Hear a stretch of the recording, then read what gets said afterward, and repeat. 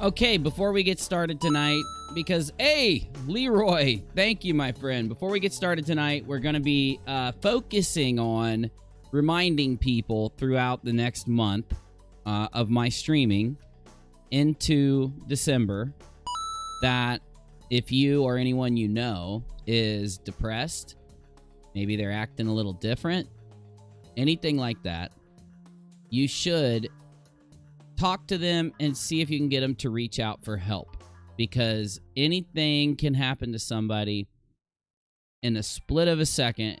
In just a moment, somebody can make a decision that'll affect your life and their lives forever. So anyway, we'll talk about that first.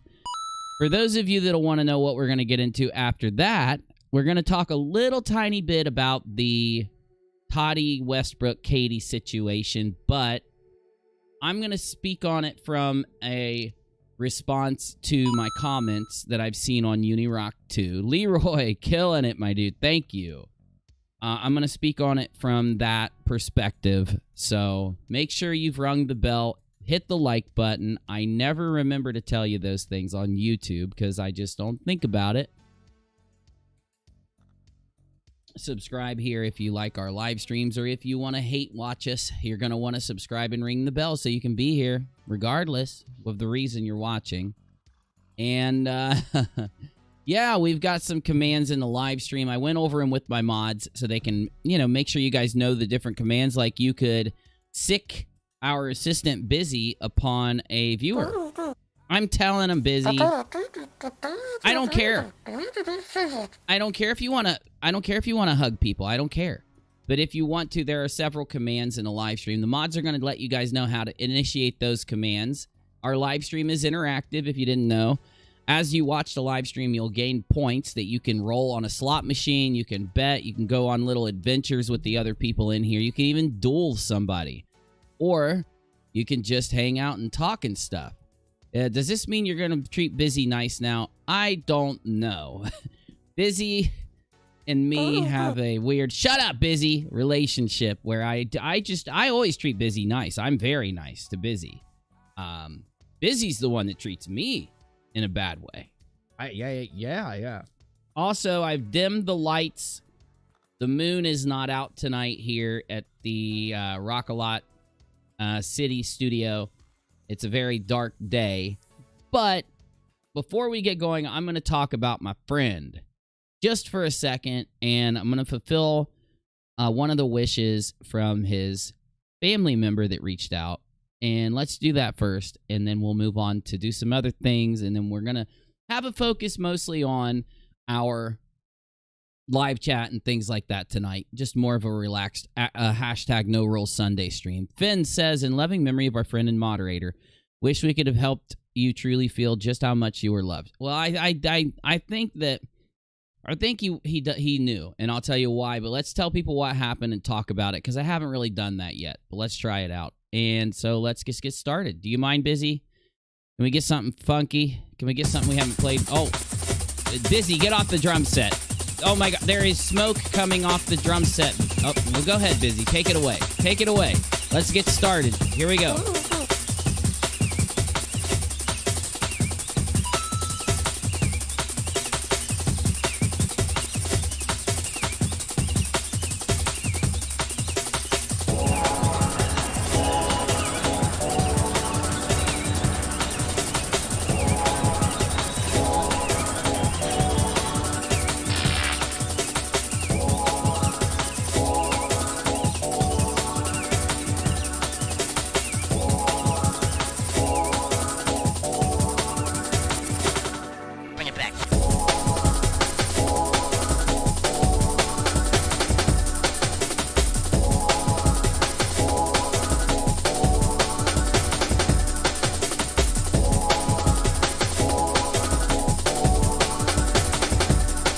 Kind of like that.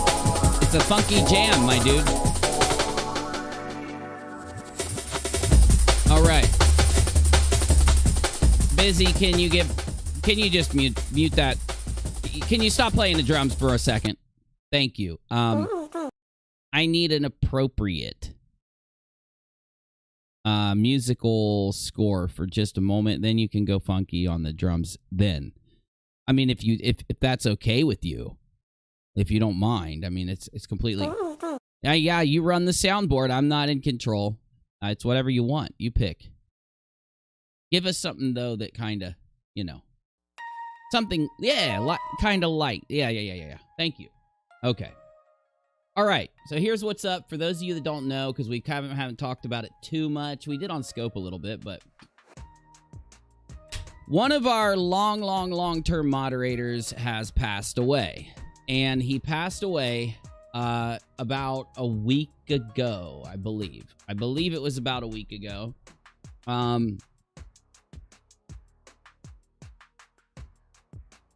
I can't go into details because of what the family said, but the family did tell us that the family wanted awareness brought to suicide as something good that might come from the issue.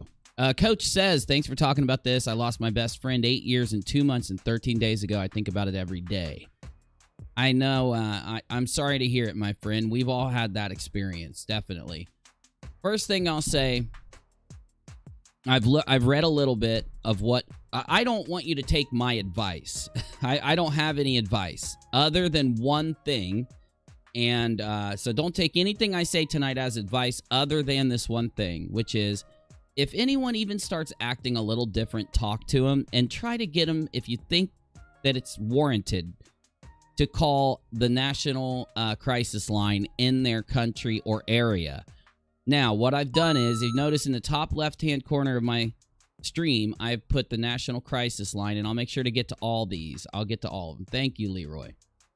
In the top left-hand corner of my screen, I've got the crisis line for North America, which is under USA. So you can call from Canada or anywhere else. And then I've got the UK, which the UK has 2 numbers. You could try either of them. One of them may not work. Another is guaranteed to. And then the crisis line also. And then in Australia, I've got a number that you can just dial for an emergency service and a crisis line. That will be in the live chat. And I've also added a command to the live chat. If somebody needs help, if somebody, if you want to share those numbers with somebody, you can hit !. Oh, what is it? Somebody put it in the chat for me. Actually, I'll just tell it to you here. I can find it in just a second so that I don't say it wrong. It is ! We got so many commands. Give me one moment. Here it is. Reach out. REACHOUT. ! REACHOUT. It'll give you a list of the numbers in those 3 countries or continents or whatever you want to say, areas.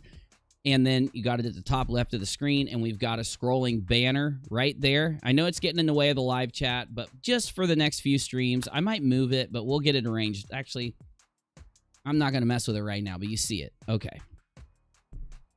And that's the important thing is to, when somebody seems depressed or sad, and or if somebody is struggling with depression at all, make sure they do get help. Make sure they're actively being treated, and that way... because the thing about suicide is that it can happen in the snap of a finger, and no one will know. That's what happened with us. And even the family members of a person we've been talking about had no idea they were even depressed. It's no one's fault. It's not even really a lot of times, and I don't know, I have to study, but from what I've read, it's not even really the fault of the person. It can be brain chemistry. It can be depression. It could be hopelessness. It could be there's so many factors that you can't, it's not anyone's fault when things like that happen. So what you can do though is just attempt to remind people to reach out for help if they're in that situation mentally, and don't be afraid to just straight ask somebody. You're not thinking about hurting yourself, are you? If you have those thoughts at all, if it even crosses your mind, call one of these numbers. And a lot of people don't call those numbers because they have a judgment in their head, or they fear they're going to go and have to talk to a doctor and all this stuff. You have control when you call for help, okay? But the best thing you can do is to trust in people who have been trained. So if they tell you you might need to do something, you should listen, in my opinion. So the person's family wants us to spread the awareness. They specifically said they would like if his friends on the internet would spread awareness of suicide prevention and how to get help for it. Because in their mind, if one person even reaches out for some kind of help, then they have done something good with a bad situation, okay? Because they're in a lot of pain and they're hurting, and I'd love to just come out and just tell you who it is and blast it, but I'm trying to respect their wishes, which is weird to do, just so you know. It's hard for me to respect their wishes and not say who it is, but at the same time, tell you what happened and hope that the story will inspire you to talk. Either A, if you're not depressed, talk to people and maybe remind them they can get help, or B, if you are depressed, to reach out yourself to get help. And in my Discord server, there are people that you can ask that are trained to help get you in contact with a professional who can help you. There's even professionals there, but of course they really can't help you in a professional capacity, so they'll help you reach out and find someone close to you that can help. And also, make sure you have that on your mind. Maybe if you knew the person and you know who it is, or even if you don't know who it is and you're just thinking, hey, I'd like to help the family gain what they wanted, try to just spread the message that if you're depressed, if you're sad, if like some tragedy happens around people, that's when you really gotta remind people to call, you know, and just make sure people know that they won't be doing anything wrong by calling, and it's not gonna hurt them or anything. Okay, I don't want to say too much. I don't want to go into it in a really deep way. I just wanted to do whatever I could, and I don't ask you guys for a lot, right? Even if, like, in the very few times I've shared someone's GoFundMe, I've been very skeptical with it. And I don't myself ever do that to you. I don't run those things for myself. So I'm not going to ask you for anything right now, other than to talk to people that you bump into and just to let them know how easy it is to make the phone call. Maybe help them make the phone call. Make sure they have the facility. Make sure they have the ability, to make the phone call. Maybe you can make sure they got a working phone if you bump into someone on the street and they seem depressed or something seems wrong or somebody just seems to have some type of issue. You know, that happens to me sometimes. I'll bump into someone walking down the street and they'll just seem off, and I typically don't say anything.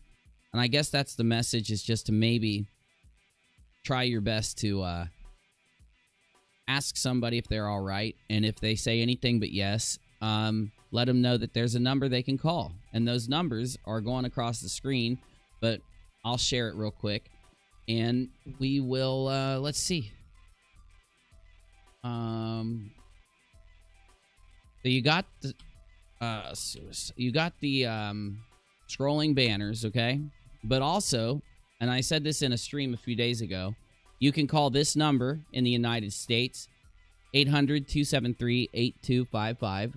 And you can also search based on what country you're in on Google very easily, and it will immediately bring up the number you can call. But most of all, everybody knows the number to emergency services in their area. You can call, and they will very quickly give you a number or transfer you to a number that is much like this phone number, okay? So that's the majority of my speech. And I think I hit everything I had in my mind to say there, you know. Though, I will be throughout my streams in the next month, making sure that those banners stay up.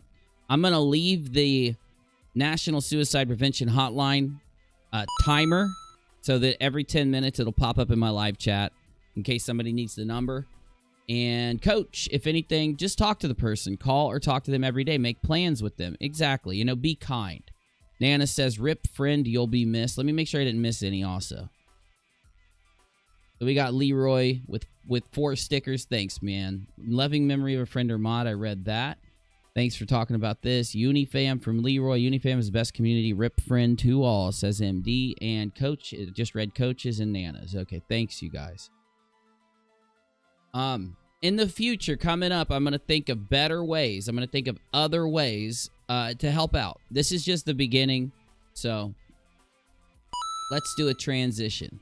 Because we got some stuff we might be able to talk about, and if maybe we won't, maybe we'll just have a nice, chill, relaxing stream. I don't know, though, but let's keep things moving here.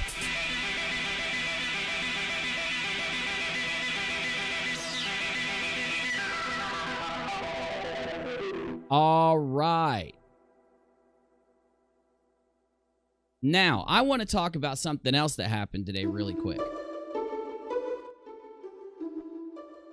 Navy says, "You're missed, my friend. I pray you have found peace." I also do. I also do, too. So let me say this really quick about our friend. He didn't tell a lot of people this, and I kind of want you guys to have some closure, so I want you to understand a little bit about what happened. So I'm just going to say one detail, which is most of the people who talked to him knows, because he told everybody, that he had lost his wife about 6 months or a year before he started to hang out with us. And he hanged out with us for about a year and a half. Because I checked how long he was a member on my channel. So he was a member for over a year. I don't remember exactly how many. But there's an interesting thing that happened, and it leads to something that I think will... I think that the message that I heard will lead to help in this topic. So let's go ahead and transition there. And then we'll talk about some of the drama that's going on. I'll talk about my comment section that has to do with Katie Joy and Tati Westbrook. Then I might play some video games and hang out. But I will answer one question from my chat. Everybody keeps asking me when I'm going to upload my next video on Unirock 2. Everybody's wanting this next video. They want to see what I think and all that. And I am sorry. I am on antibiotics today. And I almost couldn't even do this stream. I was feeling horrible. Missed but not forgotten. You changed many lives, says Leroy. He did. He definitely did. I think him losing his wife caught up with him. And he knew he could talk to all of us. So don't feel... And nobody should feel like it's on them or anything. Because none of us knew a thing. And neither did his family. If his family didn't know, none of us would have. So hugs to everybody. Thank you, Unirock. No, anytime, Donna. Anytime.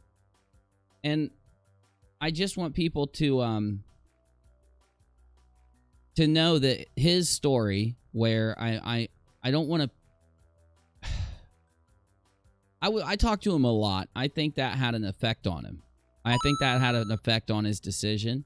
You will be missed as Bunny. I agree, Bunny. I agree. So I think that his loss of his wife a while ago had an effect on him. So my thing is, look for things like that in the people around you. If something like that happens, try to be a little more, communicative, and also be ready for someone to lash out at you and just forgive them. I think that Dave Chappelle was on Saturday Night Live yesterday. I saw a clip, and I'm going to talk about that in a second, because at the end of it, Stuart, oh, thanks, dude. That's a really cool sticker. They got so many of those now. It's so crazy. Well, at the end of Dave Chappelle's broadcast on SNL, his monologue, he said something, and it clicked in my mind with all this other stuff going on. And Dave said something that I think matters with what we just talked about a little bit. Not a lot, just a little at the end of his speech. Let me find it. Dave Chappelle, SNL. But he also, oh yeah, if you haven't seen this monologue, it is so damn good. This what in the world? Why can't I look at the closed captions? What? I've never seen where I can't look at the closed captions in a YouTube video. I'll be damned. It won't let me. Well, I'm going to have to do it on the screen. Well, that's just crazy. Oh, well, we'll do it through the screen. But what Dave Chappelle said at the end of his monologue, in my opinion, goes into every story we've covered for a really long time. In fact, man, like 2 years. The dramas. The dramas. And if you haven't seen Dave Chappelle's monologue, oh my God, I want to play it here. But it's Saturday Night Live, and if I play it, they will strike me in a heartbeat. So I'm not going to play it, but I'm going to tell you what he said, and I'm going to break down his monologue.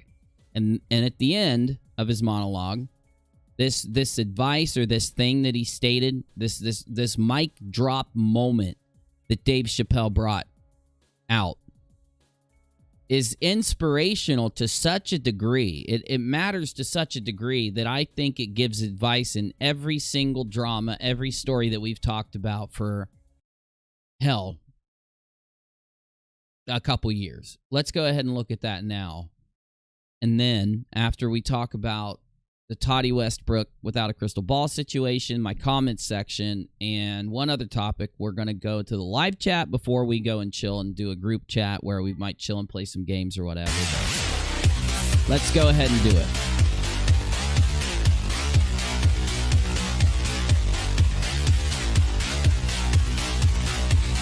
Because if there's one thing for sure, I know that my friend would like me to turn it up and knock out a show. So let's go.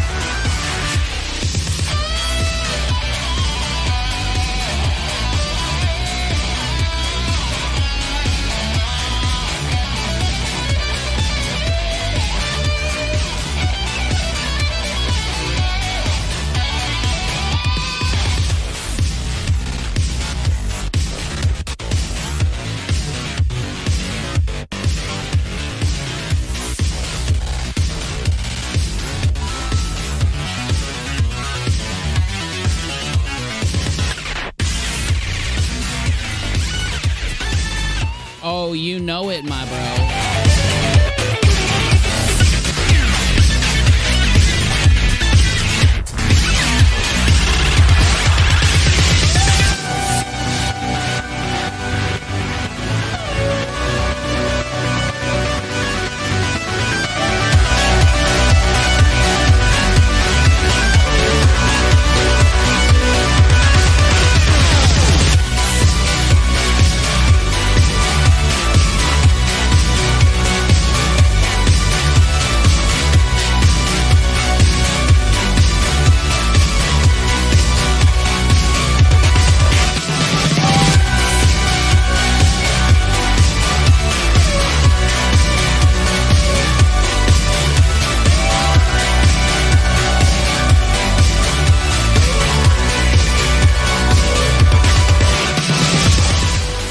Okay.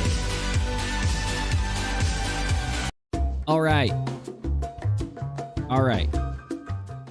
Dave Chappelle did a monologue that addressed the last 4 years, 2020, the way people treat each other, and he just ripped them apart. He ripped the audience apart. At one point, he looks up at the stage. He looks where Lorne Michaels stands and looks down on him. If you've ever watched Saturday Night Live back in the day, there's this area up above where the celebrities stand to do their monologues, and when they look up, it used to be that Lorne Michaels, the producer, the guy who does Saturday Night Live, would be standing behind a pane of glass in this little studio area. And he says straight to Lauren Michaels, I didn't know this was some SJW meeting. I thought this was me doing a comedy show. And then later at the end, he literally rips the audience. He rips the United States, the world apart, drops his mic, and it's over. So what did he say? What did he do during this monologue? I have an opinion.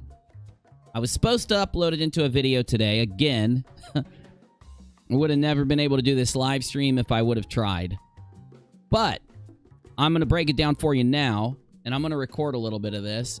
That way, we can maybe use a little bit of this to get an upload going tomorrow and save some time. So let's go ahead and get into this. This is Dave Chappelle. Dave Chappelle on Saturday Night Live gets introduced, and he comes out. He starts thanking everybody for being there. And he starts telling jokes that, to me, sounds like he's telling racist jokes, but that are almost kind of backwards. But Dave Chappelle's known for this, okay? Right here. Oh, no, keep that muted. Keep that muted. I ain't getting a strike. So he talks about his great-grandfather or his grandfather. He tells a lot of these jokes that if you go watch this monologue, I think you'll agree with me. Dave was kind of... I think he was trying to feel the audience out. He was seeing what the audience was willing to laugh at, willing to get excited about. But out of nowhere, as time goes on, he puts down, he starts saying things that the Democratic people in the audience would love. And he's saying things that the Republican people in the audience wouldn't like. Then all of a sudden he says this. It's almost like he purposely was trying to be on one side and tell jokes that favored one side. And then out of nowhere he says, both sides have evil people. Really evil people on both sides. And it kind of, there's no clapping. There's clapping for all this stuff that's against Trump. Clapping for all this stuff that's funny, like reverse weird racist type stuff. But there's no clapping when he says that both sides are evil. Okay? And then he even starts... Now, he leads this up. It's almost like it gets more and more crazy before he gets to that point. He even starts saying things that are mean and nasty about farmers. And I'm thinking, it was kind of funny, but wasn't that funny? What's he doing? And I thought, did they buy him off or something? Because Dave Chappelle is like a regular SNL comedian right now. He's not the Dave Chappelle that I watched on that stand-up special. Until he says that one thing.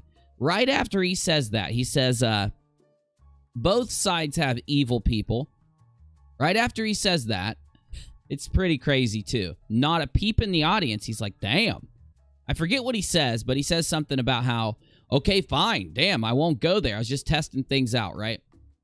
But as it keeps going, he starts going into wearing masks, and he talks about how white people don't like to and all this stuff. It was a really... At first, I'm thinking, what are you doing, Dave? But then I start realizing now that he's gotten the feel for the audience and he's shown us that what they're willing to laugh at and get really loud for, he starts hitting them at the other side. He starts kind of hitting them with the 1-2 punch, okay? And as he gets going, he talks about Trump. He talks about Trump getting the Rona. Leroy, Chappelle keeps it real. Oh, he killed it, dude. There's nothing like this. The message that was carried through in this speech, in this monologue, it was too good.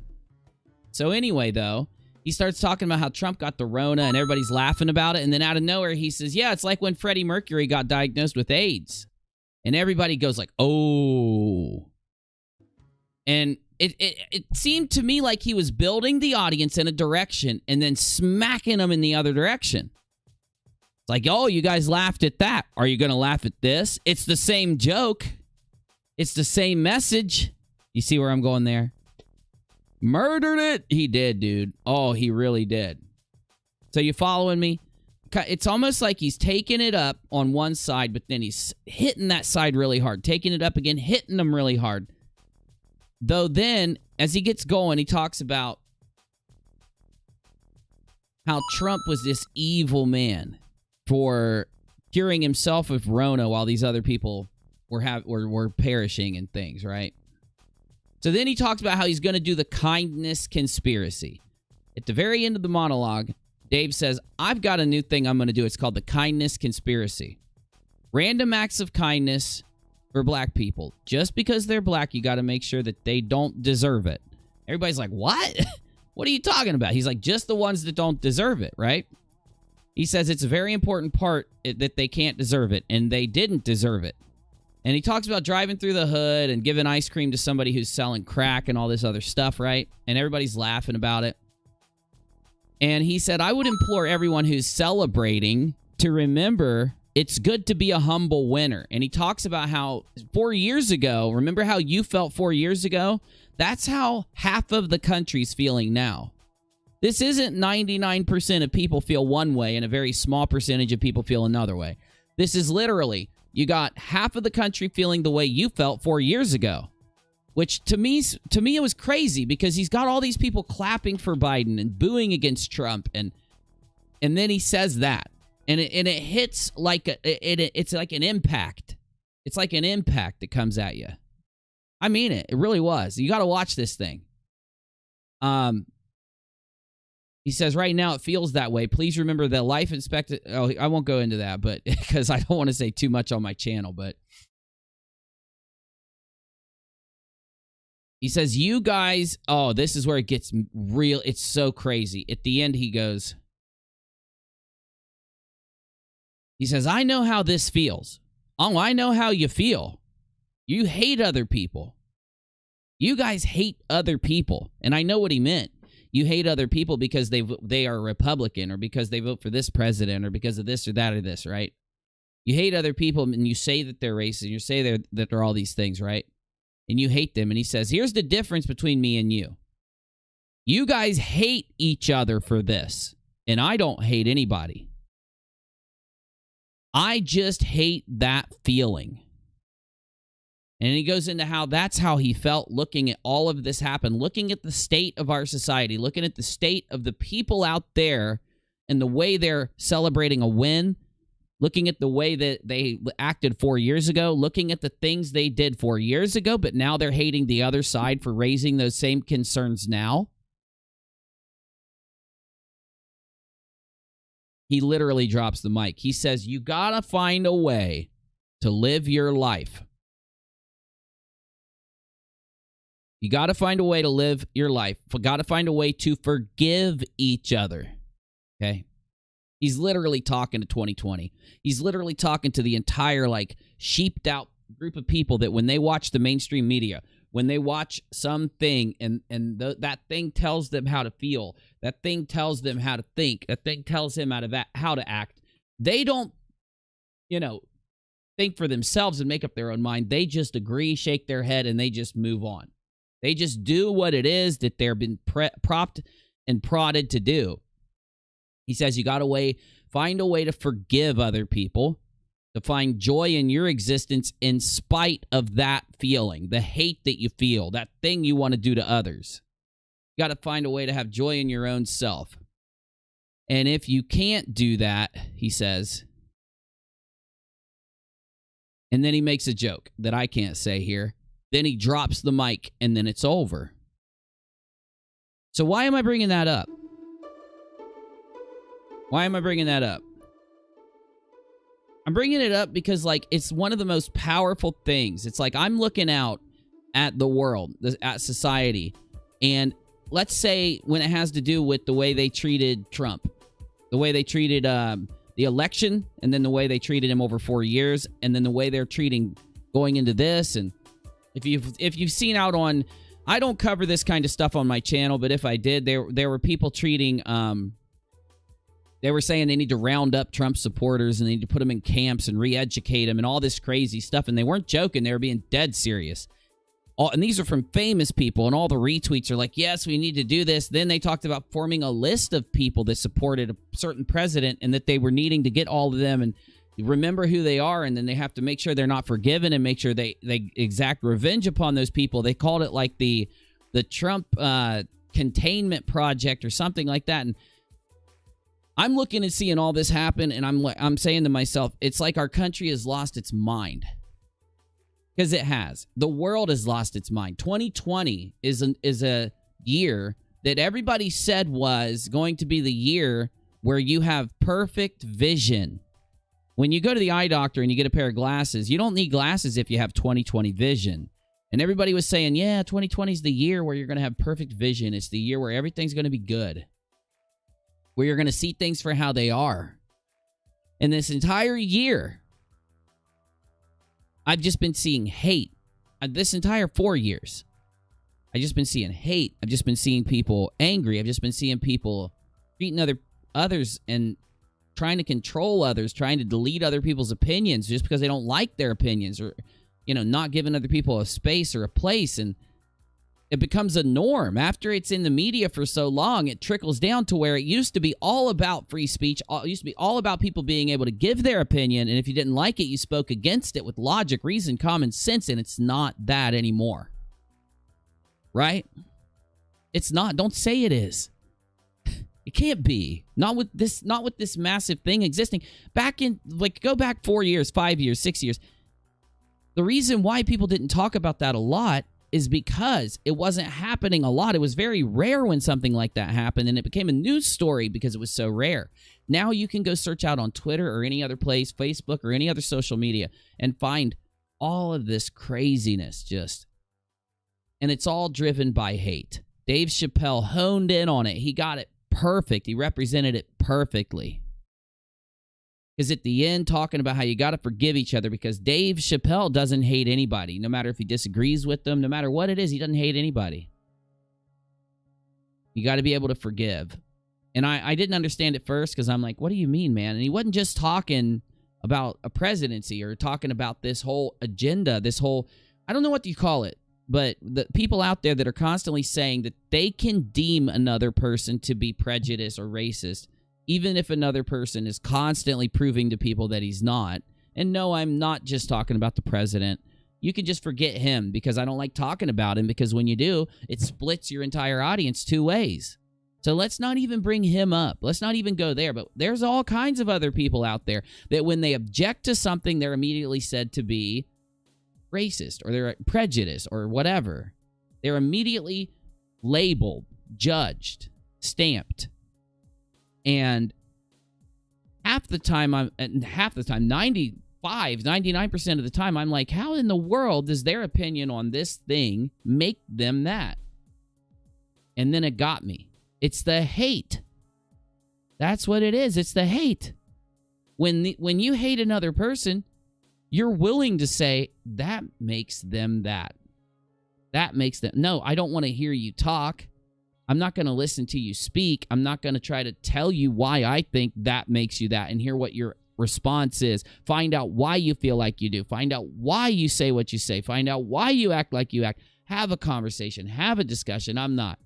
I'm immediately going to judge you, deem you, label you this, and nothing else matters. No other logic, no other common sense, no other reason, no other thing can get in the way, Now take that thought process from what Dave Chappelle said on this monologue. And again, remember when Dave Chappelle did his new Netflix special, I told all of you, you've got to watch it. It's so good.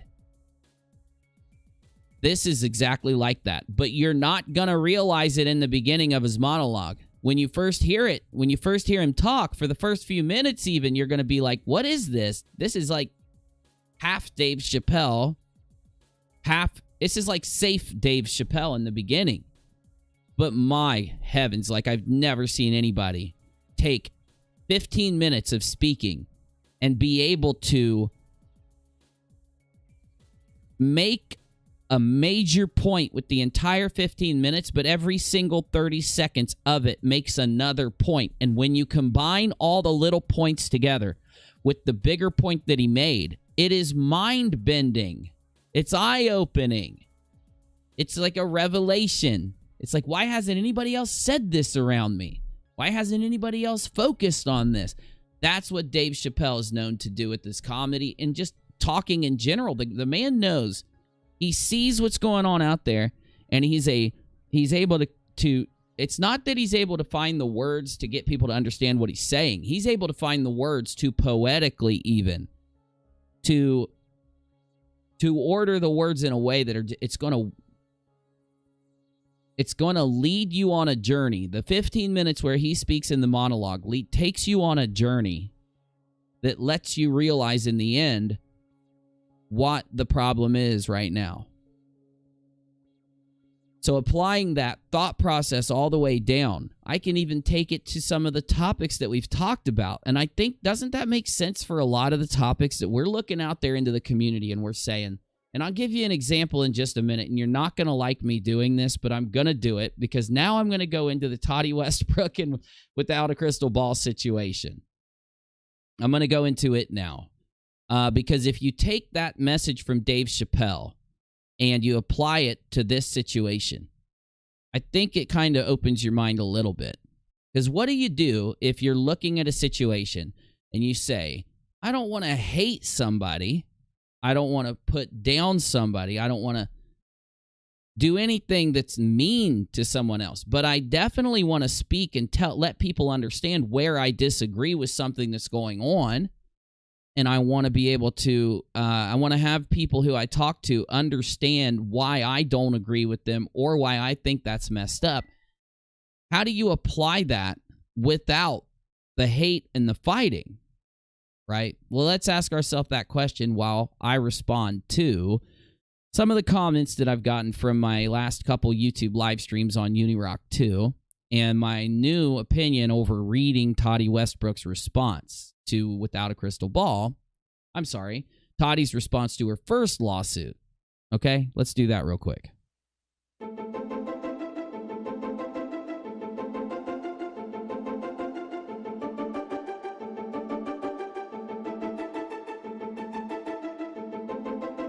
All right. All right.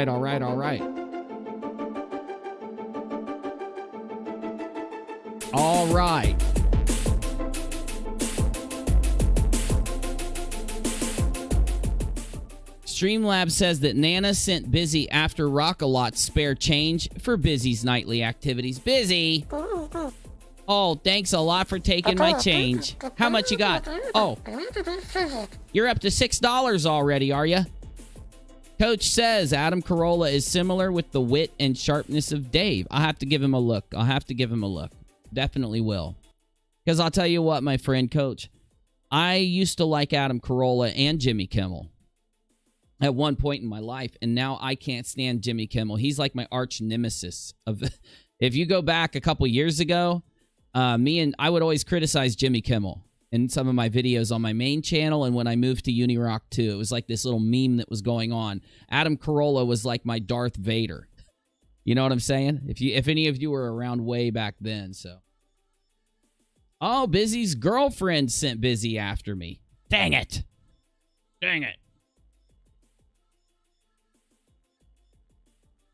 You know, and that's one thing I like about you guys. I like the community that hangs around my channel because I try to constantly figure out ways to add my opinion in on something that's going on without hate, without getting people riled up in a hateful way. But in all reality, nobody's words should be doing that, you know? And if I tell you how I feel, it should never cause hate or fifis to be hurt or anything. Really, I'm one of those change the channel type of people. If you find out that I'm talking about a subject, let's not use me because then it won't work well. Let's say Dave Chappelle. You don't like what he says about people. Don't watch him. It's a free country. You've got a million other choices, literally.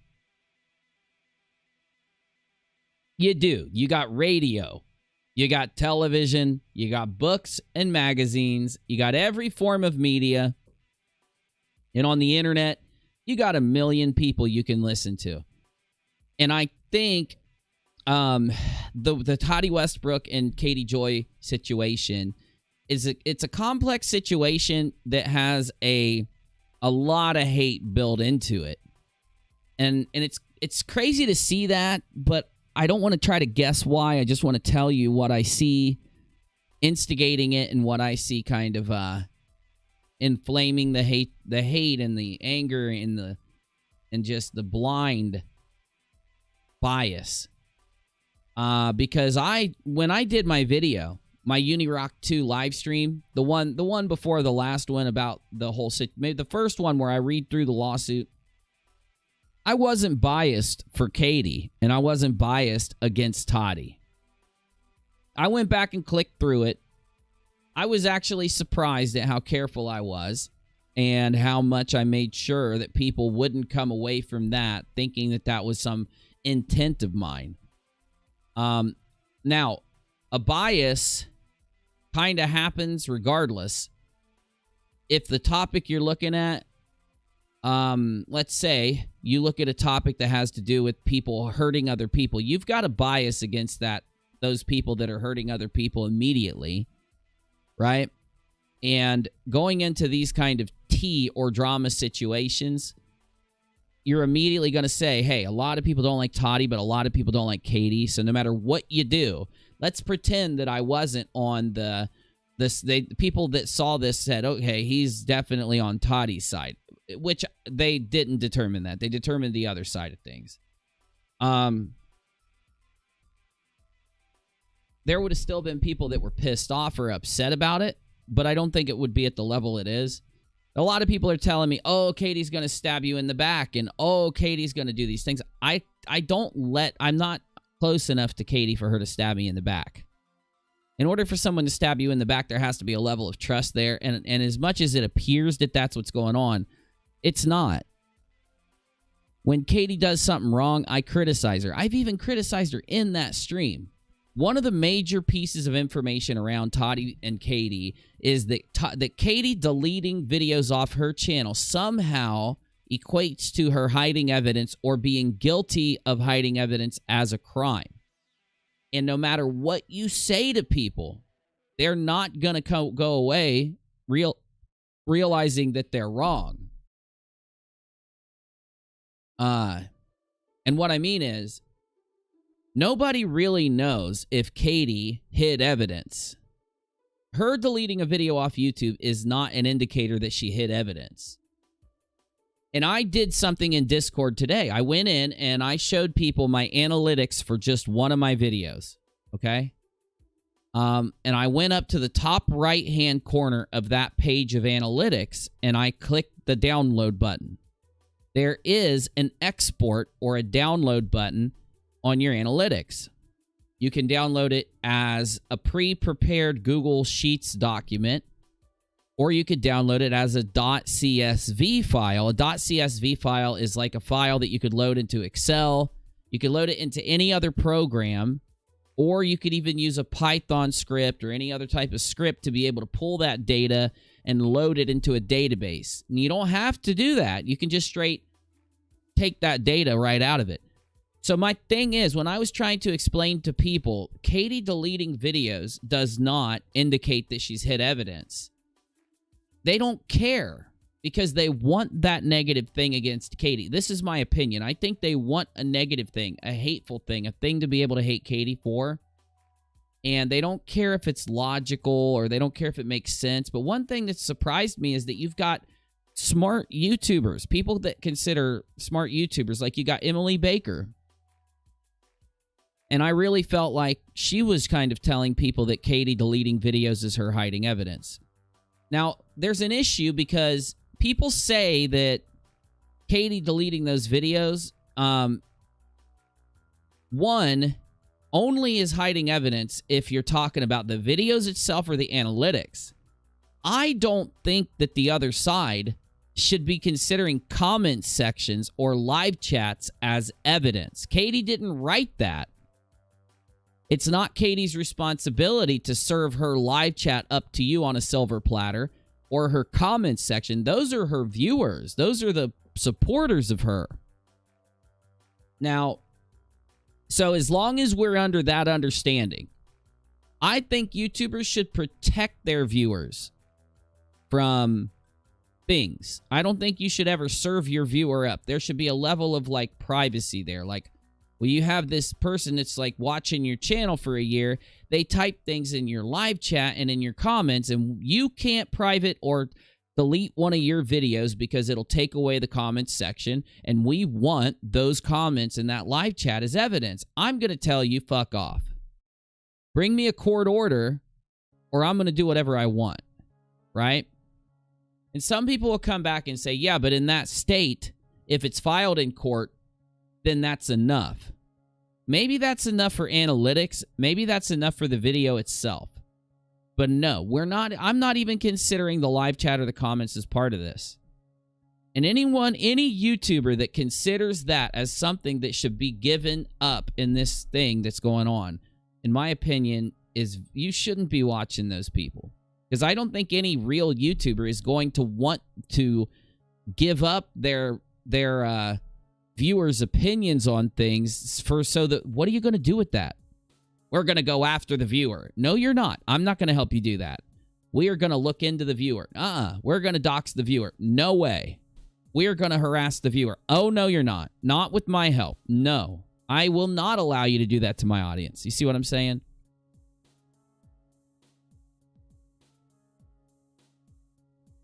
But that's not a factor in this, because I sat down and talked to Katie yesterday for a long period of time. I got to ask Katie a lot of questions, and I can tell you exactly what she told me.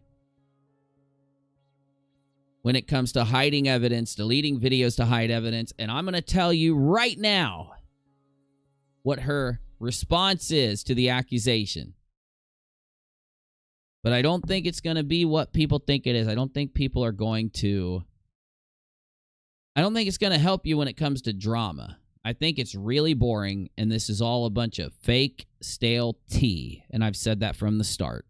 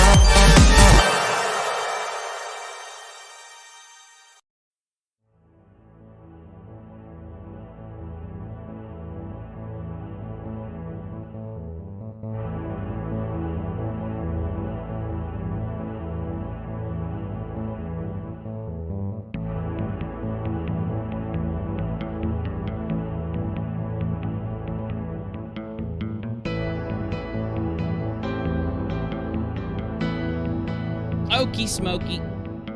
All right, here we go.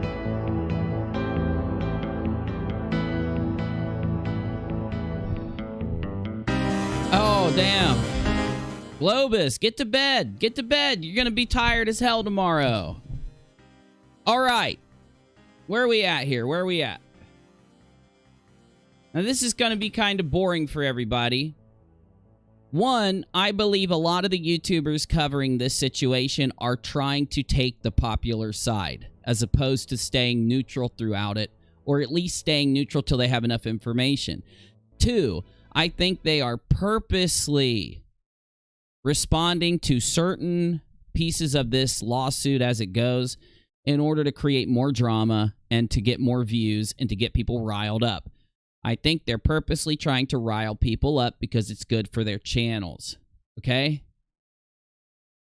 And one of the things that makes me think that is them coming to a conclusion that Katie hid evidence. So, again, I'm not going to consider the live chat or the comments because I think any real YouTuber is never going to serve their viewers up on a platter to anybody else. So if somebody says, you deleted that, now I'm going to say you deleted evidence because you deleted the comments section in the live chat. No, you're not. You're not going to convince me of that. Whatever intention somebody has with the comment section or the live chats should immediately let you know that they, seeking that out, are the bad guys. Now, I'm not saying anybody is seeking that out. I'm just making sure that that's up front. Like, it doesn't matter what situation it is. I'm sure if somebody wants to look through it, they're not going to just get mad because it's gone, right? Either way, though, here's what Katie said about her deleting evidence. She said she did not delete evidence, that she privated videos. She didn't delete them. So some people came back and said that, no, because when I go to the link, it says the video has been deleted. I would like to see it with my own eyes. So if anyone has links to those videos, let me know, because I just don't agree. I don't agree that Katie... I would want to see, because look, if you private a video, it typically will say it's been removed. It can say that if it's been privated. Sometimes when you delete a video, it'll say that it's been deleted or it'll be removed by the user. Typically means it's been privated. And anytime I start to ask questions of people that say, I know she deleted things, I'll say, okay, so it says that it was deleted. It doesn't say removed by the user, does it? They typically don't come back with anything. Now, here's what Katie told me. I asked her, I said, people are saying you're deleting evidence. What do you have to say about that? She said, I didn't delete evidence. She said she saved the stream, or she saved the videos, and what she said to me made me have the understanding that she saved the analytics. I'm just not going to speak for her there. I know she said she saved the videos. I'm pretty sure she said she saved the analytics. So the only other two things that people could be saying is evidence that got deleted is either a live stream chat or the comments section. And how is that evidence for how is that any evidence that has anything to do with Katie? That's not even stuff Katie said. So, I mean, did Katie delete evidence? She could have. She could be lying to me about saving analytics and saving the videos. Right? She could be lying about that. I'll believe she's lying once somebody gives me a good reason, right? And no, I'm not going to say I need absolute proof to believe it. Right? I just need an beyond a shadow of a doubt or beyond any doubt type of reason to believe it. The whole thing is crazy that no other YouTuber said, well, you could download your analytics in a snap of a finger. There's no reason that it has to be on YouTube. The video and the analytics does not have to be on YouTube for it to be turned into a court. And Katie's not required. There's no law out there that says that she can't remove a video. I just want to make sure I've said that on YouTube. I think I said it last time. Didn't say it since I talked to her yesterday, but I want to make sure I elaborate. If Katie removed evidence, it would mean that she didn't save the analytics and she didn't save the videos. Got me? Okay. Now, the next thing is that she has been sending legal paperwork to Sherelle's World from what I understood, to get her lawyer to speak to Sherelle's lawyer so they could figure out if they need to go to a lawsuit, if there's something else that can be done. I don't know. That's what she told me. I don't know, like, legal jargon. You'd have to ask a non-biased lawyer. That's the issue. If you go to somebody to hear what they have to say because they're a lawyer, if they're biased, I'm not going to believe a damn thing they have to say. Lawyers, there's only two types of people that you should never trust in this world. Other than, like, really hardcore criminals and shit. Two types of people you can't trust in this world other than the most obvious. That is a lawyer and a politician. You got me?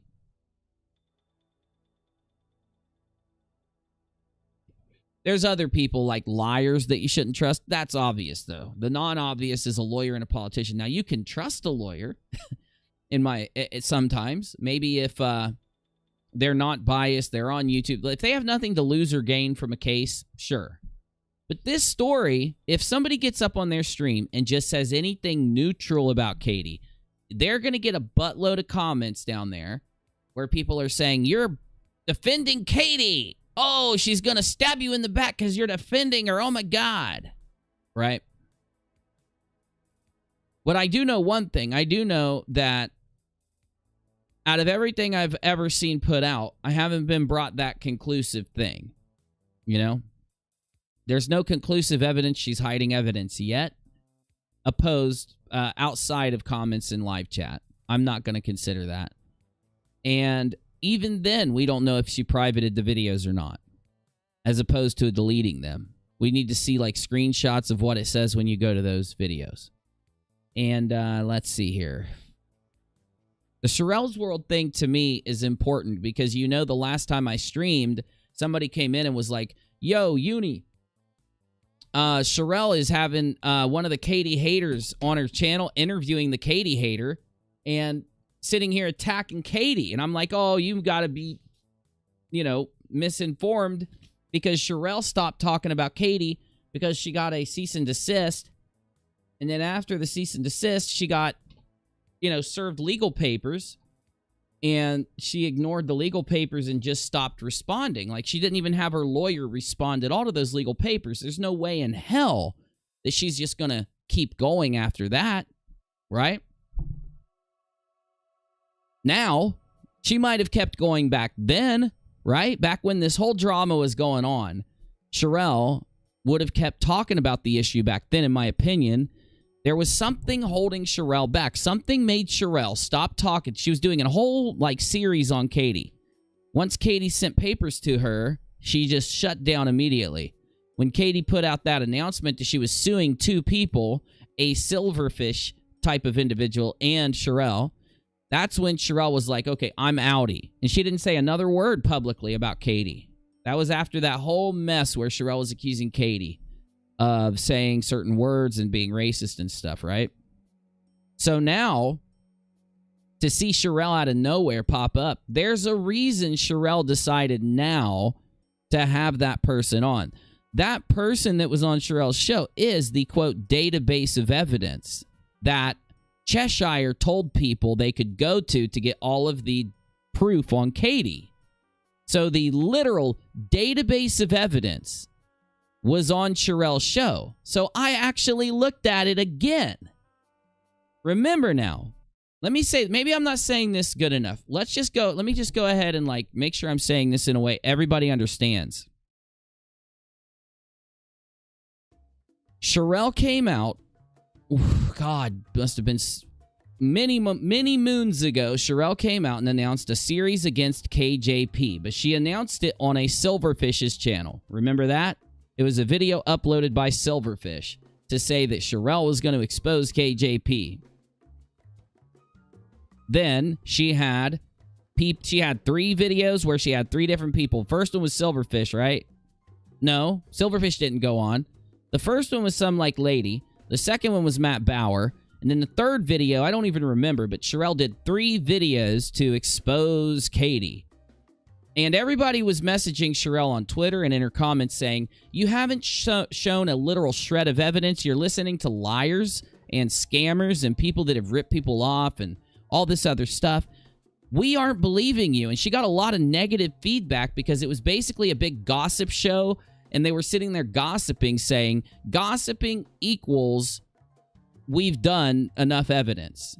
So everybody in the community said, no, it doesn't equal that. She got the legal papers, and Sherelle shut down. She shut down and didn't talk about Katie after that due to the negative response and the legal threat. So why is she coming back this moment to continue the thing she shut down back then? Because interview number 4 was going to be the database of evidence against Katie, who she had on a couple days ago. And the last interview was going to be the lying floppy fish. A floppy lying fish. Why did she bring the database on? Because of the recent drama. Because the recent drama will get her some views. And subs. And money. So factually, there's all these people out there that are telling me, you need to hate Katie. I can't give you evidence. I can give you some good reasons, but you need to hate her. I'm saying to them, But if I criticize Katie and she is receptive to that criticism, I'm not going to hate her unless you have evidence that proves why I should hate her. If it's just an opinion that I should hate her, I could go to Katie, give her the criticism, give her what's there, and hear if she has an excuse or a reason or something that happened, and then make up my mind. But, well, let me go there before I move on. What is some of the evidence against Katie now that I would criticize, that I'm going to criticize? I have an issue with how far she dug against Tati Westbrook. I do. I'm not like that. When it comes to YouTube, when it comes to making videos, I have an issue with people that bother people's families or dig super deep. Now, that issue can be slightly excused if it has to do with a public figure. And a public figure typically is celebrity status, politician, president. You get me? Really famous individual would be a public figure, not just a mildly famous person, right? Now, Tati Westbrook is really famous. She's got like 10 million subs. She's, according to the lawsuit, the top beauty influencer, one of the top beauty influencers in the entire world. Got me? So, I don't know how to feel there, but I still will criticize that. And I'm working on that in an upload. So there's number one. She did dig too deep. I think she could have gotten the point across without having to go as deep as she did. And so I will criticize that. I have told her this, by the way. I've said this to her. So, let's see. I know there's another couple things. I would criticize Katie when she had, quote, like, shared somebody's private data. Like, I know one time she shared a picture and it had an email address or a phone number on it. Though, immediately she took it down and issued an apology and a retraction. I can't really hold that against her unless she does it on purpose. If I felt that Katie shared the number on purpose and then took it down, then I would criticize her. So if she had a past history of doxing maliciously, yeah, I would hold that against her. I don't think I can here. I think one of the major things that are out there is whether she hid evidence. I addressed that. And then we'll know probably eventually we'll find out. Like, if she ever unprivates some of the Tati videos after this whole lawsuit, we'll know she didn't hide any evidence. Because the issue is not hiding it from the public. The issue is not taking it off her channel. That issue has to do with for the court. And on the other side of it, that digging that deep into somebody where if she made that opinion, if she made that point that it was celebrity and that's why, I'd have to process it, but I don't have that response now. My last point here is the response that Tati gave. I found something out today that almost changes the fabric of the whole story. I heard something today that changes the fabric of this entire story. Two things. One of the things came from Katie, and the other thing came from the community. One thing first is that this response, that supposed response from Tati in the first lawsuit, wasn't filed in court. It's just out on a YouTube channel. They took this thing they have and gave it to a YouTube lawyer and didn't file it in court.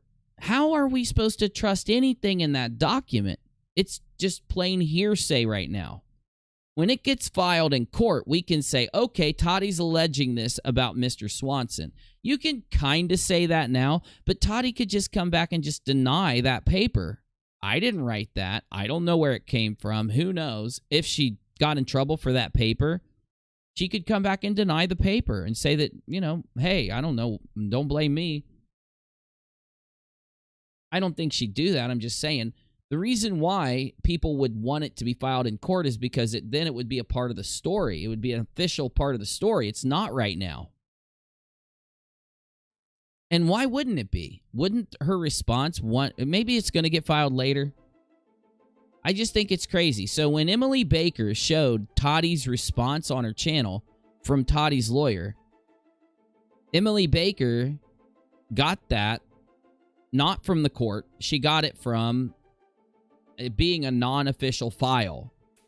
So I think everybody's rushing to judgment on that paper. I think we should wait and see what the official response is to the court system about the lawsuit before we make up our mind. And I hope to God she's going to allege everything in that piece of paper to the court system, because why would she only allege things to a YouTuber and not to a court system? I'm not saying she's going to. I'm just giving you my opinion. To me, it means everybody's jumping the gun, making their mind up on that email, on that document. Though, for all we know, tomorrow it could appear in the court, so who knows? The other thing, what was the damn... This is why I should have said both of them then. The other thing had to do with... something that had to do with Katie and what she told me yesterday, but it just slipped my mind. Maybe I'll just go to the live chat, talk to you guys for a minute. Anything else pops in my head, we'll handle it then. That's probably the best thing to do, right? Let's go to the chat.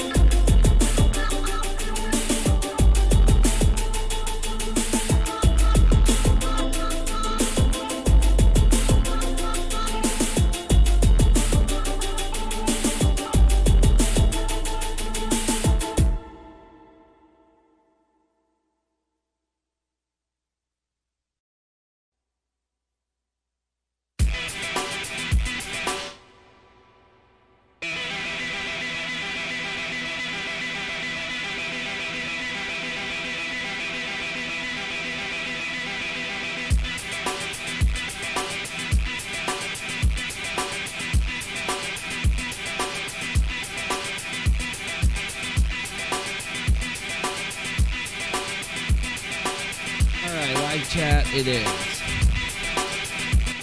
Just a nice chill day. Before I go to the live chat, you've got the number for any type of mental health crisis in my live chat. It comes up every 10 minutes. You've got it scrolling on the top left-hand corner of the stream. And I want to make sure that if anybody has a family member, a friend, or somebody close to them, or you yourself, if you're depressed, if you're sad, any issues at all, do not hesitate to talk to someone. Hopefully, someone can be helped by all of us, everybody who hangs out at my channel for any reason, whether you're a hater or a lover. You spread the message to people that if they need help, they reach out and get it. The numbers are at the top left-hand corner of the stream, and you can type !reach out to have those numbers displayed to you in the live chat. Okay. And it worked. It looks like right here, Omarosa did !reach out, and it looks like Streamlabs came back and gave all the numbers for the USA. These are emergency, then suicide prevention. Australia, emergency, and then suicide, and then the UK. So it's working really good. I'm actually happy to see that. Makes me happy to see it's working. All right. Hey, Cece, good to see you. Let me turn this music up. I can't hear it. Cece, I think she's worried that if Sherelle talks about a celebrity that they could sue.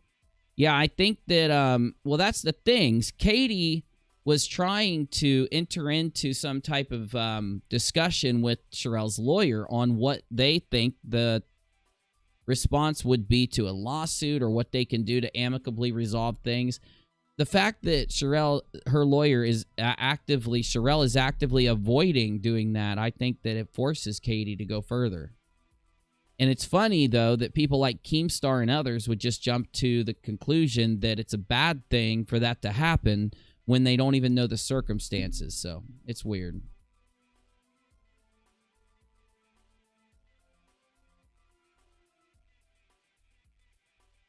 Navy says if you're talking about a lawsuit, then yes, legal matter. If you're talking about whether or not you agree with it, then that's different. Oh, did Crack give an opinion here? Let me see it. Public figures, family members aren't public figures. They should be left alone.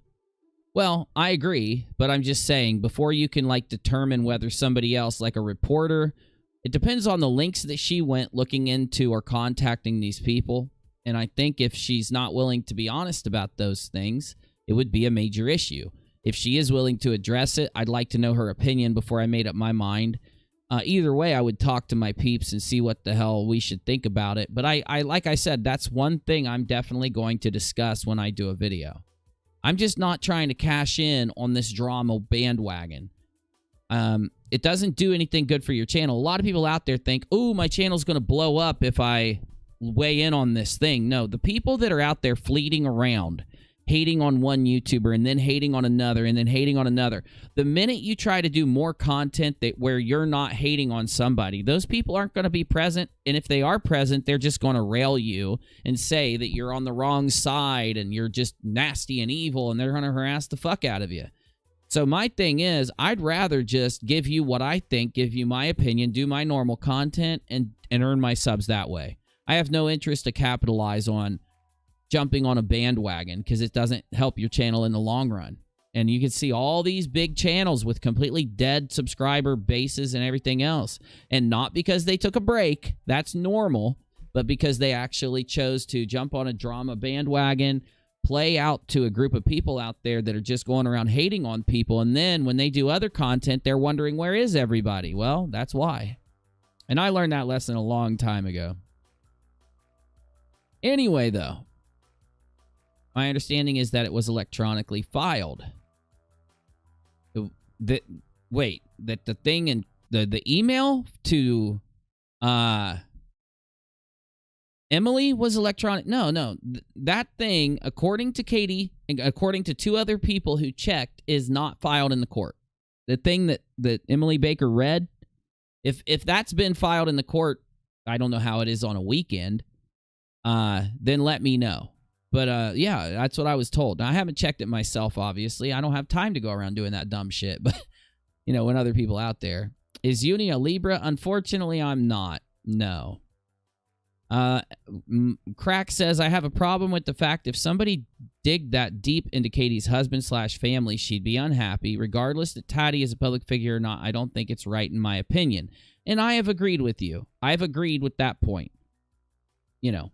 And like I said, if Katie's going to respond to that, I'll make up my mind when she does. But when my next video comes out, it's definitely going to address that, yeah. Zag says, me too, but not much of this makes sense as to why Tati even involved Katie. I think it does, kind of, depending on, you know...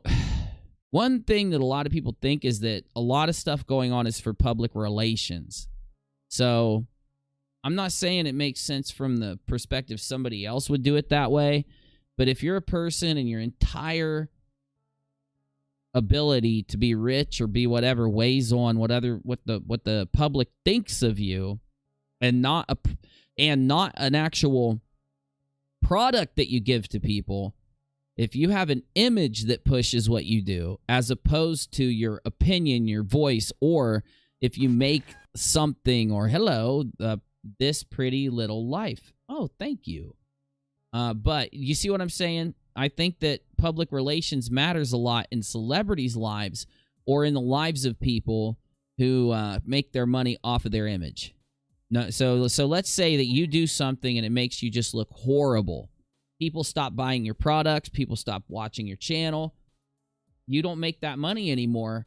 That's when people hire public relations, and they go into public relations and public relations matters. Publicity stunts, things like that. If somebody's like a person that builds tables and sells them, that doesn't matter there. It could have a small effect. I don't think it'll have a major. So I think that people like that don't tend to worry about publicity stunts and things like that. You get me? All right, I missed some of these messages. I'm going to try to go back and hit them all, but I'm having trouble. So, according to the lawsuit, Tati believes Katie defamed her and caused emotional distress. Well, that's the issue.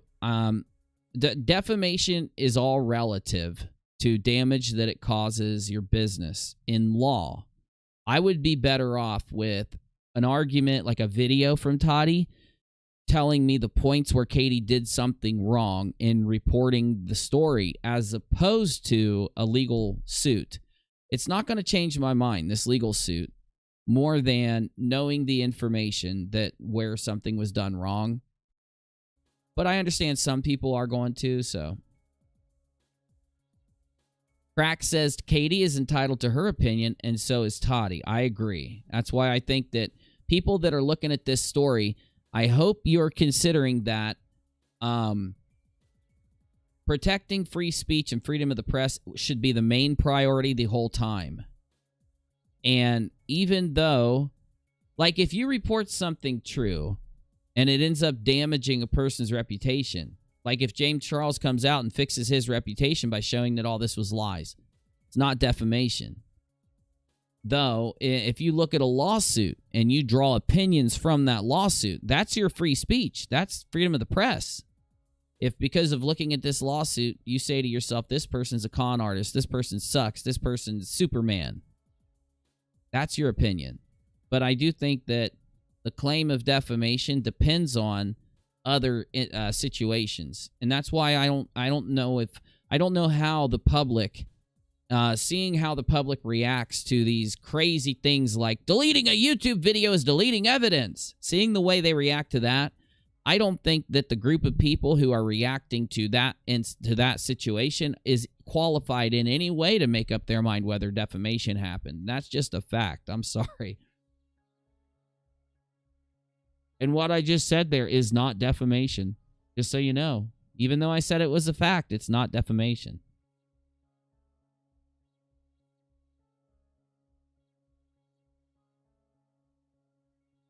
Bunny says Sherelle lost her mind.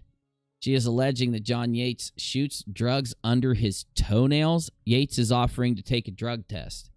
Well, that's the thing. According to Sherelle, she agrees with Tati, and she agrees with the commentary account out there. Sherelle should be okay for John to come sue her. How? Do you see why this is dangerous? Sherelle did that to me. She said that I was a hacker. She said that I hacked her channel in a way that made her get less views. Like, I literally hacked her channel. She thinks that I did something on my computer that hacked her YouTube channel. She she was sitting there screaming at me for days.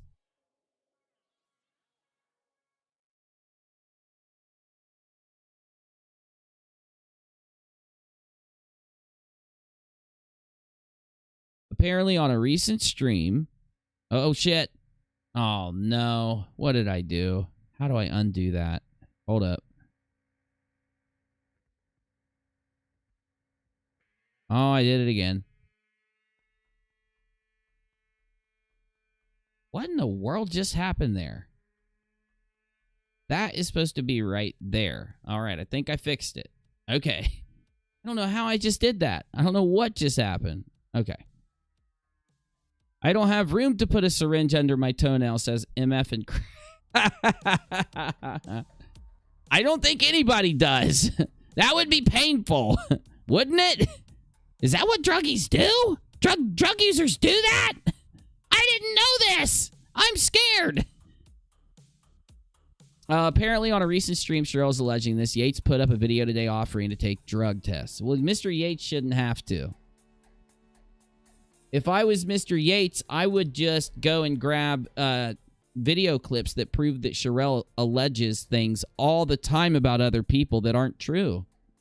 That would be a good enough defense, in my opinion. Bunny says Yates does not have the pocketbook for a lawsuit, and Sherelle is evil, according to Bunny. I think Sherelle doesn't mind trying to harm other people's channels. She doesn't care. She'll say anything if she feels it'll help her and if it'll put down people that criticize her. But I feel like she thinks she's free to say anything she wants because of free speech, anything she wants because of freedom of the press, and that she can just, you know, and because she has gained trust from a group of people on the internet, she now feels as if she can misuse that trust anytime she wants, lead the sheep bang through the fields. Personally. Our top said the crisis hotline can also help with issues of depression. Help is always available. Very true, my friend. Very true. Thank you. Thank you. I don't think James Charles cares anymore. He's making too much bank again. Well, James Charles, I think, is just not suing Tati because he's trying to be a good person. I think he's trying to be a good person, and he's trying to be a good YouTuber, because I'm telling you right now, Tati has, as much as Tati thinks that suing Katie will help her in a short-term fashion, anyone that you want to talk about stabbing somebody in the back, you want to talk about doing something that is against the YouTube ecosystem, suing somebody for a frivolous reason. I'm not saying she is, but if she does sue somebody for a frivolous reason, that's why Keemstar said Katie sued somebody before. Ooh, I'm against Katie. We already know he's against Tati, you know. He was not about to sue Tati, and that shit was defamation, what she said about him. I agree. And now, did Sherelle have proof that John Yates shot needles into his toenail holes? I'm just asking. Makeup Minion says informed consumer. Oh, man. Okay. Zag says, when investigating shady businesses or practices, one digs deep as one can know what's in the background without actually digging. Well, I just want to make sure. I know you feel this way, Zag. I also feel that going too far involving innocent people is criticizable. Now, the issue is, for people out there that hate Katie, they think that a criticism is an equal thing to canceling. So they think, okay, are you convinced that Katie did something wrong yet? Okay, yes, I am. Now you have to cancel her. It's like, no, I don't. What are you talking about? I don't cancel people. And that's the thing, too. That's why if Kyle came back, I would interview him. And the same thing happened back when Steve turned evil. I said that I would interview him when he changed his mind. That was before I realized he was doxing people. So when they're not doing something so bad that you have to cut them off, which would to me is something against TOS, blatantly against TOS, blatantly dangerous, blatantly shitty, then this whole cancel culture thing that's going on is only something that favors people that are attempting to hate on somebody else, jealous of somebody else, negative. I talked about that in my other stream. Cancel culture is all about evil and hatred. There's nothing good that comes from it. You'll say, what if someone who hurts kids gets canceled? Well, that's not canceling them. Exposing that they did that isn't canceling them. Them going to jail isn't canceling them. Them having people stop watching them isn't canceling them. Cancel culture has to do with evidenceless canceling of people over opinions that I'm still coming up with a really good definition, but that's about where I'm at. Sherelle wants to hurt other channels. It's not just that she doesn't mind. Anyone she feels threatens her channel, she goes after. I can attest to that. She did it to me when I wasn't doing anything wrong to her. Okay. Now my hubby is watching all the Chappelle he can find. Tell him to watch the last Netflix special. Chappelle's last Netflix special. It's so good. It's so good. Chimera says, I do agree with looking into things. I do feel that looking into family members that are not connected is a step too far. Well, that's the thing. I don't know what Katie did to those family members. I don't know. Okay? If she reached out to okay, here's an example. If Katie reached out to the sister to get the sister's opinion on things because she was in a lawsuit, that's not going too far. if Katie started to bother people outside of that realm. If there's not a good reason for why she did it, I agree it's criticizable. Does Katie, seeing that the sister filed the lawsuit and made a bunch of claims, her trying to get an interview from the sister, is that bad? In my opinion, it's not, unless she went too far in trying to contact the sister, right? That's my point, okay?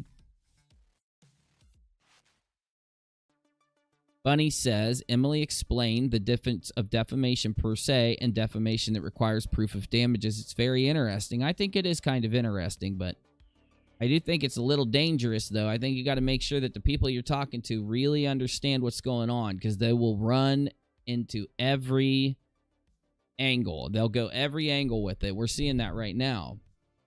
MF and Crack, type what you want me to ask Katie, and I will ask Katie. Type exactly what you want me to ask her. Because when I talk to her about all this crazy stuff that's going on, and it's hard to focus. So type exactly what you want me to ask Katie.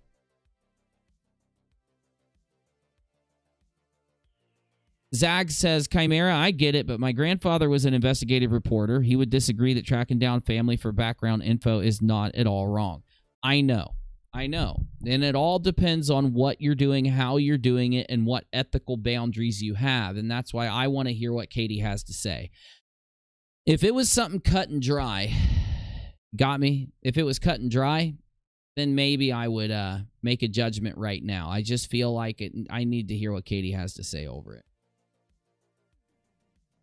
MD says, Katie is live discussing Emily the lawyer and has been accusing her of defaming her and manically tweeting at her for the last few hours. Said she needs a cease and desist. We need to go there. Where's she at? Where's she at, MD? Where's she at?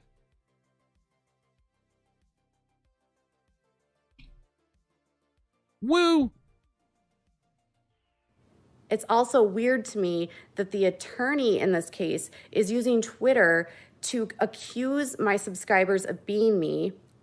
I think that's weird too. And to trying to contact me. And then when my attorney sent him a letter and told him that he was violating ethics and he was violating codes of conduct in the state of Washington, he said that he did not have to abide by the Washington Code of Conducts. That's just weird. I don't know why. Like, I think every lawyer should strive to just go by moral and ethical boundaries. That's because weird. It was federal court, and that's not truthful. According...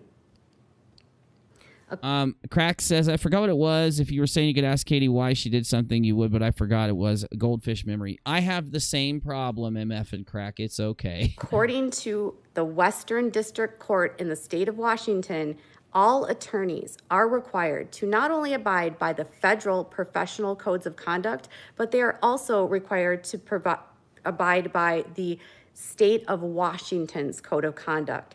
The state of Washington code of conduct. I thought this one dude was from, oh no, that lawyer is from Washington, I think. Okay. Includes a stipulation that an attorney does not contact another attorney, another client of an opposing case that they know to be represented. I'm not stealing Katie's content, by the way. No, I'm not gonna affect Katie's live number at all. Not on my little old new channel. And try to communicate with them. He has done that. Well, there are several different lawyers. It depends on which lawyer she's talking about. There are several from Washington and there are several from California. They are also not supposed to use any means to humiliate, embarrass, or to go out of their way to spread misleading information about the person that is in the case against them. I do think Katie has a case for real defamation against the lawyers and against Tati, but that's my personal opinion. I don't know. Violation. We sent a letter outlining what has been going on. Well, Navy, I know. I'm just saying I don't know which lawyer she's talking about right now. You know, there's a law firm in Washington and a law firm in Cali, and I don't know which one she's talking about this moment. And then when I pointed that out, he went on to Twitter and said, I don't have to abide by the state of Washington's code of conduct. I posted on my Twitter, you can... Sonia says, I don't understand why Katie is being attacked and everybody else who is reporting on this issue is not. I don't get it. Well, Katie has a hate group, a targeted harassment group, and they like to incite other YouTubers to... They feed people full of one-sided information. Doesn't happen all the time. It's not happening in every instance, but it does happen. See, federal court in the state of Washington requires that you not only abide by the state of Washington, hurt me, and that's not. Hi, guys. How is everyone? I haven't been on YouTube at all today. Really? I should have been on YouTube then. I could have cashed in on some of the views. I'm just kidding. I haven't been on YouTube at all. Not for even a second. Now you have. I've missed you guys. We missed you too, Katie. Amazing messages that have been supportive, that have been encouraging, that I did too. I sat and talked to you for an hour and a half last night. Have reminded me that this too shall pass, that have been. It's exactly what I told her. I said, don't sweat this, because it's gonna, if you look at what's going on out there, there are too many, like, it's so crazy to me. Any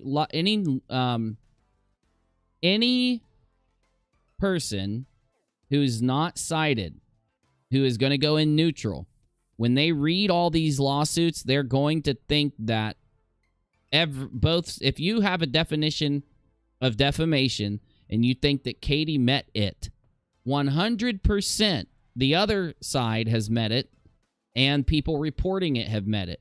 But that's the problem. Too many people are making up their own, definition of these different terms, I think. Check KJP's Twitter. Okay. And just helping me through this time. What is happening on YouTube right now, to me, is ridiculous. And I agree. There's too much sided shit going on from too many people that claim to be unbiased. If you're going to say you're biased, if you're going to say you've chosen a side, I'm down like a clown, Charlie Brown. Represent your side. Too many people that are saying that they're unbiased and jumping in. Okay. Oh, my... Woo! Damn! Damn! It just got really crazy in here. Get ready, because it's going to get... We're going to Drama Town tonight for just a little bit, and then I'm going to play some video games. Wow! Wow!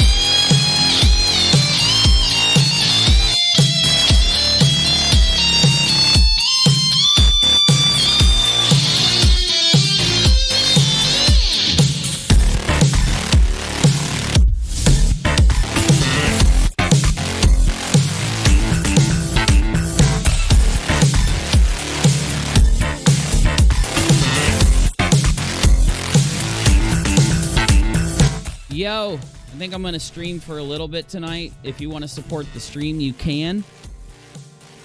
It helps immensely, and I have not been sharing my pay link that often. I need to change that. If I want to stream like I've been wanting to stream, I need to share it. PayPal.me/Unirock. If I can get a mod to drop that link, it'd help me out immensely. So let's actually get into some stuff. And I'm actually in the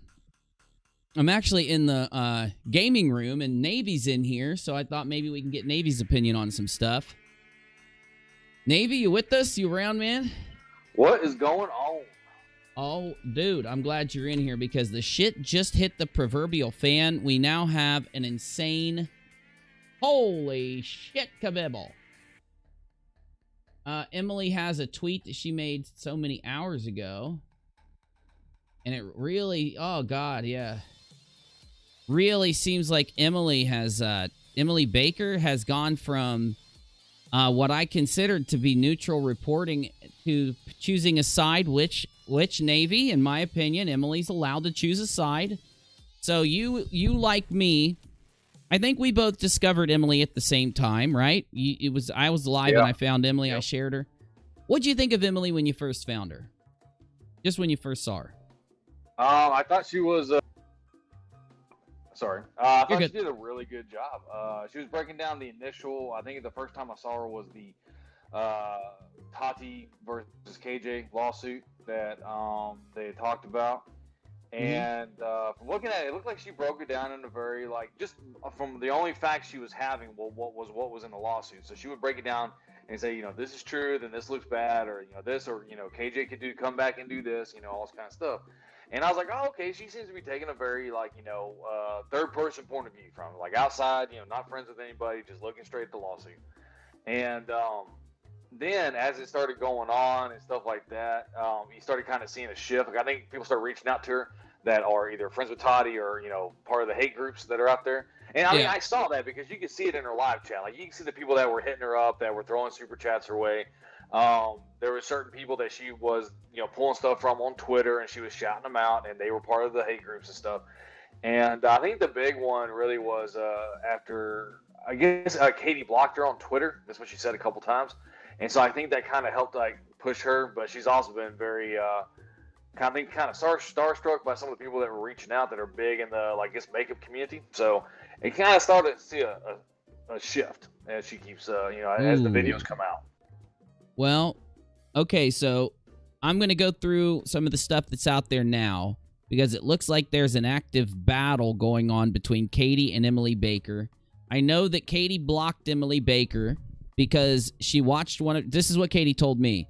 She watched one of Emily's videos, one of the recent ones, and noticed that Emily was being extremely sided against her and taking a lot of interaction with people who had doxed her in the past. And Katie immediately blocked her because of it. And now I'm noticing that Katie's saying this. So let's go through this together. See if, you get your opinion on this too. Would be pretty cool. Here we go. We've got, this is from WOACB official on Twitter. This is Katie's official Twitter account. And it says this 40 minutes ago. Emily Baker is not being truthful. She's never one time asked for my side and is hanging out with people that have doxed, harassed, and stalked me. Funny how there are two sides to every story. These accounts are trolling me, not the other way around. What do you think there? Pretty normal, right? Pretty truthful statement about being doxxed. Yeah, and then she is only getting, like, honestly, to tell you the truth, Emily Baker is only getting one side. And you saw it from the fact that there's only been filing or, I guess any kind of paperwork being put out by one side, right? So there's only one side that's put out paperwork.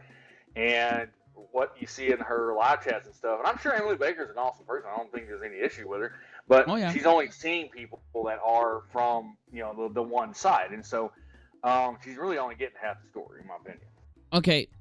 From you watching Emily, the experience, because I don't have a lot of experience watching Emily. I've only seen her on my live stream, and then I've clicked through a few things.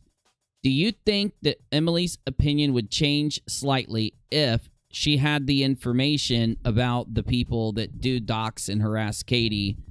Do you think then she would disassociate with doxers and harassers from what you experienced of Emily? Yeah, because I think Emily's just looking at it right now as a drama issue. There's a drama issue that has resulted in a court case, a lawsuit, right?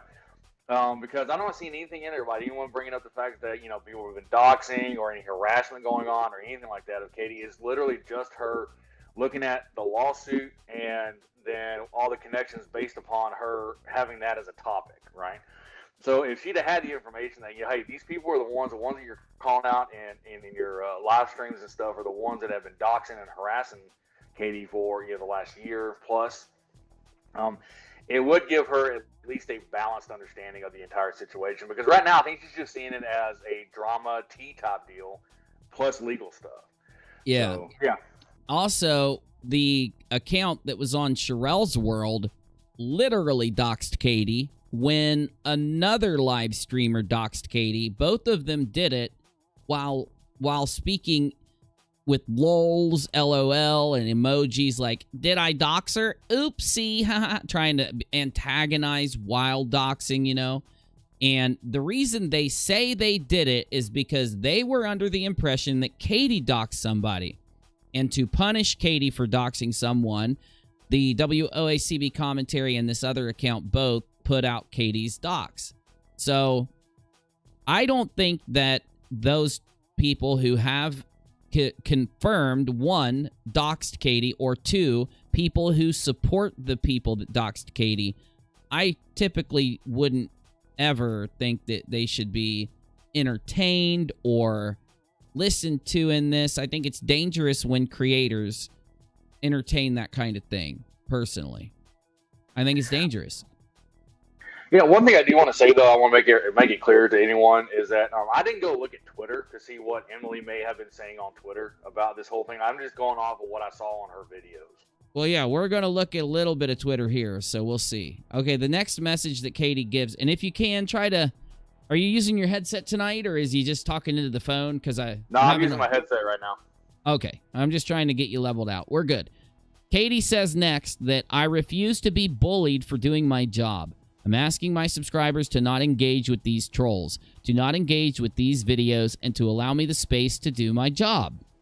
Okay, now, I think that's a good point, personally. I think that Emily should be able to do her job if it's not going to break TOS, or, I mean, anyone should be able to do their job if they're allowed to be on the platform.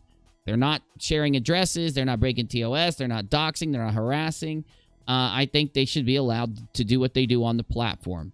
So I think that's a good point from Katie. But her next point, anyone else notice in one of the evidence emails that they were considering suing Karina Kaboom at one point? I didn't see that myself, but I've only seen one of the evidence emails. Katie says, every channel that is spreading defamatory statements about me, that I'm a stalker, that I have a troll army, or that I'm working with trolls with no evidence, please cease and desist. You're quick to accuse me of defamation while literally defaming me. Make that make sense. That's a good point. I've been saying this the whole time. How does anybody side with Tati's definition of defamation but yet get up on their show and make unfounded statements? It's like, I'd understand them saying that Katie can't make unfounded statements if they and themselves didn't, but it's almost like everybody involved is engaging in that. It's really hard to reconcile. Yeah, it's almost like it's a couple of drama channels, huh? Yeah, Katie says, just because you're a former prosecutor, it doesn't give you the right to become a party to a lawsuit without evidence. As an attorney, you should know that all parties have a right to share their side, and it's irresponsible to pick a side before you have the facts. Then she goes into, also, using your platform to harm me and my business is a violation of YouTube guidelines, and civil law says you can't defame competitors. So truly do better. You've never spoken to me, know nothing of my side, and are spreading defamatory statements about me on your platform. That's pretty nice and strict here, but Katie goes on. She says, also, attorneys that file lawsuits in Washington must abide by federal code of conduct and Washington state professional conduct rules. Seeking to embarrass, delay, or burden a third person is a VIO, and she links to the rules. So she's backing up what she said, kinda. Grievances can be filed against an attorney, and witnesses who participate will be interviewed by federal officials. This is serious. These tweets will not be deleted. These are public records and the rules of the court. Thanks. You have to click the comments because Katie states the reporting to Team YouTube. I believe you, Bunny. I'm going to just believe what you say there. I don't want to click the comments and see all the garbage that will unfold right now. I might go back to it, but to continue, why is a response being published as though it's official? There's no filed response in court. Why would an attorney grant access to a YouTube channel attorney to release a response that isn't from court? Hope the party spoken about doesn't sue the channel for defamation. That's kind of acting like she might throw some lawsuit toward Emily Baker for reading that out, which I think is strange, but I think it's, if you're gonna, I don't agree with any of these YouTube lawsuits. I'm just gonna tell everybody now. But Navy, what do you think about all these damn what do you think about the tsunami? I think everybody's just getting really lawsuit happy for some reason, and they just think that anytime someone upsets you on YouTube, you're just gonna call it defamation and then threaten to sue them, and it's crazy. Yep, I think Katie's kind of being a little, you know, ironic here. She's saying, "Oh yeah, you're gonna accuse me of defamation and sue me. Well, if you agree with Tati, that means I can sue you." It's kind of funny. According to the documents I read, it seems like they were kind of arguing about the business direction, and they are both accusing the other of the company being damaged before I knew they existed, my opinion. I will wait for everyone else to catch up and maybe apologize. Now, Katie is about to make an extremely large point, and I'm going to go ahead and clue you guys in on it. Katie will be telling everybody that this thing that Emily Baker read exonerates Katie. Do you get what she's saying there, Navy?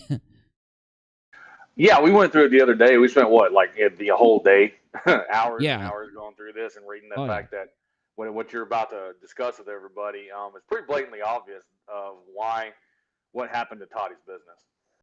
Well, Tati, so here's the kind of ironic bombshell that you would expect, you know, Emily, Dustin Daly, the Viewer's Voice, all of these guys who read the response from Tati to the lawsuit. I think everybody should come to this same opinion.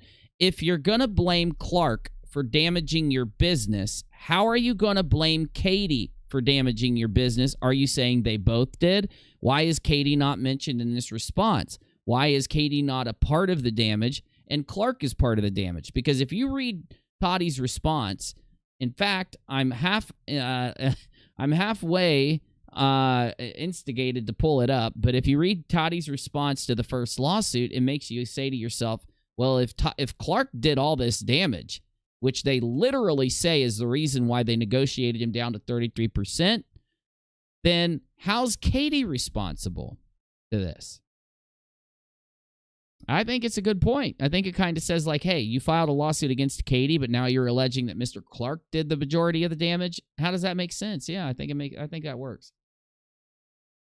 Oh yeah, I agree 100%. I don't know, because basically the idea is that, from what I understand, is that the beauty company is what Swanson is saying is based upon Tati and her husband's actions. It brought damage to the company, and then they come back and say, well, it was because of Swanson's actions is the reason why, I guess mistakes that he made, according to them, are the reasons why they couldn't get stuff out on time and all this kind of stuff. So the question is, like you said, what does that have to do with a YouTube channel that no one's heard, that she brought up out of the blue? Yeah, she's saying that Katie started responding a year ago to and reporting on Tati, but then that Katie's reporting destroyed their business. And really, though, with the amount of damage that she attributes to Clark, it really seems like Katie's off the hook because you can only have it one way. You can't have it both. Now, MD says, why is she talking? Probably talking about why is Katie talking? I think Katie should talk. I mean, she's not ordered by a court to do anything. Tati hasn't responded. Until that happens, until a court orders Katie not to talk, why wouldn't she? If Katie goes quiet, people are going to say that Katie's being quiet because she's guilty of something. If Katie talks, people are going to take whatever she says and flip out. If I was Katie, I would just be myself, but that's just me. Zag said something big. This is huge if this is true. And Zag, how do you know? I need to know how you know this. Zag just said, how do you feel, Unirock, about Emily Baker, the lawyer, knowing about the restraining order, knowing about 18 months of harassment, but never mentioning any of it. What the hell? How do you know that Emily knows about that? Do you have any inclination that Emily knows about any of that, Navy?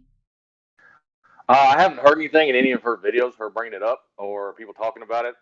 So I don't know. I know that I've talked to some viewers about, if they could try to get the information to her, but I haven't seen anything that would suggest that she is aware of any of the harassment or any of that kind of stuff. Of course, she could be and not talking about it because maybe in her mind it has nothing to do with what the lawsuits That's are. insane. But I don't know. If Emily knows about what happened between Katie and Steve, if Emily knows that Steve instigated a hate campaign against Katie for an entire year and a half on YouTube, and Emily is smart about YouTube, smart about social media, and smart about the community and how the community works, Emily will have to consider that a portion of the harassment against Katie has been cultivated and instigated by this sexual harassment defense response that he gave.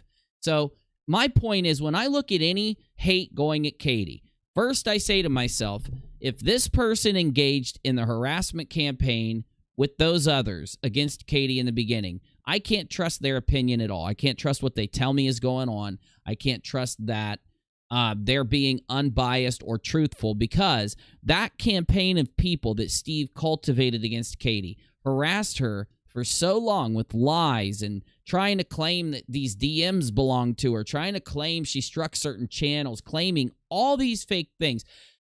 It almost just baffles the mind, because just like with a lot of justice, if Katie gets sued by Tati and somehow it goes through, which I don't believe it will now that I've seen their response, but let's say it did, everybody's going to say to themselves, this is not fair. Katie was defamed in the beginning. She's been defamed since. If she defamed somebody, she should be, held accountable. But the people that have done nothing but defame her should be held accountable, but Katie can't hold them accountable. A rich person gets to hold Katie accountable for claim defamation when we have cut and dry defamation. We have defamation that's so cut and dry. There's a difference between defamation and targeted harassment, and the only difference is I think defamation is the start, and then targeted harassment is a further thing. It's a further process of defamation, and then I believe that restraining orders and getting in trouble and being charged for harassing somebody is the most extreme. It says that you've done the most extreme things and now you're going to be in trouble for this. So it's just baffling. It's mind. If you have enough targeted harassment so that you can get a restraining order against somebody, there has to be some defamation there, in my opinion. But let's see what the audience is saying here. We got Chimera. I don't think she should be, but she has a very hard time not responding when she's upset. Being quiet is smart right now. I understand why you guys think that way. I just completely disagree. I think Katie should defend herself vigorously, continue her channel, continue what she does, and not accept this kind of silence, because not only is, if the lawsuit is unfounded, I don't know if it is. I'm not a lawyer. I don't know. I'm not Emily Baker. I have no clue. But if the lawsuit is unfounded, I believe that that is a literal threat to her free speech. The worst thing you could do is just concede because of this lawsuit and say, you know what, I'm just going to give up my free speech. I'm going to give up speaking. I'm going to give up reporting. I'm going to give up my channel for days, for weeks, for a month. I think Katie should just be doing her thing. That's just me. She needs to defend herself, says Sonia. I agree, yes. But I mean, I know that others disagree, and I respect you for feeling that way. Cornedge says that Emily is obviously a lawyer. When dealing with your own cases, you have an ethical responsibility that is not the same on YouTube. She's allowed to enjoy the tea, but there is a line, in my opinion. I think it's all about how you present yourself. If you're going to present yourself as unbiased, you have a responsibility to your audience to stay that way until you tell them that you're biased or that you're not unbiased anymore. If you're going to present yourself as a biased individual and that you're on a side, then I'm fine with you representing that side and doing your thing. It's all about the speech and people exercising it, in my opinion. Jodell says, on top of that, many others have done the same thing. MD says, that's my point, to Chimera. Zag, people have told Emily in comments and Twitter. Okay, that's it. Okay, there's an issue, in my opinion, when Emily Baker knows about the targeted harassment campaign against Katie, but for some reason just doesn't care. You know, it's very irresponsible to me for anyone to know about the people who doxed and harassed, called Katie's work, called her home, and then, though, go to their channel and are unwilling to call out people that do that to Katie once learning about it, but are willing to call out Katie constantly throughout the process. I find that to be very telling. What do you think, Navy? No, I agree. I agree completely. And like I said, I don't know. The only thing I can think of is that, you know, people reach out to Emily and, you know, tell her this is what's been going on and stuff like that. I don't know why she hasn't responded. I don't know if she doesn't believe them, if what kind of information was passed to them. I'm sure the restraining order was given to her. I mean, most of the time people are very quick on Twitter to share that RO because they feel like it's going to really change people's minds about certain things, you know? Oh, no, I agree. And I think that, I don't know, we'll have to see what happens in the future, you know, in the upcoming videos and stuff. But from what I've seen so far, she seems to have taken a side. And I don't know if she took the blocking by KJ to be like a slight? like shots fired across the bow or something like that. Yeah, exactly. And I know that happens sometimes. But if she were, I don't know, maybe if she wanted to, you know, have all this tea and stuff, if she reached out and said, hey, if you can get a hold of Katie, tell her to unblock me, and I'll talk to her however on. That's or what whatever, I did. Get her side of all this, and that would definitely give a more balanced aspect. I know I was being harsh against Katie in the beginning. I was. And Katie blocked me because I was being harsh. Eventually, she unblocked me, and then we talked. And when we did, I realized that I was missing a huge amount of information. I think it would help Emily a lot if she talked to Katie. I don't know why it wouldn't cross her mind. Maybe because, well, Emily is a smaller channel that just grew. And I know that when I was a smaller channel, I never thought I'd ever talk to bigger YouTubers. I've talked to so many different big YouTubers now, it blows my mind. So that could be a factor. MF and Crack says, I get that uni about Emily Baker, but also she's putting further flame on the fire. And I do think that's what we're supposed to try to not do. I think we're supposed to try to give both sides. Yeah. Especially if we're just supposed to be neutral observers. But it's okay. It's okay for Emily not to be a neutral observer. If Emily chooses a side as she goes in, that's fine. But you have to understand that that's the side you're getting. You cannot keep allowing yourself to click on those videos and say, oh, she's unbiased. She's just a lawyer weighing in. You got to just look at her like she's on that side now. And it's not an insult. I'm not putting her down. It's just the case. It's just the way it has to be. Well, I think we have to remember about Emily's channel, too, is that Emily puts out there that she is like law and tea. So it's not like Nate's channel where he's just going strictly by what he reads on a lawsuit and explaining to you the law. She says, you know, this is law and tea. So she goes into both. And so I think in that aspect, she's kind of telling everybody, like, there is a chance I'm going to have a bias towards something or other based on what I'm reading. And I'm going, not only that, but I'm going to tell you about it. So, I mean, you know, law and tea. Well, there's something really crazy happening now. I guess Katie tag team YouTube about Emily. And I don't know, man. It's getting really psycho now. I would have advised Katie against doing that, but I don't know what Emily did. I don't know if Emily did something extreme. I don't know if Emily's done something that warrants that, but typically if somebody breaches terms of service, you tag team YouTube. That's typically what it's for. I'm not saying that she did or didn't. I don't know. I'm just processing everything myself. Navy, I'm going to stream a video so that we can react to it together. I just need you to double click on my live stream right about now in Discord if you're okay with that. That way you'll be able to hear it. All right, let me know if you got audio. Here it is. Check. I'm not trying to start drama with other. Yep, I can hear it. Yep, I can hear it. All right, here we go. Let's hear Katie's claim. We got Navy with us. Let me go ahead and put Navy in so that you can see. This should do it. There it is. All right. Now you got these two little floating heads right here are the people in the voice room with me. Here we go. They'll light up green whenever one of us talks. Other channels, but there's this one channel that is a lawyer who is acting like she's not being like she's being unbiased about a situation, but she won't respond to me when I'm on Twitter. And she is acting like the allegations against me are somehow truthful, and is... This is funny. Oh my God, dude. This is crazy. I don't know. Is Katie trolling right now? Like, not in a bad way, but is Katie being... Okay, I got to say it like this. Is Katie being ironic right now? Because this is funny as hell. No freaking way, dude. You know what she's doing, or don't you, Navy? Can you see it? Can you get it? You got it? Why don't you go ahead and explain it for those of us who may not see it?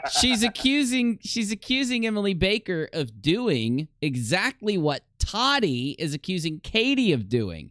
And I think she's going to look at the community, and she's going to kind of see what the response is and see if everybody in the community is a hater, to see if everybody's going to agree with her. Because I hate to say it, I don't know. I haven't seen Emily Baker's stuff. I've only watched what I did on my live stream. I haven't watched anything else.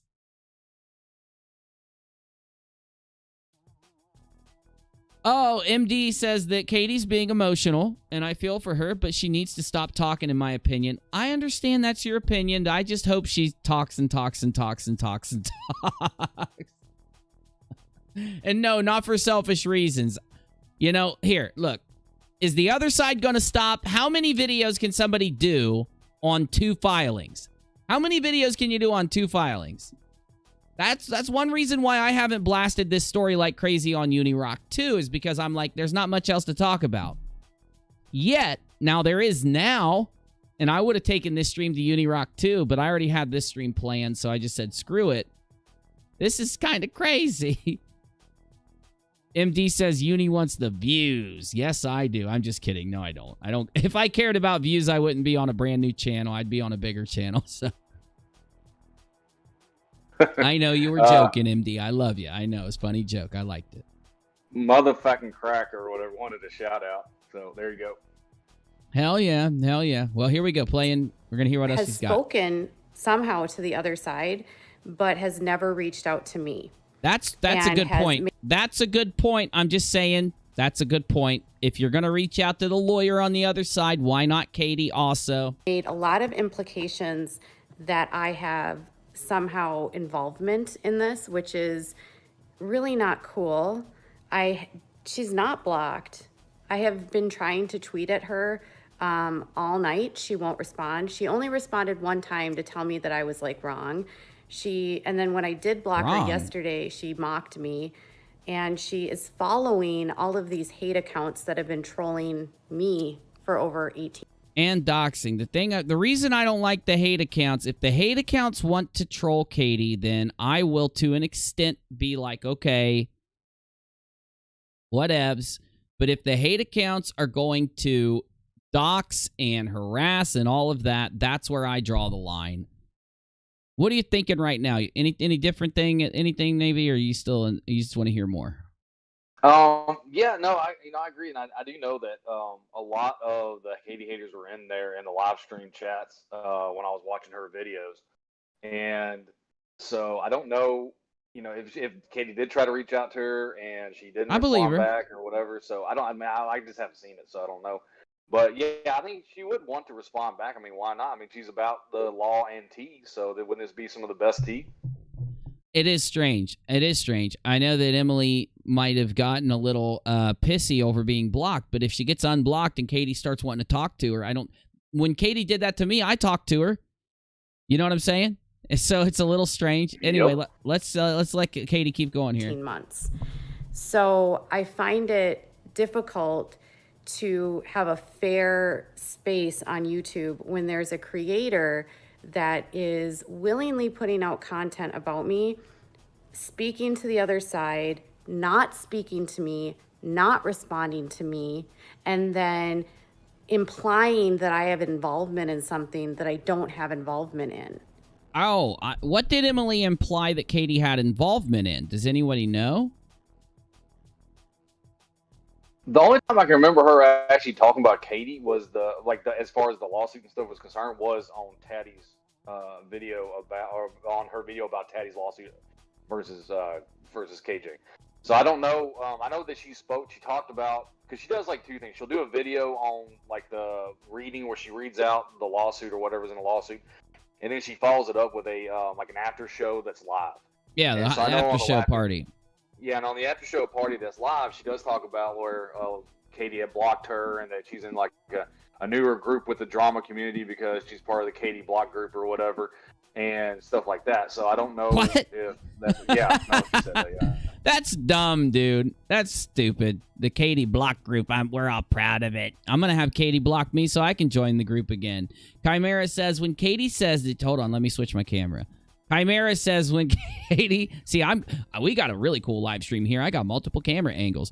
Well, she's not blocked. She needs to be clear that she did. She said that. Yeah, she just said it. She said that she unblocked Emily. Oh, 100%. Yeah, she did. I heard her say it later. So, like, could you just be nice to me, Emily? That's all I'm saying. Like, please, stop. It's not going to happen. It's only going to happen if Emily is not trying to play to the hate squad. Emily has to know by now that I think Emily, I'm going to give Emily the credit to say that I think she's a very smart person. Emily Baker, okay? Point one, I'm going to give her that credit. I think she'd appreciate that, and that's what, if you're going to say that she has all these qualifications, we have to say that Emily most likely is a very smart person. Point number two, Emily has to know by seeing her live chat and her comments and the tweets and everything else and the people she's talking to that the Katie Hate Club has embraced Emily. And there's no possible way that she hasn't scrolled down their Twitters, scrolled down other things to see if those people are unbiased or if those people are just hate squad members. Maybe you could attribute it to Emily being a smaller channel and just now getting subs. Maybe you can attribute it to her not understanding YouTube. I don't think she'll talk to Katie if she has a fear that it'll damage the support she's getting from the Katie Hate Squad, personally.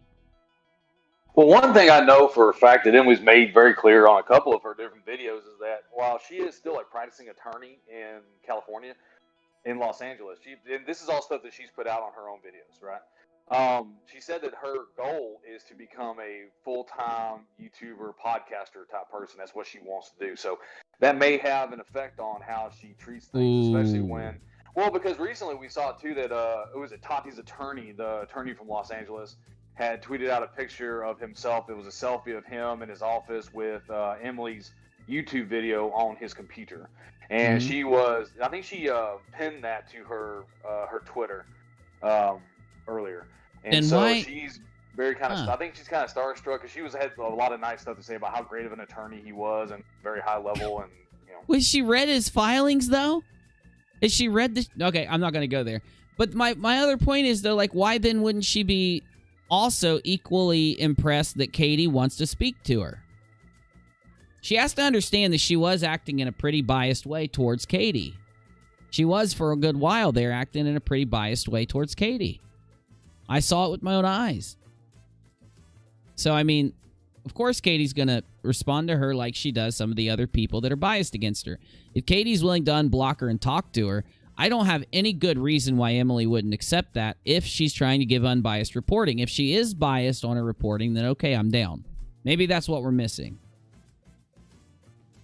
MF and Crack says, Uni, you need to reach out to Emily and ask what the deal is. I would, though there's something that I'd have to consider. And that is, if Emily is biased against Katie, I'm friends with Katie. She's not going to give a shit what I got to say or care anything about me. Right? She's not going to care. I mean, it'd be a waste of my time, in my opinion. Unless she hasn't drank the haterade. If she can keep an unbiased opinion, then I'm cool. But if she wants a fight with Katie, if that's what she's going to do, and the reason why I said that when Navy said that Emily was basically trying to be a full-time broadcaster, again, you're not going to get anywhere by joining teams. Then you're just a follower like everybody else. If you really want to be if you want to be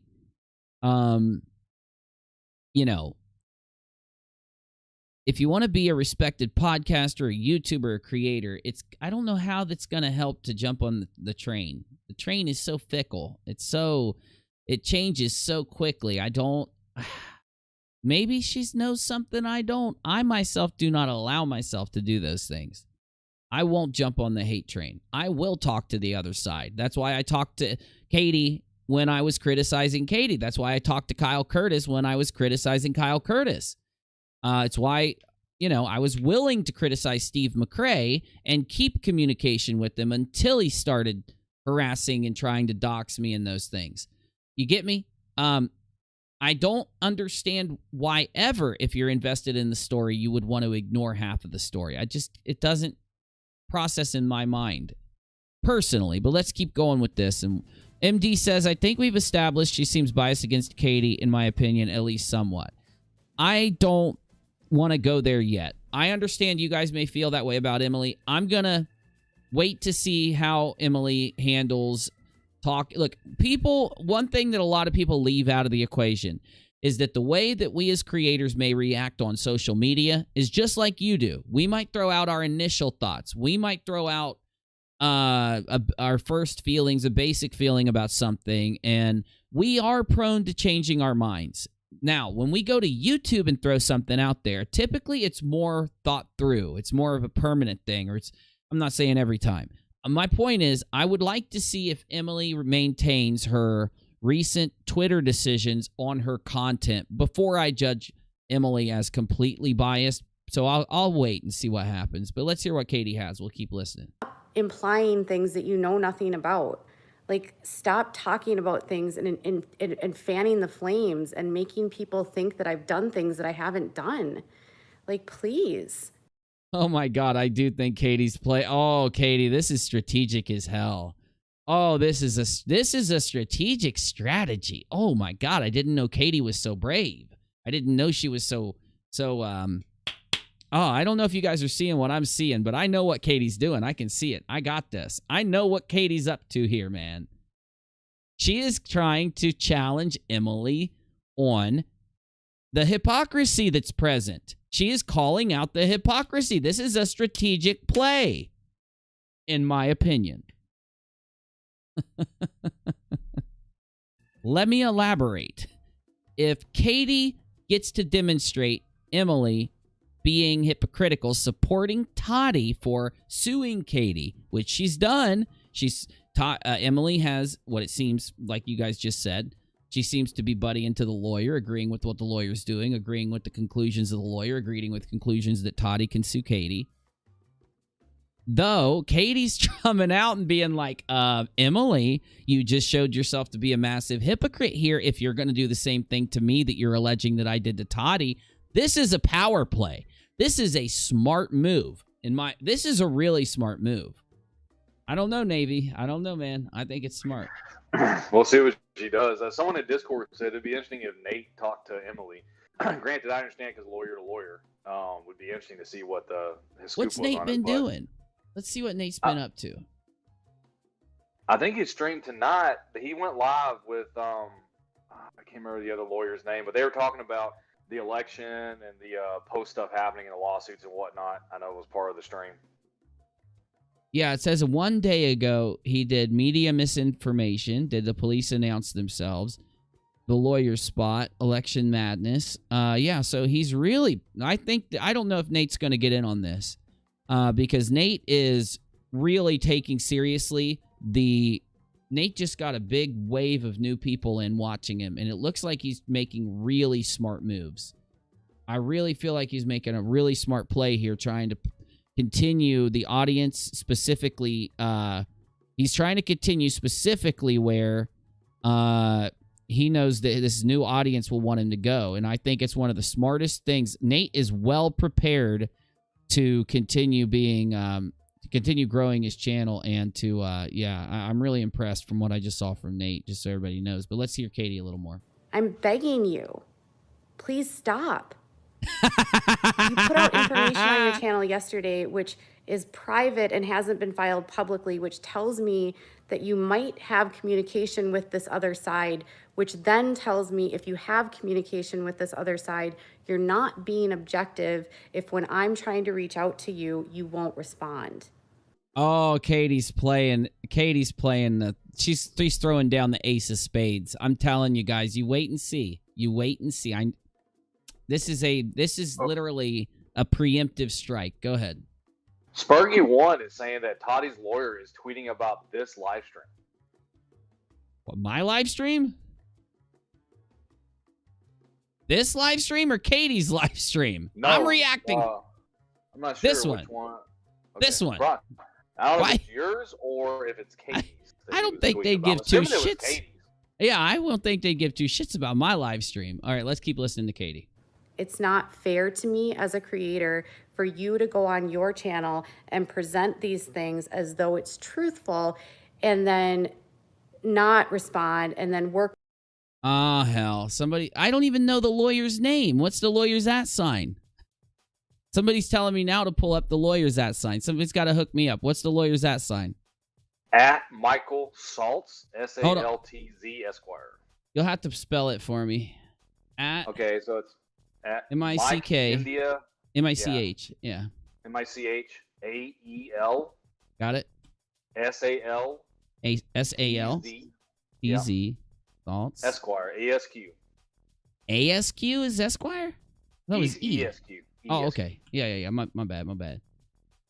Oh, I spelled it wrong. Oh, there's no L. Okay, hold on. It's Saltz, right, with an L. Okay. Oh, that still doesn't come up. Yeah, it should be Michael, MICHAEL underscore. Yep. Underscore. Well, that's the name, but the @ sign is Michael Saltz, SALTZ Esquire, ASQ. SALTZ. Okay, so there's... Oh, there he is. Okay. I'm scrolling it. I don't see anything.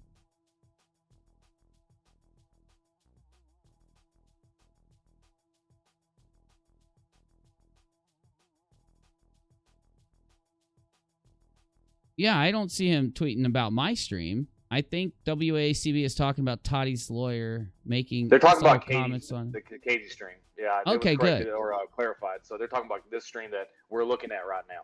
Yeah. Okay, good. Oh, shit. I don't even have my... Hold on. I got to change my dashboard. Well, good, because there's no reason he should even care who I am. Work with the other side and allow them maybe to use your platform in a way to hurt me, and that's not fair. And that's my opinion. Oh, God, Katie, you are so slick. This is slick. Apparently, Tati's lawyer gave Emily exclusive access because, quote, she asked. I would think that they gave Emily exclusive access so they could put something out into the community that they didn't want to put through court. Now, I don't know that. For all we know, they could file the thing they gave Emily in court Monday. But I do find it strange they gave that to... Like, it's almost like now giving it to Emily is saying, I want the people on YouTube to think this about the original lawsuit. Isn't that strange? Isn't everybody worried about them suing Katie so they can affect what people think about the original lawsuit? Isn't them then going out and giving this whole big packet of data to Emily, them also caring about what people think on YouTube about the lawsuit? And I thought the lawsuit is supposed to be about justice. It's about correcting something that's wrong. You're really willing to squash somebody's free speech and freedom of the press and constitutional right by threatening a lawsuit at them for reasons other than getting justice? I don't think that's right. I would think they'd be very careful to not lead people to think something in the community. You know, that's me. And if they wanted Tati to put something out, wouldn't it go through Tati? It sounds so crazy to think that Tati gets this huge thing that they didn't even understand. This Michael effing Saltz doesn't even have that. If he doesn't watch Emily Baker's channel, how's that fair to Michael Saltz? The court process is about being fair. You can't go to a judge and say, people aren't being fair to us, Your Honor, and then try to be unfair in that way. But see, I suck at the law. I'm not smart when it comes to the law. I don't know. Opinion. Like, would it kill you to be nice to me, to exercise some compassion, to maybe consider what I'm going through, Emily? Yeah, that is one thing that's lost here, is the fact that we're all supposed to be YouTubers and look out for each other's backs, whether we have beef or not. If it has to do with the platform itself, somebody filing a lawsuit to affect what's going on our platform should be something all of us can band together to speak about, whether you like or dislike Katie. And I find it very troubling that other creators are willing to jump on bandwagons that involve threatening the free speech of another YouTuber, because the only reason any of us get to do this at all is because we have free speech. This is scary. This is scary in my opinion. Zag says, Navy, will you ask Uni what he thinks about Emily mentioning the Katie hate Reddit threads and then stating Katie must have done something wrong for this to be on Reddit? I think that just proves that Emily has no clue what she's talking about. Anybody can post anything to Reddit. And there's a lot of communities on Reddit that get taken down for hatred, for doxing. They get taken down for... In fact, Katie was doxed in that Reddit group. Katie's neighbor's child was doxed in that Reddit group with the names of the parents, the name of the child. Remember that? I put out a video on it, criticizing it. And I'm not going to blame the entire Reddit group, but I'm going to say... that, do you realize the moderators of that Reddit group didn't even respond for like an hour or half an hour? This is an issue. How in the fuck are you even good at YouTube if you can't separate blatant hate, blatant haters that are going to hate Katie no matter if it's right or wrong? You can't separate that from people out there that are criticizing and deserve the attention of people that... That's a mistake in my opinion. But to say that because it's on Reddit, it immediately means Katie did something wrong. The reason she has that hate group is because she accused a man of sexual harassment. For valid reason. All of this is so fucking stupid now and boring. It's so dumb. I agree, Rock-A-Lot. She has people coming at her from every side. And it's not fair. We're not supposed to do that. We're not supposed to dogpile on people. We're supposed to get up here, separate the drama, give our opinion, and you'll say no because drama channels give drama. No, drama channels are supposed to report on drama. None of them are supposed to create drama. You get me? You're not supposed to create it if you're a reporter, if you're someone that discusses tea. You're not supposed to go out and say, ooh, it's boring on my channel right now. Let me do things that instigate the tea. Now that's, I think, what Katie's saying here, isn't it? Hey, Emily, you can't report on this story and then at the same time allow yourself to become part of the story. Because then you're just giving your, then you have to switch from reporting on the story. You have to switch from that and move toward becoming someone that gives what's going on with you. Got me? Like if you're invested personally, which it seems like she is now, that shouldn't the reporting change? It's, a little bit. Maybe it has. I don't know. Hey. KJP just threatened in her live stream to report Salts to the bar, and she said she'll be suing him. Well, she can sue him. Yeah. And she can report him to the bar. It's not like it's a negative, wrong thing. Here's how you judge it. Did Salts do something that was defamation to Katie, and did Salts do something that deserves him being reported to the board? Now, this is why a lot of us are shocked. Attorneys do not go to Twitter and start... Okay. It is not right for an attorney who represents Tati to start going around and saying, oh, I'm going to start tweeting out all the Katie haters. Hey, did you dox Katie once? Let me retweet you. Hey, did you dox Katie's neighbor's kid? Let me retweet you. That's not right. It's not ethical. Now, on YouTube, you're going to say, but people have done that on YouTube. People give those people... Look, Sherelle's World just interviewed someone who did those things. That's YouTube. The ethics here are from you. You get to look at YouTube and say, oh, shit, that YouTuber's unethical. I'm not supporting them. Like everybody should do with Sherelle's World now, in my opinion. That's my opinion. I'm not supporting Sherelle now. Though, when it comes to lawyers, lawyers are literally... What's the word? They're... something of the court. What are they called? Do you know, Navy? Agents of the court. Are they agents? It's some word, but yeah, I think it is agents. They're representatives. They're agents of the court system itself. You can't have somebody who's a representative of the damn court system trying to get involved in your drama and shit like that, especially when it's their job not to do that. Their job is to represent the law, not to build some fucking a publicity campaign or throw publicity stunts out there, you know. You get what I'm saying? Bunny says KJP should not be making public threats to Salts. She should have her lawyer handle this behind the scenes. She already did. Her lawyer already told her a week ago. Sorry, I don't mean to interrupt. There's an interesting tweet from Salts in the general room about another account that was supposed to be KJ's that was suspended. Thank you for providing WOACB information. It's all very helpful. The post below is from a suspended account that appears to have significant evidence. Does anybody have information from this account pertinent to our clients? Do we know why, when it was suspended, and they're showing @ WOA crystal ball? Yeah, this is called impersonation. This would be like somebody making an account that says @Tati, or instead of Glam Life Guru, it's like glam with 2 M's or a misspelled word to try to imitate. That's why it's suspended. Twitter suspends accounts that violates the Twitter rules. Yeah, this account literally has Katie's own logo on it. This isn't... Michael Saltz cannot think that this is Katie. In fact, I don't even want to look at Michael Saltz or anything he's saying or doing. I don't even want to. I don't know what the guy's up to. I don't care. I'm not going there. Yeah, it can't happen. But Bunny says she should not be making public statement threats to sue Saltz. Why not? If she's suing Saltz, why not announce it? She is suing Saltz and Tati. And she told me she's suing Saltz and Tati days ago. And I guess I should have told you guys that, but I forgot. I thought I might have. Didn't I? I don't know. She's suing. If you didn't know, let me tell you now. Katie is suing Michael Saltz and Tati Westbrook. I don't know if it's like new information for everybody. I should assume. Check out Dark Journalist Reports. Corporate media goes full Big Brother. Pretty crazy stuff is true. I already know. This is the kind of stuff I used to report, but they're going to start censoring everybody that talks about that stuff, and I've moved on, so. Yeah, unfortunately.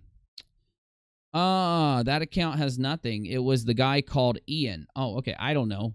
I don't know anything about any of them, so. You said countersuit. Well, I don't know if it's a countersuit or if it's a regular suit. You know, I don't know the difference. I know that Katie's suing. I don't know if it'll be included as a response to this suit, or I don't know if it'll be a separate suit. You'd have to ask Katie that, but she is suing both of them, yeah. Oh, you're saying that's what I said? Oh, okay. Well, maybe I did say that. Who knows? I don't. If they knew that I canceled a troll account, you did, Keon. Okay. Well, that's the problem. Hey, Keon, what was that account? I don't want any information about the account. I just want to know what you saw that account doing online. What was that account doing online? I don't know how a lawyer can even trust the Katie Hate Squad. This lawyer and Emily are literally working with people who have doxed people online. A lawyer has to know what doxing is, how much of a crime it is, how much it is considered harassment. How is a court going to take... It's like saying, yo, Katie defamed somebody, so we need every criminal out there that busted into somebody's house and busted the windows out of people's homes. We need you guys to help us. It's like, what? They're not going to have any... Well, all Katie has to do is show them defaming her, and they're going to say, how do you use these people, the kings of defamation, in a lawsuit where you claim I'm defaming, you know?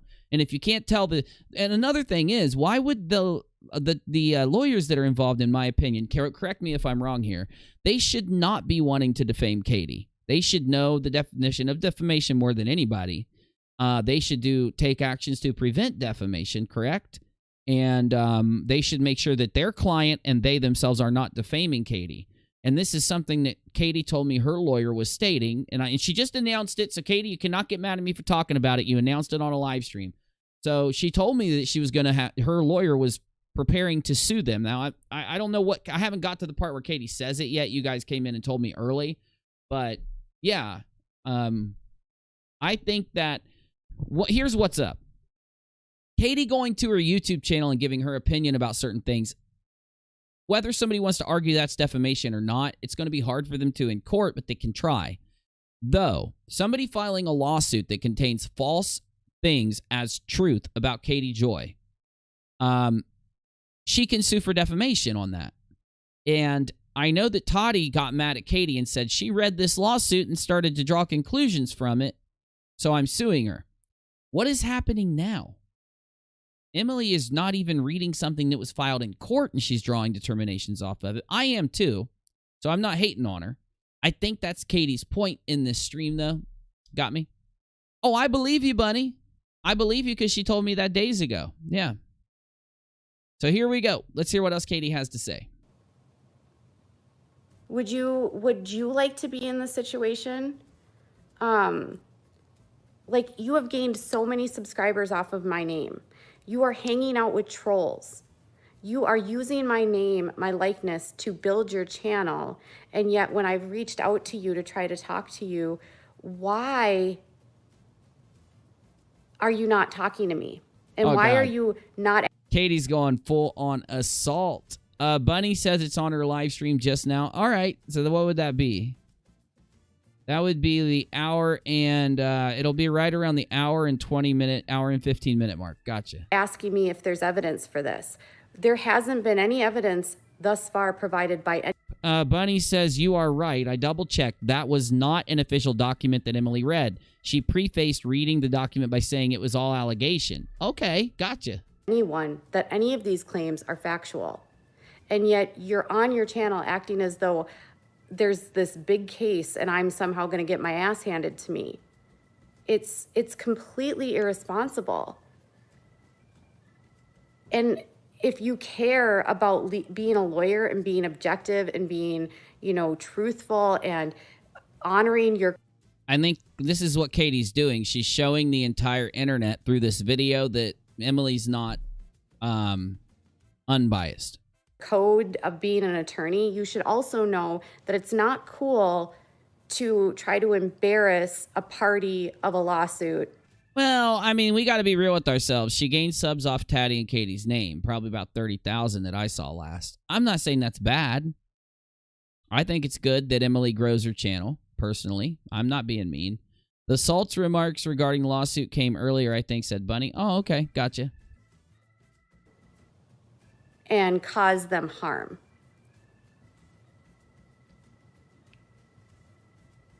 If you cared about being a good lawyer, you wouldn't be using your platform to try to hurt me. That's all I'm asking. Like, stop implying that I have involvement in this where you have no evidence. Because now I'm getting messages from people that I have done things that I've not done. Your speculation is causing people to imply that I'm breaking the law. Yeah, I have to say that did happen. People have spammed my live... Okay, remember earlier in the beginning of the stream, I told you I was going to talk to you about some of the comments in my live chat, or in my comments section, on Unirock 2, right? My other channel. Well, a lot of those comments are saying that Katie is guilty of hiding evidence. And I'm trying to tell them, you don't know that, though. Katie just saves the analytics and saves the video. She's not guilty of hiding evidence. And this is not just a couple comments. This is like a bunch. And then there are people responding saying, oh, yeah, wait till he finds out Katie's guilty of hiding evidence. Oh, Katie's going to go to jail because she hid evidence. That's an issue, I think. Now, where did that come from? Where out in the community, anywhere, did somebody say that Katie is guilty of hiding evidence just by privating or removing a YouTube video? I think the only place that said that was Emily Baker. Now, I'm not defending Katie. I'm literally telling you what happened and why Katie probably is saying what she's saying, because that did happen. Bunny says, this is major. KJP said that she has no connection to the Tati business partner. Well, of course, why would anybody assume Katie had connection to Tati's business partner? Katie told me that the whole time. And there's nothing inside any paperwork or any lawsuit where it even seems like Katie has a connection to Tati's business partner. And I mean, for anyone to think that, they'd have to assume it out of nowhere, which I thought was suable by by Tati's definition of defamation, so I ain't going there. I will never let myself think. See, now I'm trying to right now, I'm going to do what Katie is doing in her live stream. I would never think about assuming that Katie had some type of contact with Tati's ex-business partner, because if I did, that's called defamation. You can't do that shit. And I can't assume that Katie hid evidence until I know for sure. And so I don't want to defame anybody. I can't think that stuff. And that's not okay. The rumor has been that the partner is her source. I just think that's ridiculous. Why would the partner have contacted without a crystal ball? She's got 100,000 subs. Why would the partner even think that? Most people that don't use YouTube a lot, why are they going to just think that Katie has some connection and is part of this whole thing? Like, are they going to say so the business partner said, I really got to get back at Tati. I'm going to go to this 100,000 subscriber channel and give a bunch of info. No, they would go to a big channel. There's a bunch of tea and drama channels way bigger than Katie, way more views than Katie. Why would a millionaire, he is a millionaire, by the way, why would a millionaire even, millionaires don't tend to think that way. So, I don't know. It seems kind of absurd. It's been absurd to me the whole time, personally, but I don't know. To leak the lawsuit, says Bunny. I just think it's a lot of speculation, though, is it not? Crack says, I don't believe Emily had to say that for people to assume that. I think most people would think it's suspicious that she deleted Tati-related content. I think that's just insane. I don't know. I just don't understand. Did anybody read the original filing? I've said this since the beginning. Did anybody read it? If I was Katie, I wouldn't have deleted it. I would have given him a middle finger. I probably would have went live and gave him a middle finger. But if Katie wanted to delete it, and then another thing is Katie said that she did everything her attorney told her to do. I'm not saying Katie's attorney told her to delete stuff. Maybe Katie did that outside the advice of her attorney. But I just think so many people want Katie to have deleted that stuff for sneaky reasons. How is that going to help her? How is it going to help her at all to delete those videos? I haven't understood that the whole time. Also, when people started that rumor, they were saying that Katie had a court order to not delete. She didn't have anything in court. The only thing that's in court says, straight up from the first filing, that those videos being public is damaging. It said that the longer those videos stay public, the more damage it does to Tati's reputation. And I just think maybe people don't understand that you can download your analytics. Do I need to show you? Because I can show you that you can download.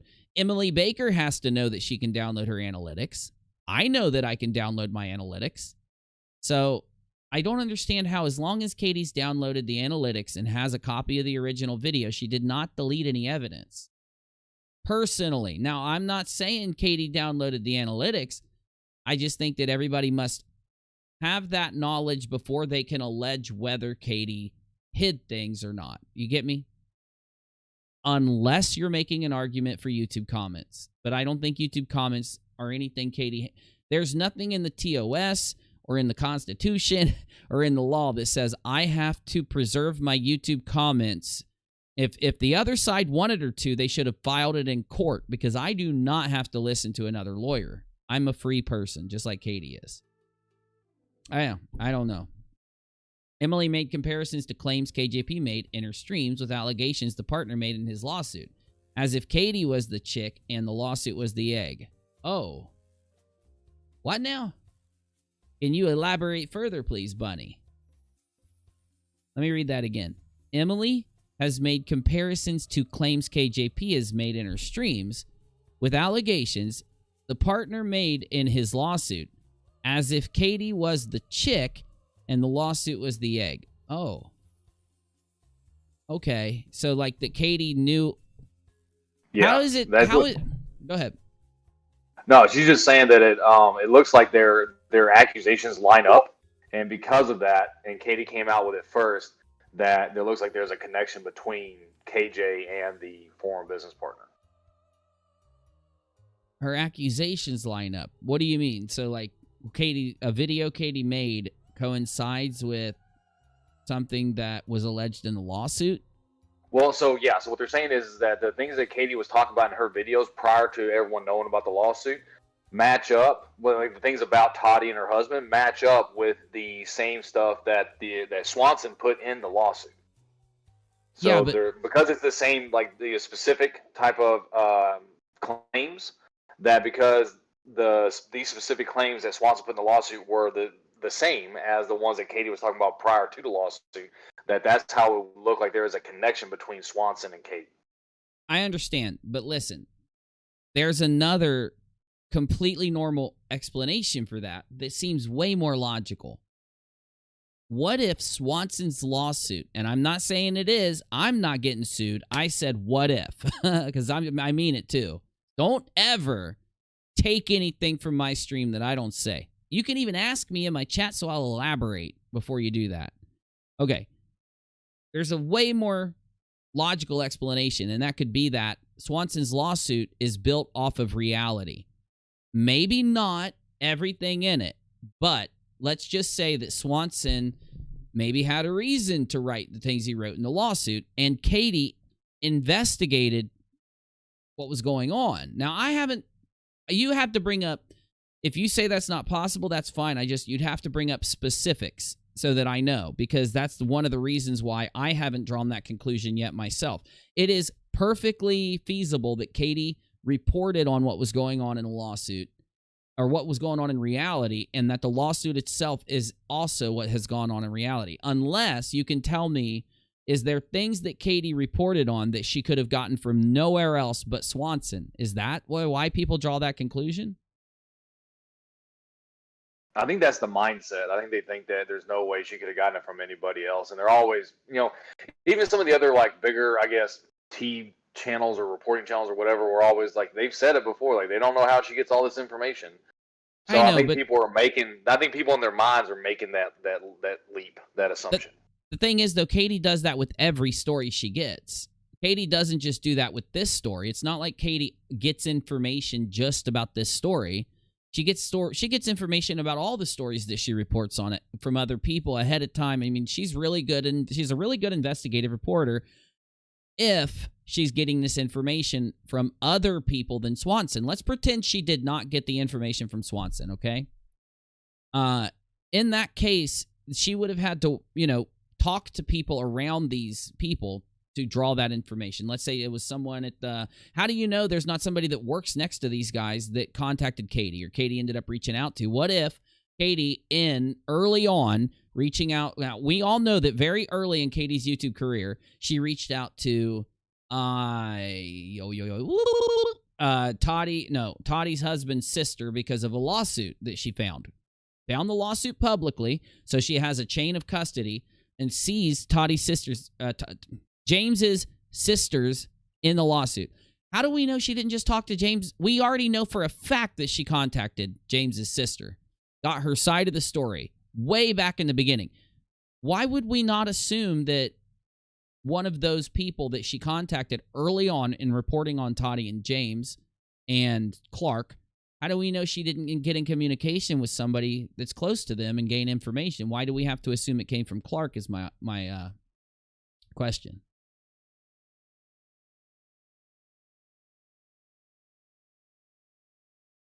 Zag says, Uni, it's always seemed to me so much criticism around Katie is because she scoops so many larger creators. Well, she does that on so many stories, Katie scoops out some shit that other people just get pissed on. And what do those creators typically do, you think, if they get scooped? They go around talking shit behind the scenes. And who do you think they talk to behind the scenes but people that it gets out to the audience, it gets out to other creators, and it does start a hate wave. But the point is, as long as Katie can keep doing what she does, she's going to grow into a very big channel, and then she's going to be one of the top dogs, and there's going to be a reason that she's one of the top dogs, because she gave the YouTube community information that they wanted, and she did it through hard investigative work, journalism, and whatever. She gave those stories. Now, I'm not saying that's true. I'm just saying that would be the assumption. I'm wondering, before I can make the assumption that Clark Swanson gave Katie a bunch of information, is there another feasible explanation? And we wouldn't have that. None of us are privy to that. How do we know that Clark doesn't have an ex-girlfriend that he told everything to, and then he screwed over the ex-girlfriend, so she ran off, and then somehow Katie, this is what Katie does. This is why she's good. Now, listen, I talk to Katie all the time. An hour and a half yesterday, 2 hours. Did I not sit and talk to her for that long in my Discord server, Navy? You were there. Yeah, sure did. She came in. Yep, I was. I've been talking to Katie like that ever since December when I realized I'd misreported stuff on Katie. Katie reached out to me. I didn't do what Emily did. I actually talked to Katie, and Katie provided me a bunch of evidence that I showed you. You saw that. A lot of you guys saw that happen. You watched it happen, right? Katie didn't give me bullshit. Katie didn't try to convince me of things. Katie only concerned me with the things that could prove what she was saying. Got me? And then I brought it to you in my videos. So my point is, Katie, ever since I started talking to her, I know that she is really personable. She's really professional and handles herself very, let's say, good. I don't know, very well. In talking to people that, like, a lot of people, like Emily, if let's say Emily gets mad at Katie, it's possible Emily wouldn't want to talk to Katie. It's like, oh shit, I've said things about her that she's gonna argue with me about. She's not gonna like me when I talk to her. That's how I feel. If I report negatively on something, I say to myself, okay, that person's never going to want to talk to me again, or they're going to be angry when they do. It's a normal human feeling for us to, if we feel we've slighted someone in some way, not to want to communicate and have that uncomfortable feeling of communicating. One thing I do, and you know I do, you've seen me do this for years on YouTube. If I slight somebody, or if they feel as if I've slighted them, I try to communicate with them. I push through any uncomfortable feeling to get work done, to get information that I need for stories or videos, or to mend issues. I know that me and Katie get along because we both have that in common. She will, if she feels you talk shit about her like crazy, she's going to talk to you. She's not going to ignore you. And when she talks to you, she's going to be the same exact person who talks to you then when you talk to her 3 months later. That's my experience. So my point is that I don't remember why I started saying that. She's now on record as saying she had no connection to Clark Swanson. So let's see how this shakes out. I don't understand why anyone would... Here.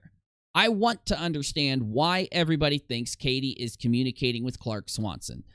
I think people assume that because they see the way that the lawyer and other people like Emily and other people have put that allegation into the community. That's why I think people think that. But if there is some hard evidence that would lead you to believe Katie talked to Clark Swanson, type it in my live chat. I want to hear why you think that, okay? I want to know if it's a valid thing to consider, and I will consider it if it's valid. If there's some reason, if there's logic and reasoning there, I'll consider it. Or I want to know if it's something that came because a lot of other creators that people watch have put this out. You tell me in the chat. I want to know. And while you're looking at that, I think something to remember about his lawyer that Tati has. This guy is, if you go back and look at what he does based on his own claims and stuff like that, he is a social media lawyer. Like, it's what he does. He does YouTube, Twitter, cases that involve this stuff. That's like his bread and butter. I know. And I don't want to go into him a lot on my show because I just don't even want to deal with the guy.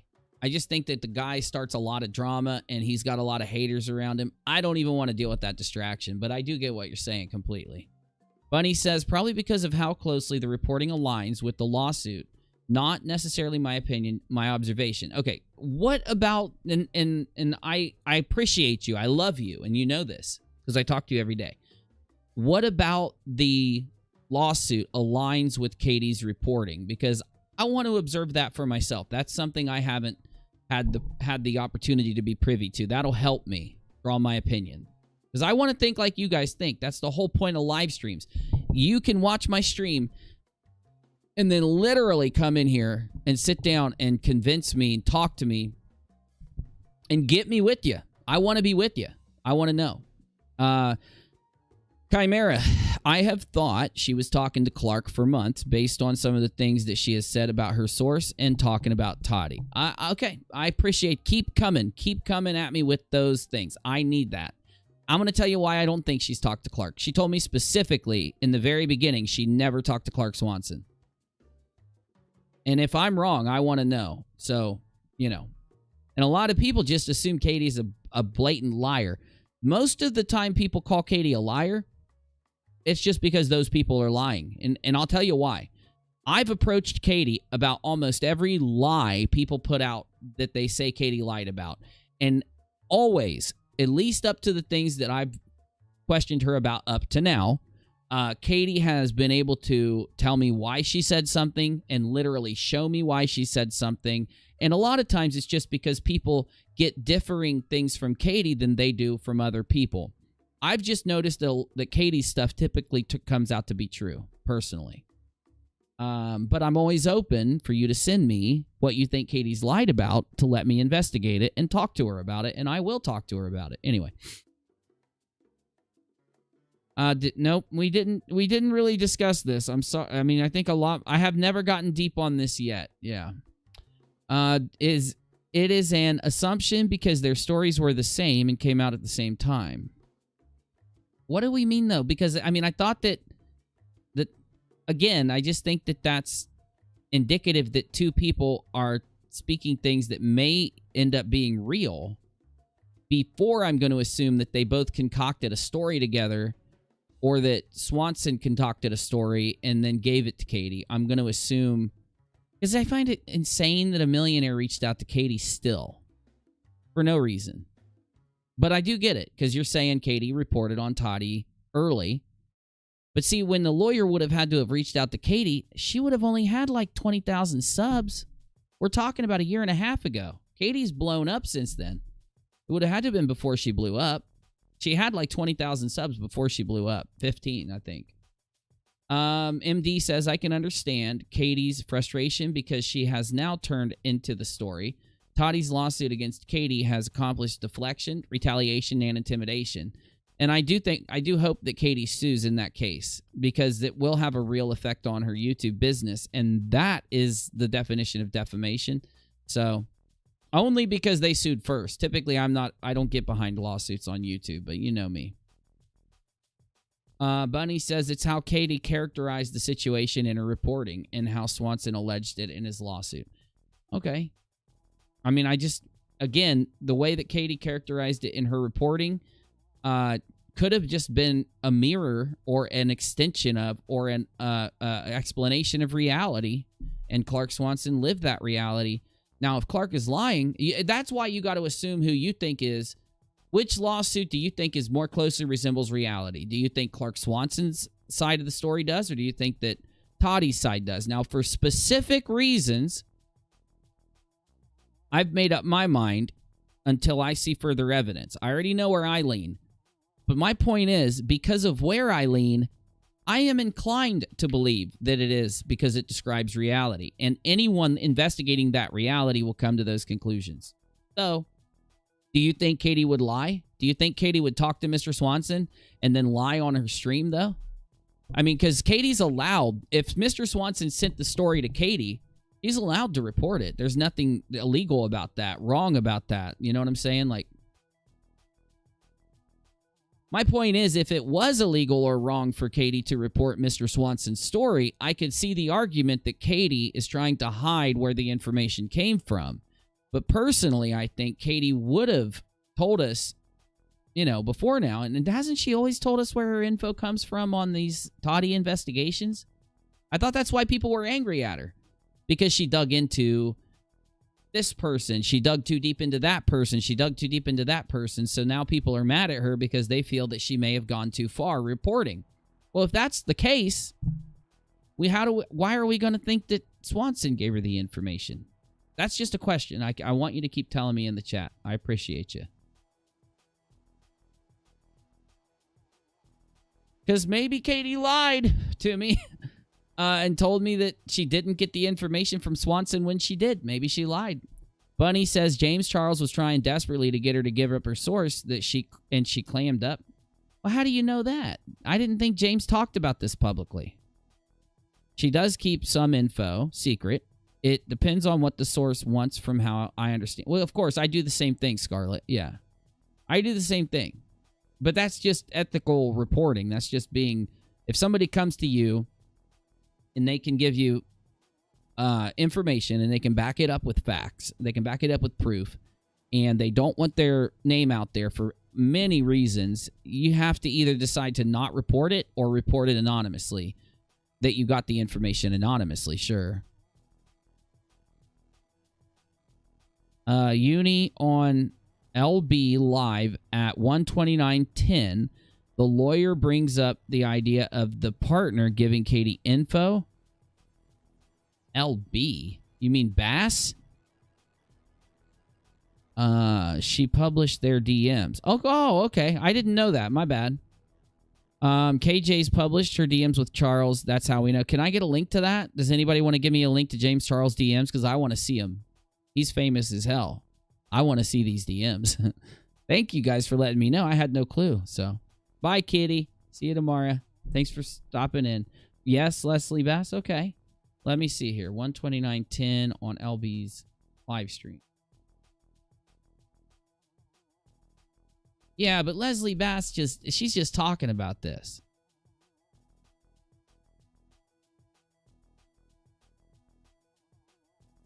Hey. 1:29. 1:29 and 10 seconds. Here we go. Thank you for the clip. Here it comes. And for example, if it's the partner, that gives you should have some reasonable belief that that partner is credible in what they're telling you. In my opinion, if the partner... Who's Leslie talking to?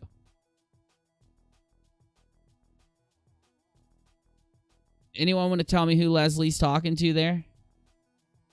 Oh.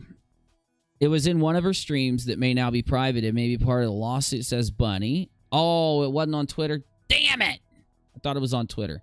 Torn Edge, I mean, isn't it that crazy of a thought? Swanson reached out. Tati knew who KJ was with 20K subs. It's not far-fetched. Swanson would too, in my opinion. It all surrounded Halo. It's not far-fetched. I just don't know why Katie would lie. Right? Is she protecting Swanson? Why is she protecting Swanson? Why do I not like eating marshmallows? Everybody likes marshmallows. A paralegal that she knows. Oh.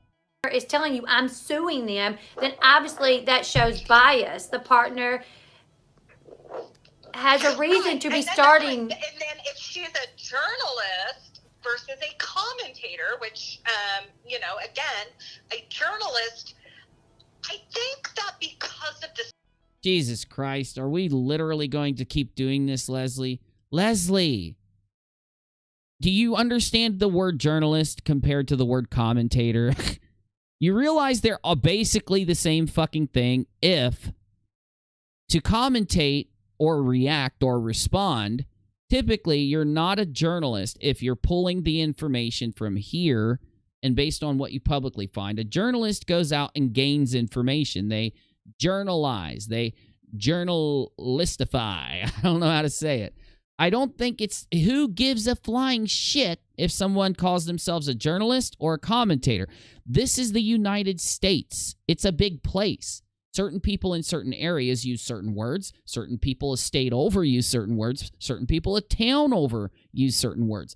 You cannot take somebody's words, go to a dictionary, and then say, that's it, by George, she must have said this. You don't know what she calls a commentator, what she calls a journalist, and why does this argument even exist? This is a narrative from the Katie Hate Squad. Katie called herself a journalist, and therefore we have to discredit her by proving that she's not a journalist. Katie calls herself a chef, so we have to prove their food sucks. It's like, just stop. Like, that has nothing to do with the story. Anyway, sorry. Had to get that out of my system. No, I like your theory. I think it'd be awesome if I found out Katie got the info from Swanson. I also think it would be awesome if she didn't. I just want to know what's the truth. I just need to know. Why does that matter? Because Mr. What's his name, who wants Katie to be sued for defamation, would be very lucky if he found out that Mr. Swanson approached a journalist about the story. And they might be able to sue Katie and put the public pressure on her. And when Katie folds like a deck of cards, they can then extract that information from Katie and use it in their lawsuit against Mr. Swanson, alleging that he's trying to destroy his ex-business partners. Either way, I gotta take a pee, so I'll be right back. I'm muting for a minute, Navy. Sorry, man. I didn't mean to cut you off, but we'll let you weigh in when I get back. Okay. Tonight on 11/8/2020, we're breaking down this insane drama. This is Unirock Live.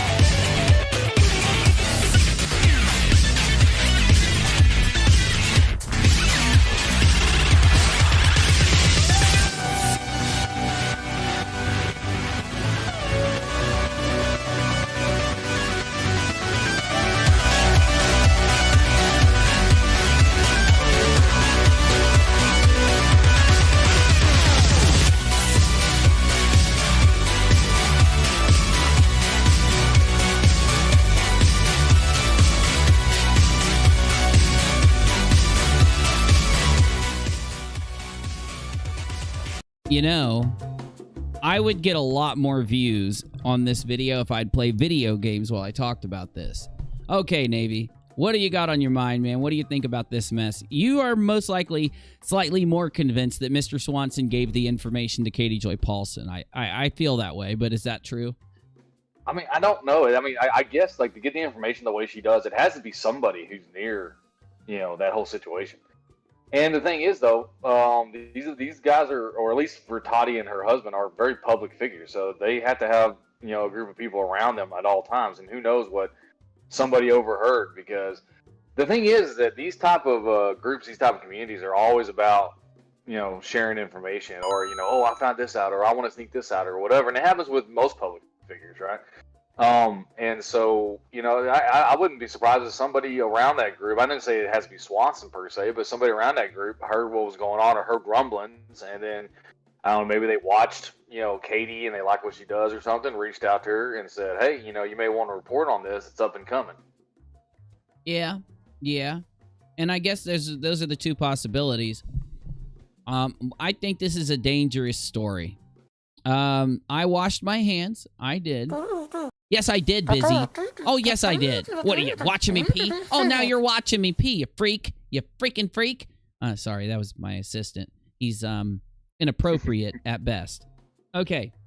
This is a dangerous story, in my opinion, because the desires of this lawyer who is suing Katie most likely also include something to do with rebuilding Tati's reputation online or deflecting from the damage the original lawsuit could do, in my opinion.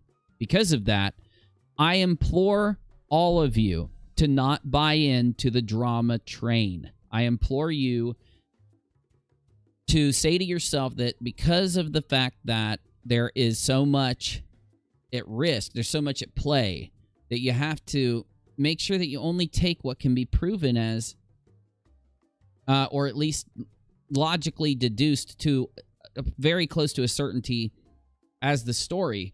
Wouldn't it just be what they want if Swanson gave, because then they could probably make the argument in court that Swanson's trying to publicly destroy Tati, right? Not only is Swanson so mad that Tati did her own fragrance line and all this stuff, that he decided then to go out and implant these stories. You know what I'm saying? I'm not saying that's what's happening. I'm just thinking, like, now, if Katie did get the information from Mr. Swanson, then she did kind of report something in a biased way by not getting Tati and the husband's side. I just find this to be such a mystery. Such a mystery. I can't believe such a strange mystery fell in our lap. This story is just intrigue. Did you know it involves a corporate takeover, for God's sakes? That's no joke. It's in the lawsuit. Why hasn't Katie actually been served yet, says Zag. Zag, I don't know. She hasn't, though. And it's pretty scary to think that we are this far into discussing this because of Emily Baker. Not putting down Emily. Emily, I'm not putting you down. It's just an honest statement. I don't think Emily's going to watch this, by the way. I don't care if she does. But I think that that's a fear here, is that Emily has allowed now this lawyer to cause the people, like, do you realize how many people out there think that the stuff Emily's reading is in the lawsuit and filed in court? I had to correct people on that earlier. They were sitting there telling me, but Katie's been court ordered not to delete things. I'm like, what are you fucking talking about? Have you looked at the docket? That's not in there. Like, she hadn't had a court order yet.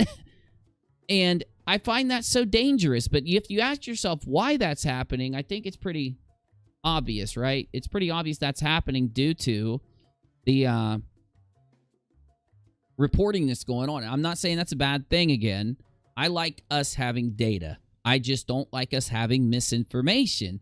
You've got to start thinking like I try to get all of us to think constantly. That's my job up here, looking at any story. You have to differentiate between what is misinformation and what could be real.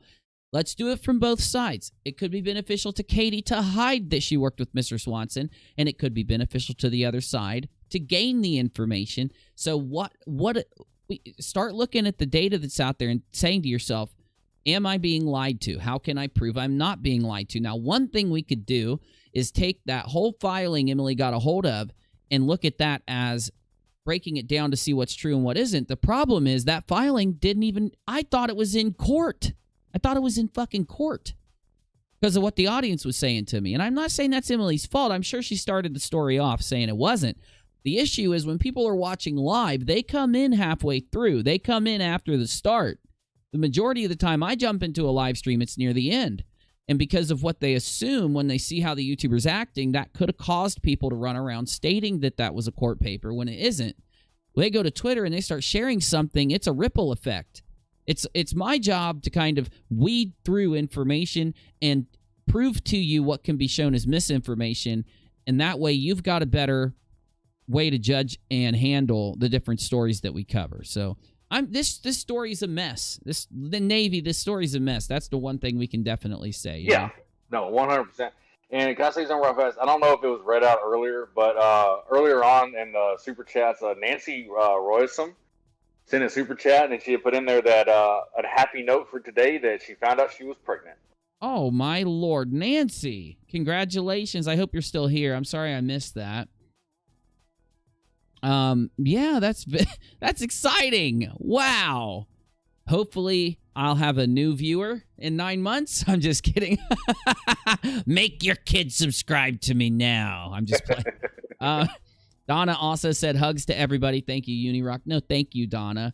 Bunny says you'll be missed. He will be. Leroy, Chappelle keeps it real. And Leroy says Chappelle murdered it. Lisa with the heart sticker and Leroy with the heart sticker. Thanks, you guys. That is you literally supporting this stream. And I can't say anything more than I can't say anything more to convince you how much I appreciate it. We're here because of you guys. And if you want to send a message through Streamlabs, I haven't been sharing my Streamlabs link, so I'm sharing it. You can donate on PayPal and on streamlabs.com/Unirock Live and send a message directly to me if you want to support the show. Though, that's all optional. for free, you could subscribe and turn on the bell. That would help a lot. Okay. Congratulations, Nancy. Excellent. Nancy says, I'm going to need some late night streams in 9 months. Let's see. Let me see what month it is here. November. Oh, you're going to have them. You're going to have them. Thank you. Nancy, I'm honestly very thrilled for you. I mean it. Wow, it's just great. You're also not going to get any sleep for the next 10 years, at least. I've been there, so I know what you're going to go through. I don't know. Is it your first kid? If it's your first kid, too, you're in for it. But it's all good. Don't worry. That's why we're here, so it's all good. Okay. Well, we've been live for about 3 hours. I wanted to play some video games, and I didn't get to, unfortunately. So, you know, I don't know if I want to start up Tarkov because I'll be in there. I will be in there just, you know, for the whole night. I might just turn on something a little lesser than Tarkov, and I've got a perfect game to play while I listen to Katie give this stream. So I might just do that. I might just load up a different, easier to play video game that I can actually pause while I, you know, listen to what Katie has to say here throughout this stream. So I'm going to skip through Katie's stream, and I'm going to load up. Actually, we didn't finish looking at Twitter. Let's do that. Let's do that before we go.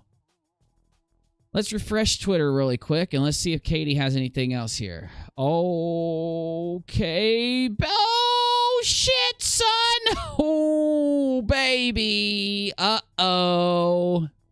Oh, let me break this down. We've got new information coming in. Busy, give me some type of good, awesome, give me an awesome sound effect, Busy. I'm talking to you, Busy. Can we get a buzzer?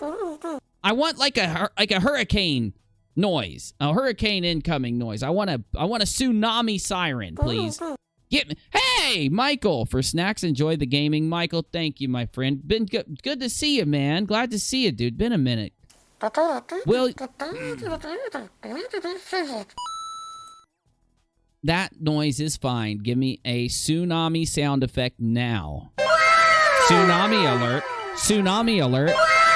Tsunami alert. Tsunami alert. We've got more tsunami lawsuits announced right now. As of 23 minutes ago, Katie Joy Paulson has added to the 2020 tsunami with this tweet. Tomorrow, my attorney and I will be working on our response to this lawsuit, which will include a countersuit against Tati and James Westbrook and Michael Saltz Esquire for defamation, interference in business, and harm to competition. I will also be filing a grievance against Michael Saltz. There it is, Navy. It's official. The tsunami just got bigger. What do you think? Oh man, it's getting crazier. It's gonna get crazier. I don't like all these YouTube lawsuits, but this lawsuit, I have to tell you, has it may not have as much of an impact as the others on the tsunami. So every lawsuit that a YouTuber files against another lawsuit that is threatening to the content that is produced by all of us, a tidal wave, a massive tidal wave is threatening the YouTube ecosystem. All of us are chilling in our little YouTube island where we all go live and talk to you. And we can just see this massive tsunami coming. And Katie didn't increase it by a massive amount. She didn't add hundreds of feet to the wave. But she has added at least a little bit because this is a countersuit. Therefore, it is engaged, it's involved, it is attached to the lawsuit that was filed against her. So it's like a continuation. She has played the Uno reversal card. Katie Joy Paulson has just announced the Uno reversal card in the tsunami. So she's now going to not only is she defending herself, and now one thing I thought was possible was that Katie could have, or I'm sorry, that Michael Sauce, whatever his name is, Mr. Salty, decided that he would, Mr. Salty lawyer decided he would try to sue Katie so that when Katie's lawyer responded to the lawsuit, he might have been able to put the pressure on Katie to get her to sign an NDA. And inside the NDA, he could have maybe extracted information out of her, got her to admit that Swanson gave her the info, maybe gained things by putting pressure on Katie, making her fear a lawsuit, fear spending the money, fear getting involved in litigation, right? So I think now that Saltz realizes Katie has the bargaining chips, that the situation has gotten a lot more complicated because Katie now has the ability to put some pressure back on them. When they go to Katie and say, this is what we want, this is why we sued, and we're not dropping it until we get this, Katie's going to say, oh no, Salty Bro, you defamed me on Twitter, you defamed me on YouTube, you worked with people. Now, if Mr. Saltz, if it's negative, did I say Saltz? Damn it, I do this in this fucking suit every time. If Mr. Swanson, the person suing Tati, if Mr. Swanson could do something bad by giving information to Katie Joy Paulson that may harm Tati, then that is the same thing that could happen by Mr. Salty giving information to Emily Baker that could harm Katie Joy. It is a triple, double, triangle, trifecta of tsunami psychosis is what we're looking at. And only Unirock would be able to give you this expert commentary that you're getting here. So just so you recognize that going forward, no other creator is going to give it to you like this. Okay. I don't know if that's good or bad, but it's something. So yeah, this just got complicated, Navy. It just got complicated. As it always does. Every time we think, okay, this is the way it's going to be, all of a sudden here comes a curveball. Very true. And we used to think that those curveballs only came in the previous lawsuit that just ended. Oh my heavens, I got to start processing. I never thought that we'd be talking about another internet lawsuit after non-sec. Oh, a couple.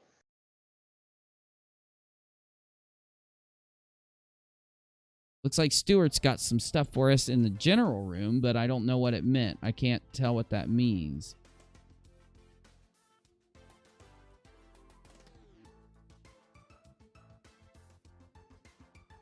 Oh,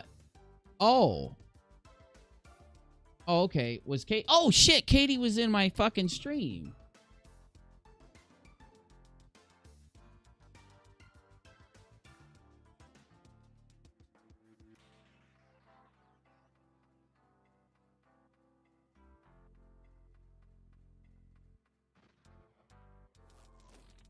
She can't get mad at me for showing you this.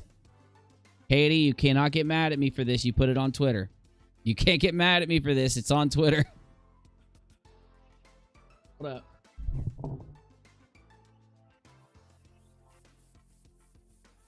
Oh, Navy, you are a slick criminal. Oh, shit, son. You did it, Navy. You did it. Katie. Is that Katie Joy Paulson on my live stream? I'm just here to help. Is that Katie Joy Paulson on my live stream? You're lying to me. I've got Katie Joy on my live stream. Sorry, go ahead, Katie. I'm here. Hey, thanks for stopping by. I'm so happy to host you. Amazing. I love you guys. We love you too. Let me see here. Let me get your volume set. All right. Katie, you just announced that you are throwing massive waves in the tsunami. Yes. Oh, give me the scoop. Let me get one scoop. Can I have a scoop, please? A double scoop. Yes. Hold on 1 second. Okay. We'll hold for you. Guys, you got to share this stream now. You got to hear. I'm tweeting this stream out myself. This is big news. This is big stuff. See now, you guys see Katie likes me. This proves that Katie likes me, or she wouldn't come on my show. So everybody out there is like, Katie doesn't like you, Uni. I'm just playing. Nobody says that. Okay. live with WOAC. That's how I do it right now on. Hey, okay. I shared it to my Twitter. Yeah, you announced it on Twitter that Mr. Michael Salty will be getting a lawsuit too.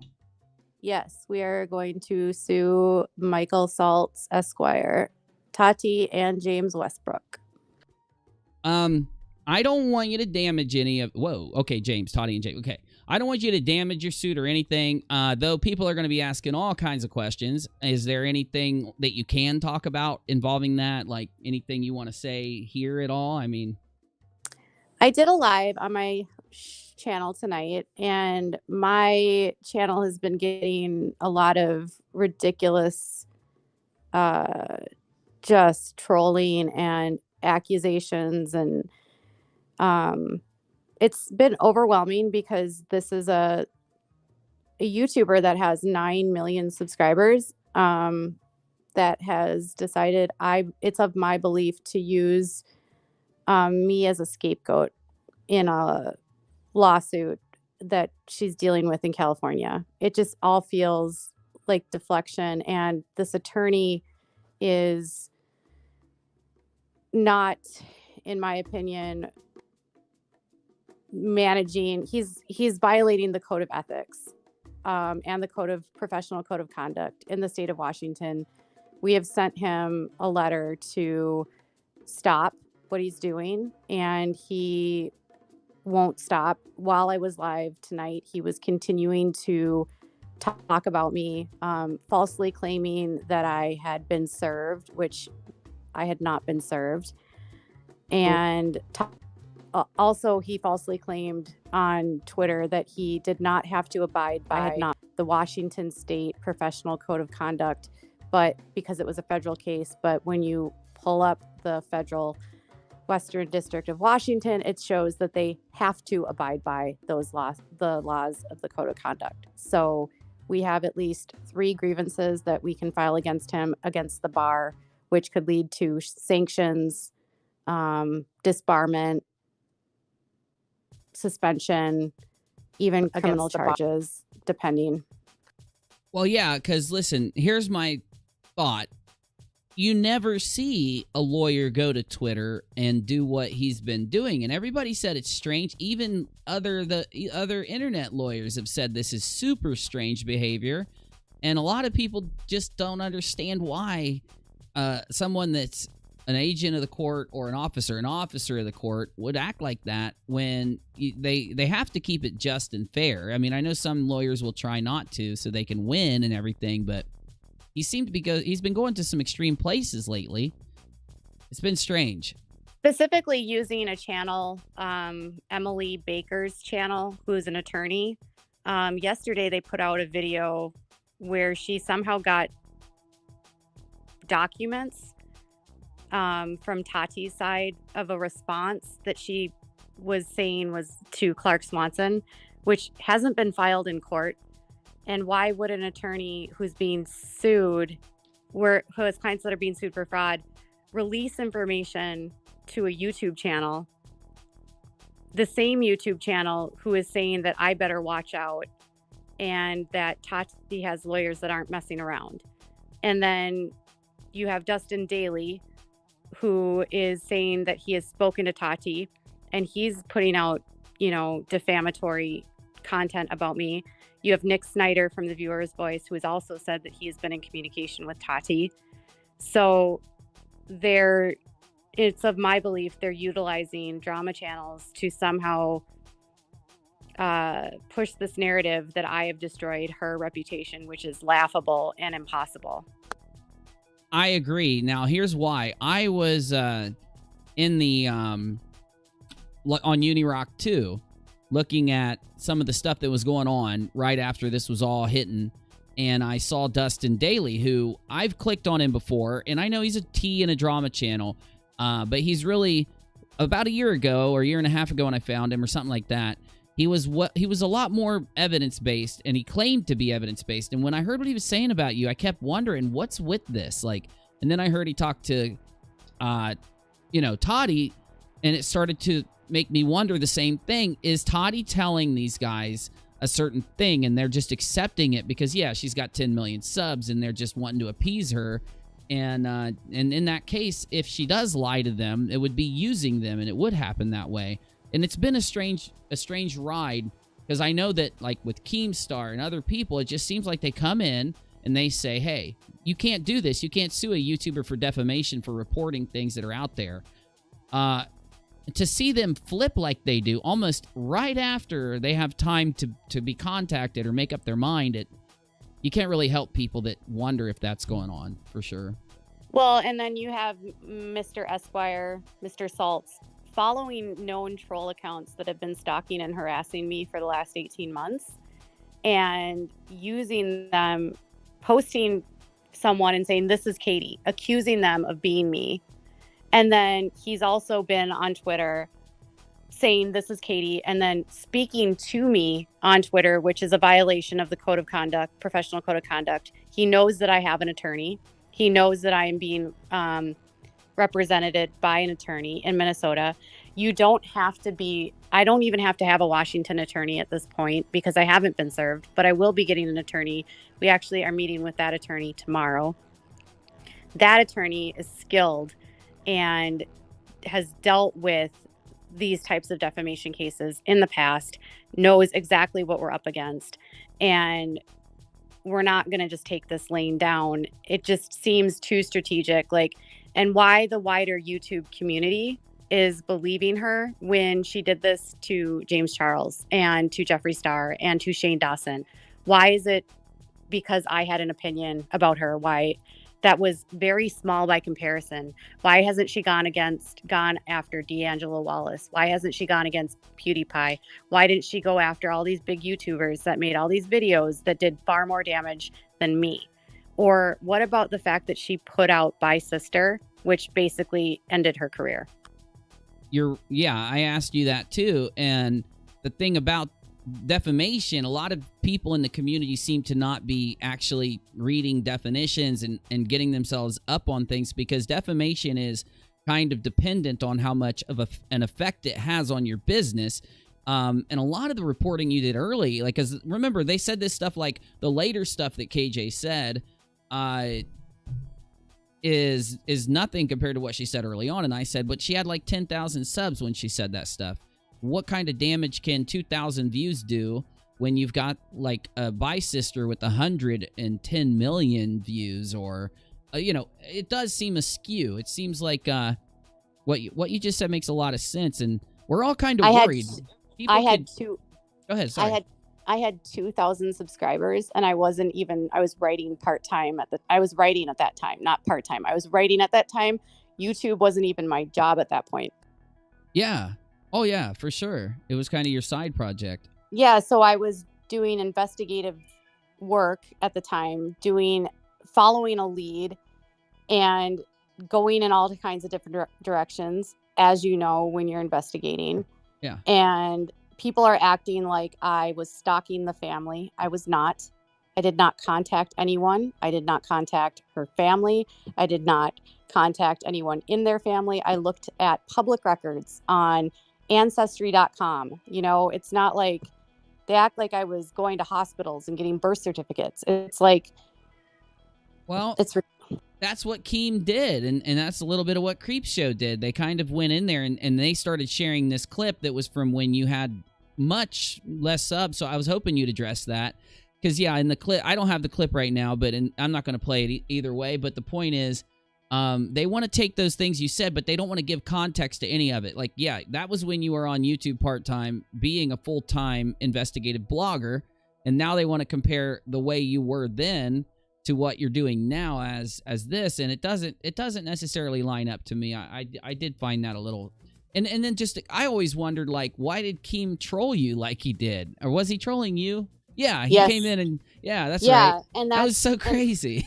And that's why everyone keeps saying that I deleted my Twitter that night. No, I deactivated because Keemstar started making these videos and accusing me of being a stalker and making a lot of defamatory statements and acting like, and then he kept saying allegedly, and like as though it as though he knew, even though he was saying allegedly, it was almost implied.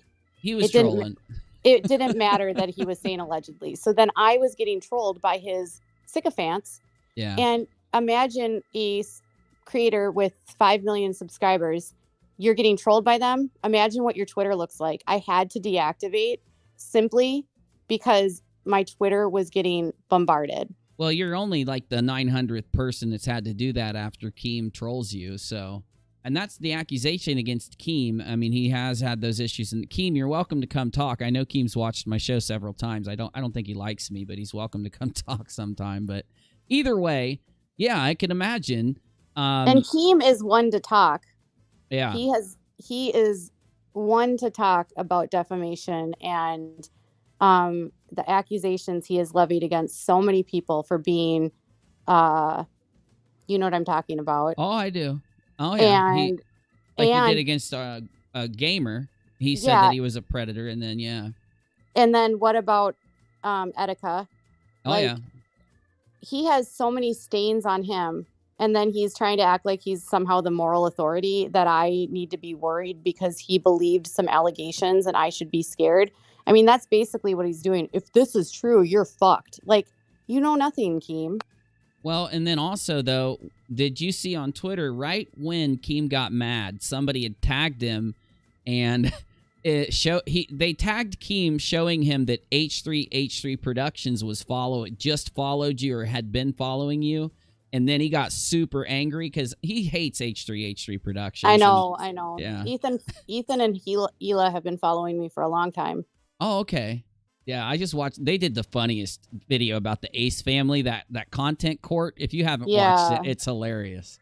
I love them. I mean, I've spoken to Ethan in DMs before. I wouldn't say we're like friends, but you know, he's been like cordial and helpful about something. If I have a question and I need help, sometimes he'll respond. And he's followed me and he watches my channel. He's shouted me out before. Yeah, I saw that. That's an accomplishment. You know, Ethan's a titan of old school YouTube. That's just, I've watched him since way back in the day. That's an accomplishment. Yeah, I mean, like, not a huge fan of like everything that he does, but like, you know, they've always been respectful to me. Go watch Vape Nation. It's a video he did. It is so hilarious. He's a really good comedian.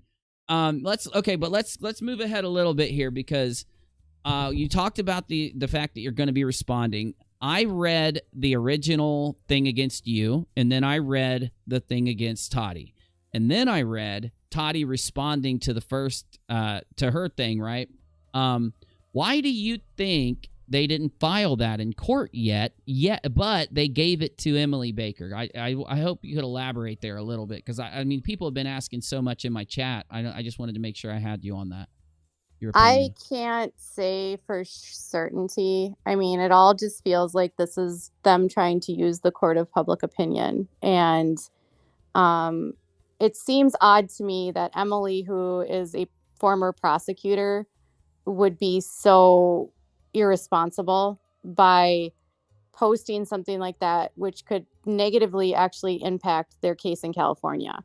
Like, why would they haven't even responded to that case in California. They have not responded at all. What she shared on her page on her channel was something that it appears as though they were like in mediation, maybe, of going back and forth between attorneys back in August. And that's why when you were looking at it yesterday, you said, this doesn't make sense. Why are they using this as evidence? This proves what Clark said in the lawsuit. Yeah. Oh, I know. And it almost exonerated you. It was like, if you're going to say that Clark did all the damage to the company, this much damage to the company, then why is Katie Joy being blamed in this lawsuit for doing so much damage? You get what I'm saying? Like, it almost... Oh, yeah. It almost begs and then question. Emily's heavily implying that because of something that he put in the lawsuit, it somehow means that I had communication with him, which is like, so because he finds lawsuits, you know what I mean? Or like James Westbrook's stuff is public it's public. Like anyone can find it. So if a partner is upset and they're going to try to figure out who they're working with, they can find stuff. You know what I mean? It's not like, I don't understand Well, why I'm with you. A lot of people, we were arguing about this in my chat. They were trying to convince me of why, not that it was true, but of why so many people believe that Swanson gave you all of your information. And you don't have to say anything there, but I think it might help some of the rumors. And we can skip that if you want, but there's a lot of people that do believe Swanson hooked you up. I didn't have a lot of information, though. I really didn't. Like, all I knew was that Tati's business was floundering. I mean, but no. Okay. And I just appreciate that. I think it can kind of, maybe what people can do is go back and find something that made them think that and then try to fact check it, and it might help them out. Because you just said that Emily Baker kind of like led that on. So, well, why? And at the end of the day, if you're reporting and you have a source, like, who is her source? She hasn't given up her source, right?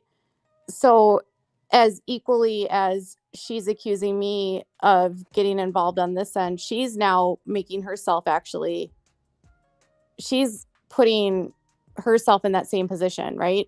Where she's now reporting from a source about a lawsuit where she could end up being in the lawsuit. It's crazy. I mean, the thing I said about all of this is that Tati is saying that you defamed her by taking this stuff that you were seeing out in public and making your opinion on it.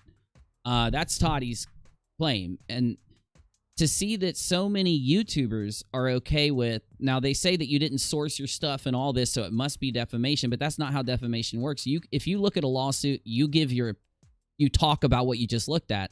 That's called giving your opinion on what you just looked at. To see so many other people, other creators, and going out and but saying how do they know that I unproven didn't? things. How do they know that I didn't source things to make these opinions? Well, that's my point too. They would have to prove that in court that you're not required to show your sources if you get up on screen, but the clips I saw, you did. So well, and if you are doing investigations and you are, what a court will say is, if you have a reasonable belief based on the information to form this opinion, and based on the information she's finding, could someone else form this opinion? Yeah, it will never go in their favor because of the First Amendment and freedom of the press, both. Yeah, correct. And I had never had a malicious intent. There's no malicious intent. Yes, the freedom of press, like, completely. Yeah, I'm with you. Okay, well, some people want to know why, and I talked to you about this yesterday in Discord. So that's why I'm saying this here. I think it helps clear up misinformation for us to talk about these things. Some people think, and I know that Emily Baker made it sound like you had deleted evidence. Now, before you respond, let me say this. Well, first off, hold up. Let me see what's going on in my chat here. Okay, listen, here's my thing. You guys probably wonder why my mods are deleting you. If you want to make a statement about Katie, tell us why. Tell us the evidence. Tell us where you drew this opinion from. The specific thing. Then you won't get deleted, okay? That might help you. I know some of you are here to troll, though. You can understand why we're deleting people that just come in and say something shitty, okay? If you say it respectfully, you're not going to get deleted. And if you want to say something that sounds shitty, put why. Put the exact reason why you feel that way. Maybe that'll help you. The problem, I will say is, the problem with the way that the lawsuit is written is there's no context for the statements that they're claiming that I made. So people are saying that, well, you said this, so it must have been so terrible. But they don't understand what I was looking at and the context of what I was looking at and how much information there is about these things, and how it was all my opinion. Yeah. Let me answer a question in the chat. There's a ding-dong in my chat being a ding-dong. They say something about tsunami came from Emily Baker. Why are you using it? Or no, I'm pretty sure tsunami came from Emily Baker, so not sure why you all want to shout it out. It's called a hashtag, ding-dong. Hashtags work only if everybody starts using the hashtag. Now, that didn't come from Emily. It came from the live chat. It came from other places. Emily just used it. So I think everybody's going to start using it. You might want to let that go. Okay, but we need to talk about you taking down some videos if you want. If it's something you can't talk about, that's fine. It just would help clear up stuff. Because Emily did say, here's my opinion. You deleting a video is not hiding evidence, especially if they're only concerned with analytics. I actually showed my Discord how you can click a single button in your analytics and download all the analytics for a video just by exporting the analytics. If you wanted to delete a video, you could. If you wanted to private a video, those things do not equate to hiding evidence. So I hope maybe you'd talk about that for a second, or if not, we could move on. Sorry, I was distracted by the chat, so. I privated videos. Like, privating videos is not deleting evidence. It's Well, I'm all with you. So then it's all there. It's just privated. So why do you think Emily was prone to act like you were deleting evidence? I don't understand why someone would do that, even if they're not, even if they're cited. She shouldn't do that. Why? I don't know. I don't know. Why is she not prone to question what Michael Saltz is doing on Twitter? You know what I mean? Like, yeah, it's bizarre. It's bizarre to me. Why is it that I'm deleting evidence, but then and I'm not? No, I'm with you. And I'm not asking this to criticize you or anything or to give you hell. I know you've been through a lot lately. I'm just trying to make sure that anything out there that people are spamming around gets taken care of. And I think it's one of the major points is that it's not deleting evidence. If Creepshow is in the audience, I just want to tell her to stop talking about me. I saw her comment in there, and if that's really her that's in the show, like, she needs to stop defaming me. She needs to stop saying I stalked her. I never stalked her. Sending her 2 emails is not stalking her. And if she continues to do this and, like, be a part of this, like, just stop it, Creepshow. I've never made a video about you. Stop talking about me. Well, I can help you with that one. Creepshow, Unirock asked me to reach out to you. He said that you could help me. I did, yeah. Now, here's the other thing, though. Creepshow, it might not be her. We used to be able to check to see who is in our audience. You could click 3 dots and go to their channel. We can't do that now, so a sock account could come in. Now, if it is Creepshow, I want to say this if she's in here, because I want to help you with this. I have screenshots to back this up, because I did a video documenting the targeted harassment campaign against you some months ago. And there was an account that took 2 letters in your name and flip-flopped them and then spammed Creepshow art over a long period of time. And I truly think that's why Creepshow said those things, is because she thought that this account that almost looked like your account, it was like, instead of being like WOACB official, it was like WOACB with the A and the I flipped around. And they said some pretty crazy things to Creepshow. There was like 4 of those accounts where I actually had to report them to Twitter and provide my ID to get them removed. Yeah, I know. And this is the thing. This is why I say before. And she's literally in the chat calling me a goober. Oh, well, hey, don't. Well, you're a goober too. Creepshow. I'm just playing. I just thought it'd be funny if I called Creepshow a goober. Hi, Creepshow. Hello. Come talk. We don't bite. We're normal people. You can come hang if you want. Okay. So the one thing that I said about Emily is that I was shocked when someone in the chat told me that viewers were trying to send evidence to Emily Baker of this campaign against you that's been going on since last June. Now, I know I can't talk about certain people that were involved in it, but I feel that anyone... Hold on. Yeah, please. Creepshow, either act like an adult or get out of this chat right now. You are being a bully. You are nothing but a bully. I have never stalked you. Leave me alone. I will get my lawyer to get you in this lawsuit. Leave me alone, Creepshow. I'm done. Okay, listen. How do we build bridges, Katie? How do we build bridges? Because we all exist on this platform. How do we do that? You know, is there a way, or is it just too far gone, do you think? She is literally... We don't know that that's her, though. We don't know that that's her. There's no way to tell, right? Unless Creepshow wants to tweet that it is her, that's the only way we would know. The YouTube took our ability to find out if it is her. It could be a troll just trying to start. Trolls have been trying to start stuff between you and Creepshow for a year. I just want to make sure we're careful, you know? Drama-free Aussie T says it's not Creepshow. I don't know how anyone would know. I would think it's probably a troll.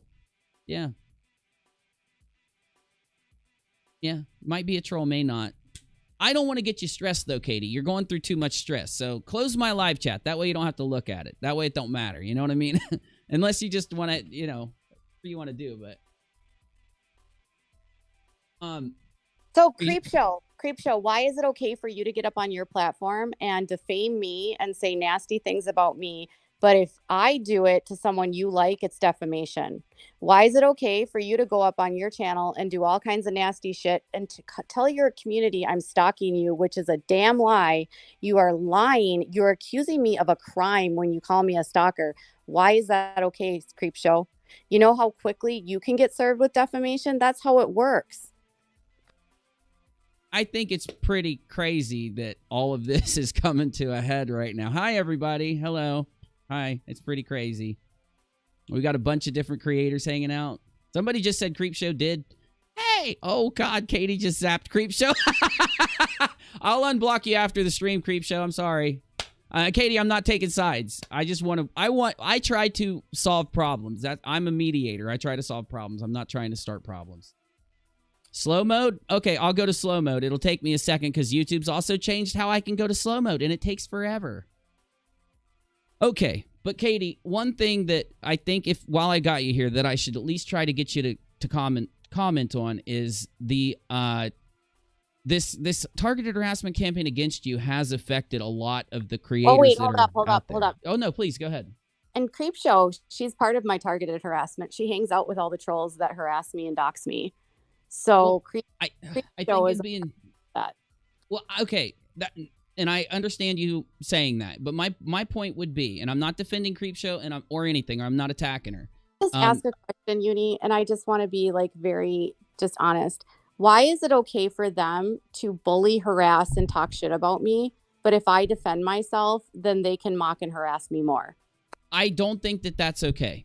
And I think if Creepshow is doing that, if that is her official account, then it's irresponsible as a creator because it'll instigate other people to behave that way. Yes. I agree with you. I think anyone would. Several of her friends have been doing this to me for months.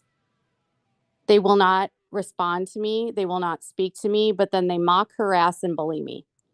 I've done nothing, and I have done nothing to any of these people. Well, hold on. Listen. Hear me out. Listen, I know you. I've known you for a while, and I think that they have a miscategorization of you. There's only one way to be able to fix that, and that is if there is a thing that you can show them, to show them what's happened, to do it. And I think that one of two things is going to be true. Either these creators are also engaging in this, which is be insane to think that, but I know this is the internet, and weirder things happen every single freaking day anymore. But I don't know if Creepshow really, or let's use her as an example just because I don't know if it's her or not, but let's use her as an example. I don't know if she knows. She could be sitting there thinking that because let's say she looks at a notification and she thinks that this account really is you. I mean, I know if I had my phone. She literally just tweeted about it. Well, okay. That was her. So I'm going to say this right now. Creepshow, I didn't stalk you. I sent you 2 emails because Unirock suggested I reach out to you, not because I even knew who you were. I had no idea who you were. He suggested I contact you. You did not respond. I participated in some tweets between a few other creators and you, but that's it. Like I wasn't subtweeting you or contacting you constantly. I have no interest.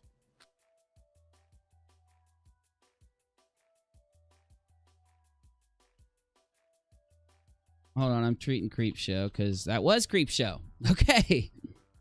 Now, I do think Creepshow is trying to instigate a lot.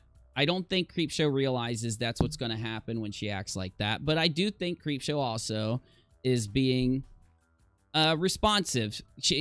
Here's what I found. When I first started to interact with you, I had people sending me massive amounts of information. A lot of it was negative, and it seemed like it was legit. But every time I looked into it, I was finding out that it was blown out of proportion by a group of people. And that's why I made the video, the targeted harassment campaign against you, so that I could show other people that before you believe Katie's done something, you need to look. You get me? Why in the world a creator like Creepshow would care to sit around and troll you, I don't know. But if she is, and if there's some reason she does it, the best thing is, I think, to try and build a bridge. So, I mean, Creepshow, come talk to me sometime. I'm not a dick. I've never done anything to you. I think that if you did see what's been going on out there, I think that there would be more of a adult response from everyone. I think that we all are adults, and we should instill that in the people that follow us. Okay, here's the thing is all I've ever asked from all of these creators is to have a conversation, and they won't talk to me. So if I can't speak to them and all they're doing is using me as content, like, why would I want to speak to them? I feel like they're constantly attacking me. I don't want to be attacked.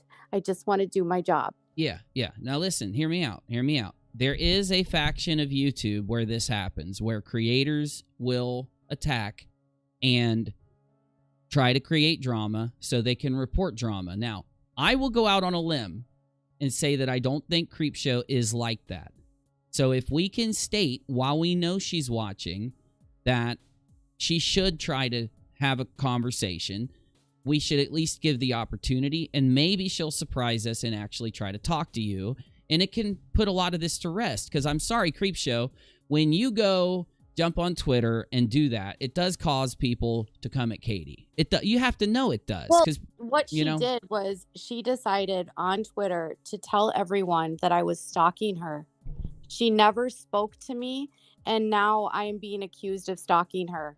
Stalking is literally a crime. She is accusing me of a crime when she says that I'm and stalking. A lot of people get mad at you for doing that to people. They say you exactly. do that. They say that, oh, you accused me of crime. Creepshow accuses me of a crime, which I didn't do.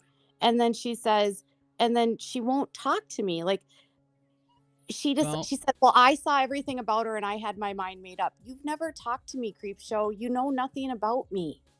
I think that anyone who's been approached by certain accounts, like the commentary account and a few of these other people who have doxed you and harassed you, recorded, proven, we have it recorded that they've done this. We have evidence that they've doxed you and harassed you.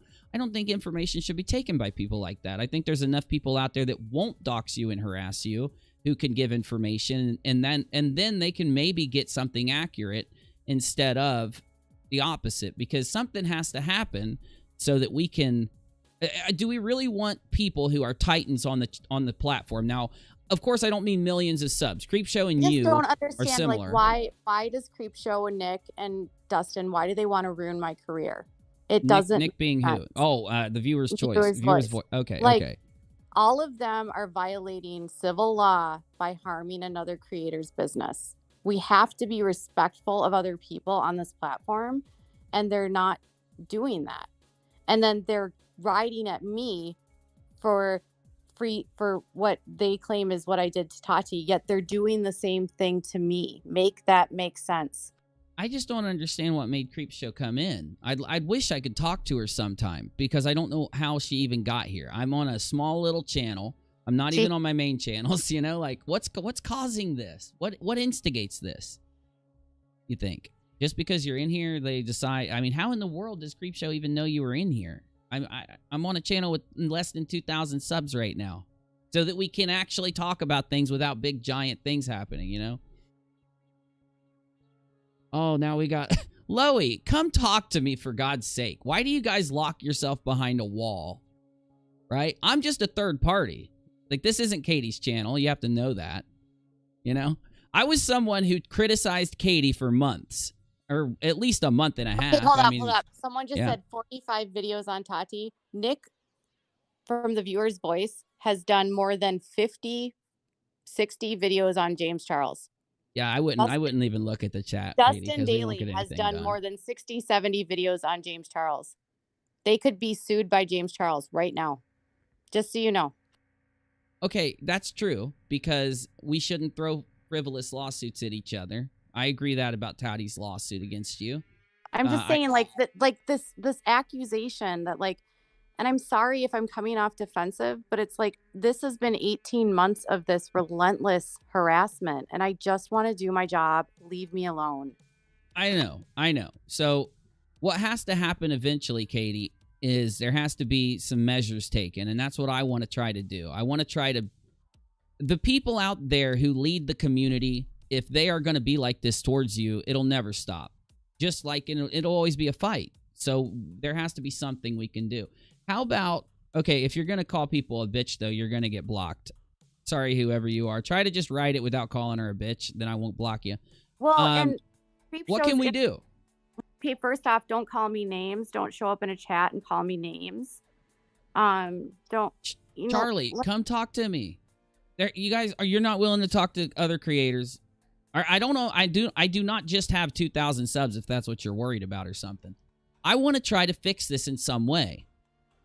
You know, if you have an issue with Katie, when I started to criticize her, she reached out to me, and I got those issues fixed. What Dustin did to me, Dustin actually is going to be part of a lawsuit. His video that he made on me is literally evidence for our lawsuit. Same with Nick Snyder. Like, they don't understand how, like, what they're doing is the same thing. I don't know. I just see a lot of blind hate out there. I hope we would all work against that as creators. I would really hope you creators that are making opinions based on me, based on what you're seeing, would at least, like, listen to me. I'm not a terrible person. I'm not. Like, nobody... Well, close the chat, though, when you get done talking to him so we can talk for a second. But you can look at it as long as you want. Just whenever you're done, close it until we can talk for a second. But I'm not looking at chat anymore. Okay.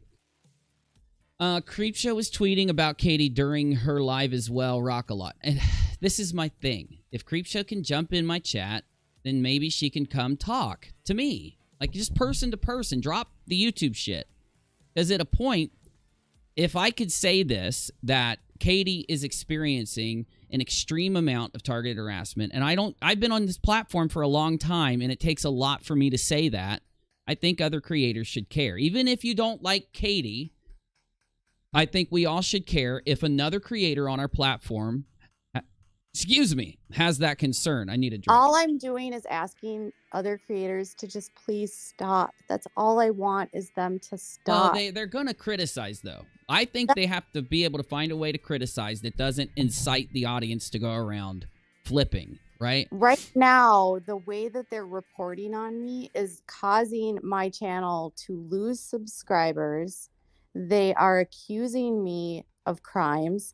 They're claiming I am guilty before there's even been there hasn't even been attorneys having a conversation yet. You haven't even heard my response yet. You are allowing one side of the story to be told, and you're not, and you're being persuaded by all of that. That's not fair. What if I could help? What if I could help get some type of communication going between creators that have an issue and you?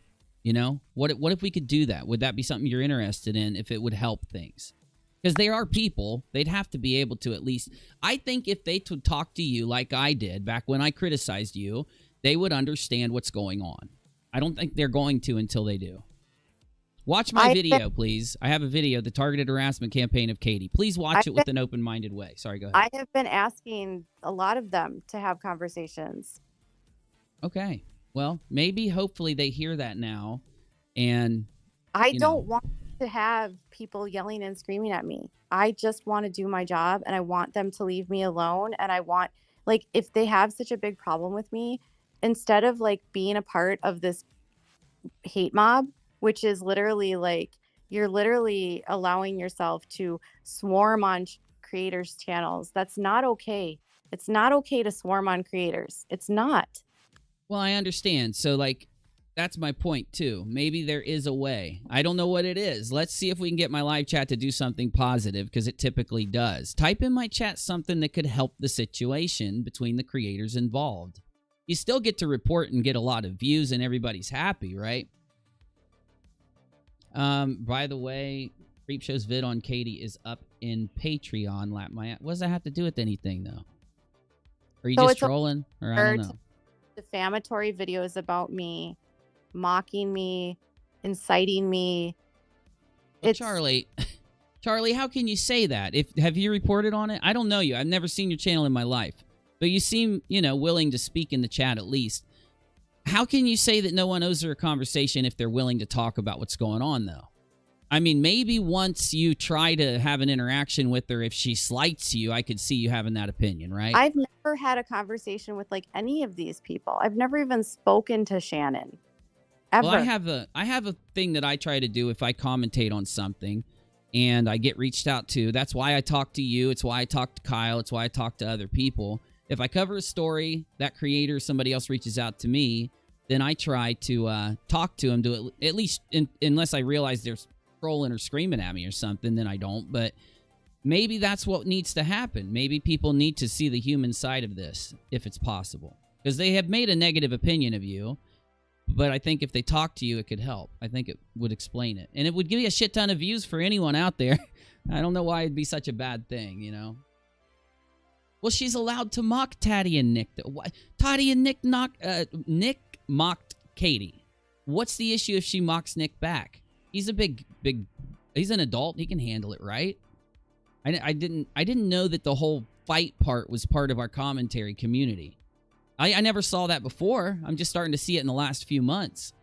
And it's worrisome to think that when we start commentating, that it causes people to go around being hateful. I think that's something we should not be at least willing to support. I don't know.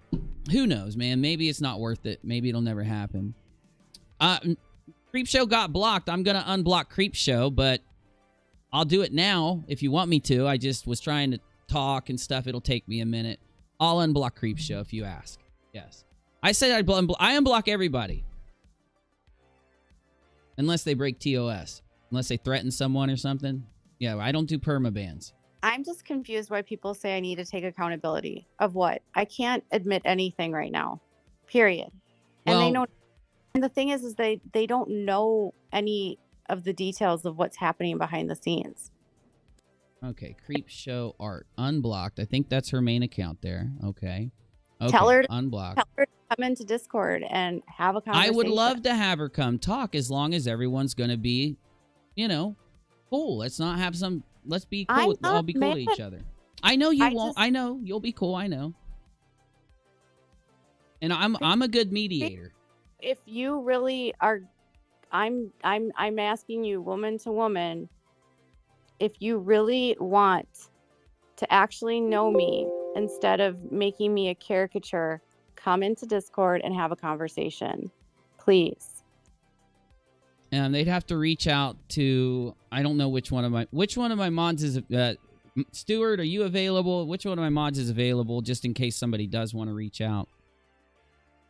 You'd have to verify it's their main account, of course. I need to give an @ sign in case anybody does, because that's the only way to do it. Anyway, let's try to ring this back in, because I was having a show. So, I mean, I appreciate the people here. Katie came in, and then when I tweeted out that Katie was here, it's just like, bam, it just exploded. So, someone said to stop my videos. I've never made a single video about Creepshow. Never once. Okay, well, Loey Lane is a verified creator. I want to see what she's saying. If commentating was an issue, every big commentary channel would be in major... I don't think commentating is an issue. But anyway, at the end of the day, Katie, like Charlie said, only you can control how you respond to the situation. Well, that's the point. Where did she respond wrong, though? On Twitter, you're saying? You're saying she responded wrong on Twitter? Have any of you guys been in the situation that I'm in right now, where you have been under a targeted harassment campaign for 18 months? So and you have every channel going... That's your side. Your side is with the people that are coming at you in a harsh way, not the people that criticize, not the people who... I have no problem against the people that criticize and are not, totally a-holes. I have zero issue with that. Uni, you can help by not enabling her bad behavior. How in the Sam hell am I, by talking to her, enabling bad behavior? For God's sakes, all I've said this whole time is I'd like to get the commentary community to talk a little bit so that these kind of issues resolve. That's all I said. I've literally asked the chat how we could do it. Give me your advice. Let's hear it. We'll try it. You know what I think? I think there is a portion of people out there who are interested in commentating, coming up with ways to resolve things. And I think there's a group of people that want to cancel people. And I think we have to separate the people that want to cancel other people from those that think they can get, resolutions, because canceling isn't the way to go. I'm against cancel culture. Sorry, that's just how I feel. I think even people with horrible opinions should be able to give their opinion, Well, she does allow people to make videos back against her. I did it to her for a month and she talked to me, so it's not that she won't talk to you. I think a lot of people that think I don't take accountability, just don't watch my channel. So they don't unhid Creepshow. I unhid Creepshow, everybody. Please. I honestly don't.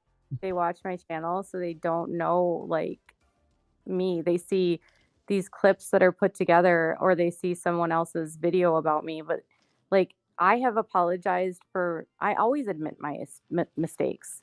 Always. Well, you did to me. Okay, when I came to you, I was researching a specific story, and I had been told you had done certain things, and I asked you about it. You proved to me it didn't happen, and ever since then, when I did the targeted harassment campaign video, I took the community's issues with you. I came directly to you. I asked you it must have been a couple hours. I sat down and said, okay, this person brought me this, and you helped me go through everything. And that's why I hold the opinion that it's possible to work out things with you, because you're not the creator that just shuts me down or blocks me when I bring problems to you. So I don't understand why everybody else feels that way. I'm not like that at all in my life. It's just that none of these people will actually talk to me. Well, if you're an ex-sub of Katie's that has an issue with her, I get that. But have never followed anybody around after I had an issue with them. I just went and watched another creator. So I get criticizing, but I don't understand criticizing and then following someone around like crazy, though.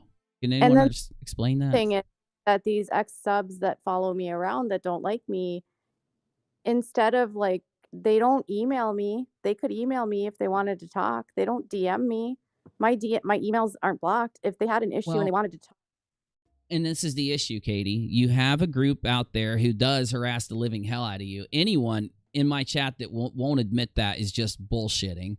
But I'm not saying it's the same group as the people that criticize you or any of the normal creators here, Though I think that conflates things. I think when you get people coming at you, I know the Facebook group against you where they were doxing and threatening you and all that, it causes that issue. You're guarded because of this behavior coming at you, and it causes you not to be as available to people that want to talk, from my experience. I'm scared of people because we have had the police called on us. We have had our neighbors contacted. We have had people report our contact. When my son was in the hospital, these people called the hospital. When my husband was working, they called my husband's employer. There was 40 death threats left on a voicemail of my husband's friend's work. People don't understand. I'm not lying about this kind of stuff. I have no reason to lie. Really. I get that. But okay, Sunny Love. I'm an ex-sub. Before this happened, back when she covered Mika, she went overboard and hyperfixated, which led me to unsub. Okay, so here's my point. At that point, I would expect you to say, you unsubbed. Is that Johnny freaking Supertramp? I haven't seen him in forever. It would cause you to unsub, right? Okay, so you unsub, and then you got a choice. You could criticize and move on, criticize and follow a little bit of the drama. Got me? But what's the point in all this time later, because that Mika thing was a kind of long time ago? What's with still criticizing her? If you know she's a way that you don't like and you've criticized it, what would be the point in repeat constant criticism? I mean, okay, but I understand there are channels that are still going after Micah. Yeah, true. The Dad Challenge podcast does videos on her constantly still. Well, everybody will. Yeah. I mean, that's just going to happen. During that time, it's not even a hyperfixation. It was just you have people that are coming towards you that are giving you information. So you do the videos. And that's my style. It's when the story happens, I do the videos and then I move on. Yeah. Yeah. Hold on. Someone's tagging me a lot. Veronica. Well, let me finish. I was saying, though, that I would think that, if you don't like Katie, you could criticize her when she does something new and all that. And then I just don't understand the whole long-term thing that happened with some people. I'm not saying all of you. Hold on. Veronica's But then tagging. why is like hyper focusing on one person, which I haven't covered her in forever. But then when other channels hyper focus on creators like James Charles or whoever, it's okay. Well, you should be able to to hyper focus on someone. I guess, the whole point is coming up with what is acceptable and what isn't, right? Somebody covering a certain creator like Stauffer's. When there's a new issue, I understand a video on it. I don't understand people that do videos on the same thing over and over and over and over without a new development, without a new story. I mean, you just got to break it down, right? But hold on. Veronica says, Uni, I'm actually a little impressed by the way you're handling this right now. I'm pleasantly surprised. I do this all the time. This is what I do. I mean, I'm just a commentator. I'm a live streamer, and I try to make resolutions. That's it. And Uni and I are friends. I just feel like people don't understand. I'm not an evil person. I'm not. Creep Show is not blocked. I unblocked her. Like when I told you I did, which was a long time ago. Sorry, I was talking to my mod. Creepshow says, let me check it again. I unblocked Creepshow. I'll check again right now. Okay, hold on, please. If it didn't take, I'm sorry, but I checked it twice. So Creepshow doesn't hate me. I'm just a third party here. I don't deserve hate myself. I haven't done anything bad. I am searching Creepshow's name all through my block list. It says it's not. Now, maybe Creepshow would have to refresh, or maybe leave the stream and then reopen for it to acknowledge inside of YouTube. I've seen it do that, but I'm even going to, one more time, no Creepshow in my block list. I'm saving again and refreshing and looking one more time. So I'm going to do it twice now like I did before, just to be safe. Let me bring it up. Because, and if Creepshow is watching right now, Creepshow, listen, if you hate Katie and all that, I get it, okay? People don't like certain creators, and no, you're not blocked. But I watched you back when you were not a big creator, and I think I know what's going on with this, and I could take 10 minutes of your time, and I think I could help this situation a lot. That's my claim. It'd be too hard for me to explain it right now. I think I could, because something very weird happened here, and I think I can't explain it while you're here, but when you leave, I'll explain it.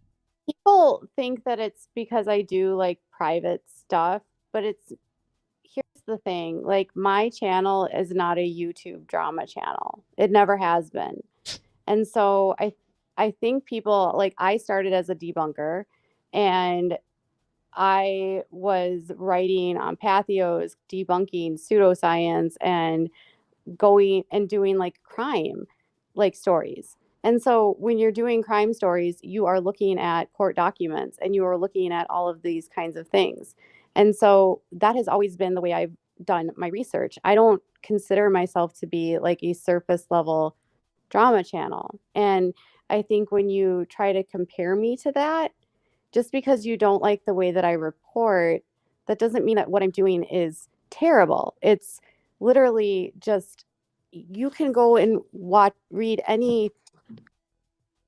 you could go to NBC News. I'm not saying I'm NBC, and they will have information. I feel like if you're going to report on someone, you need to have context. I'm not biased for Katie. If you want to make it, I'm pulling background checks on every single person. Trust me. I'm not biased for Katie. I know you don't know me, but I'm not, okay? I've criticized her a million times. I criticized her yesterday in Discord. I'm making a video, and it might criticize her. My point is, you don't know me. I don't know you. I'm trying to represent what I'm saying in a way so that you get me. I would hope you'd try, because you don't even know me. I don't even know you. But let me say it one more time. I think there's an issue with this situation that involves Katie and other creators. I think it happened not because of something Katie did. I think that a group of people who I have experienced and I've documented in a video have gone around in a trolling in a way so that they have convinced a lot of creators that Katie has said and done things to certain other creators and when those creators became convinced that Katie was the thing that they thought they were seeing, it caused a compound effect. Why? Because I know Creepshow isn't a bully. Well, I think Creepshow isn't a bully. I'm willing to say right now that I don't think she's a bully. I've watched her for a long time. And I see something in comments where they say that, like, I'm not an investigative journalist, so I have no right to do these kinds of things. Like, why does someone get to dictate how I do research and how I cover stories?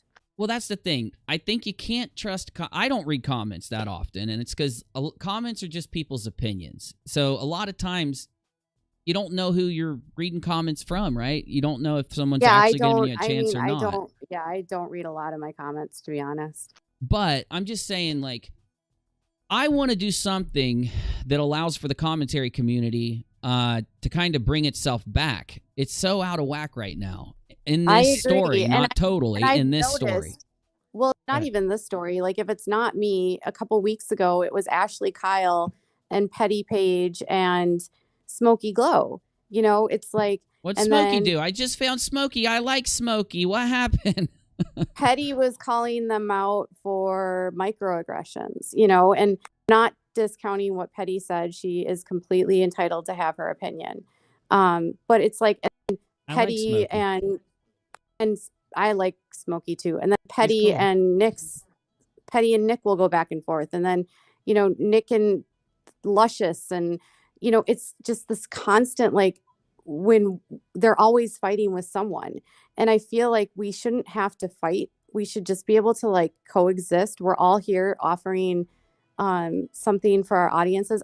The content I cover is very different. Like, I'm not a primary YouTube creator. Like, that's not what I cover. I do a lot of reality television and, like, true crime and that kind of stuff. It's not like I do a lot of stuff on, and I do a lot of stuff on cults. So I'm not covering, you know, this Gen X or Gen Z, like, YouTube world. That's not what I really cover. Oh, Emma, that's what I'm saying. Emma Wood. I I have a different experience with Katie. My experience is when I started to criticize her, she handled the issues. Like, okay, let's say you guys wrote to me, and I took 20 of your issues, depending on how many I get. I take the top 20. Katie literally would, if I asked her to, because she's done this like 5 times, would sit down and let me go through all those issues. She'd admit where she was wrong or right or why this is that. And that's the problem I have. From someone looking from the outside in like I do, I don't understand how I can sit down to Katie, I can talk to her, I can hear what the problem is, hear what's going on, but yet all these other creators have such a problem. Either, I don't know. I'm trying to figure it out because I'd like to do a video and express it. It's just hard because of there are a lot of people that feel strongly about this. Now, I got to take a pee, so I'm going to. Katie, if you want to talk to the chat while I do, you're more than welcome to, or I can mute us while I play some music, but it's however you want to do it. What do you want to do? You want to talk while I go upstairs, or do you want me to mute us for a minute? What do you got going on? Oh, I don't know. I'll look at the chat. Okay. Talk to my chat for me. I'm going upstairs. I'm muting. I'll be right back.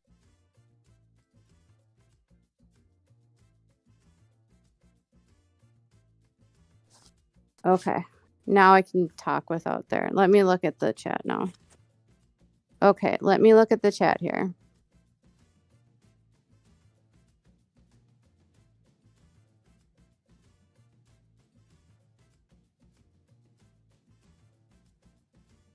Busy's girlfriend says she likes me. Thank you.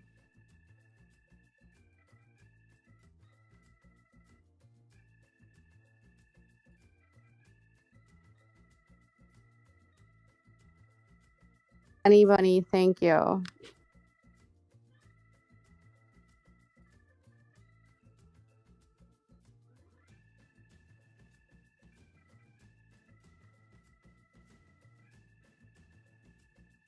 Journalists actually look into all kinds of information when they cover different content.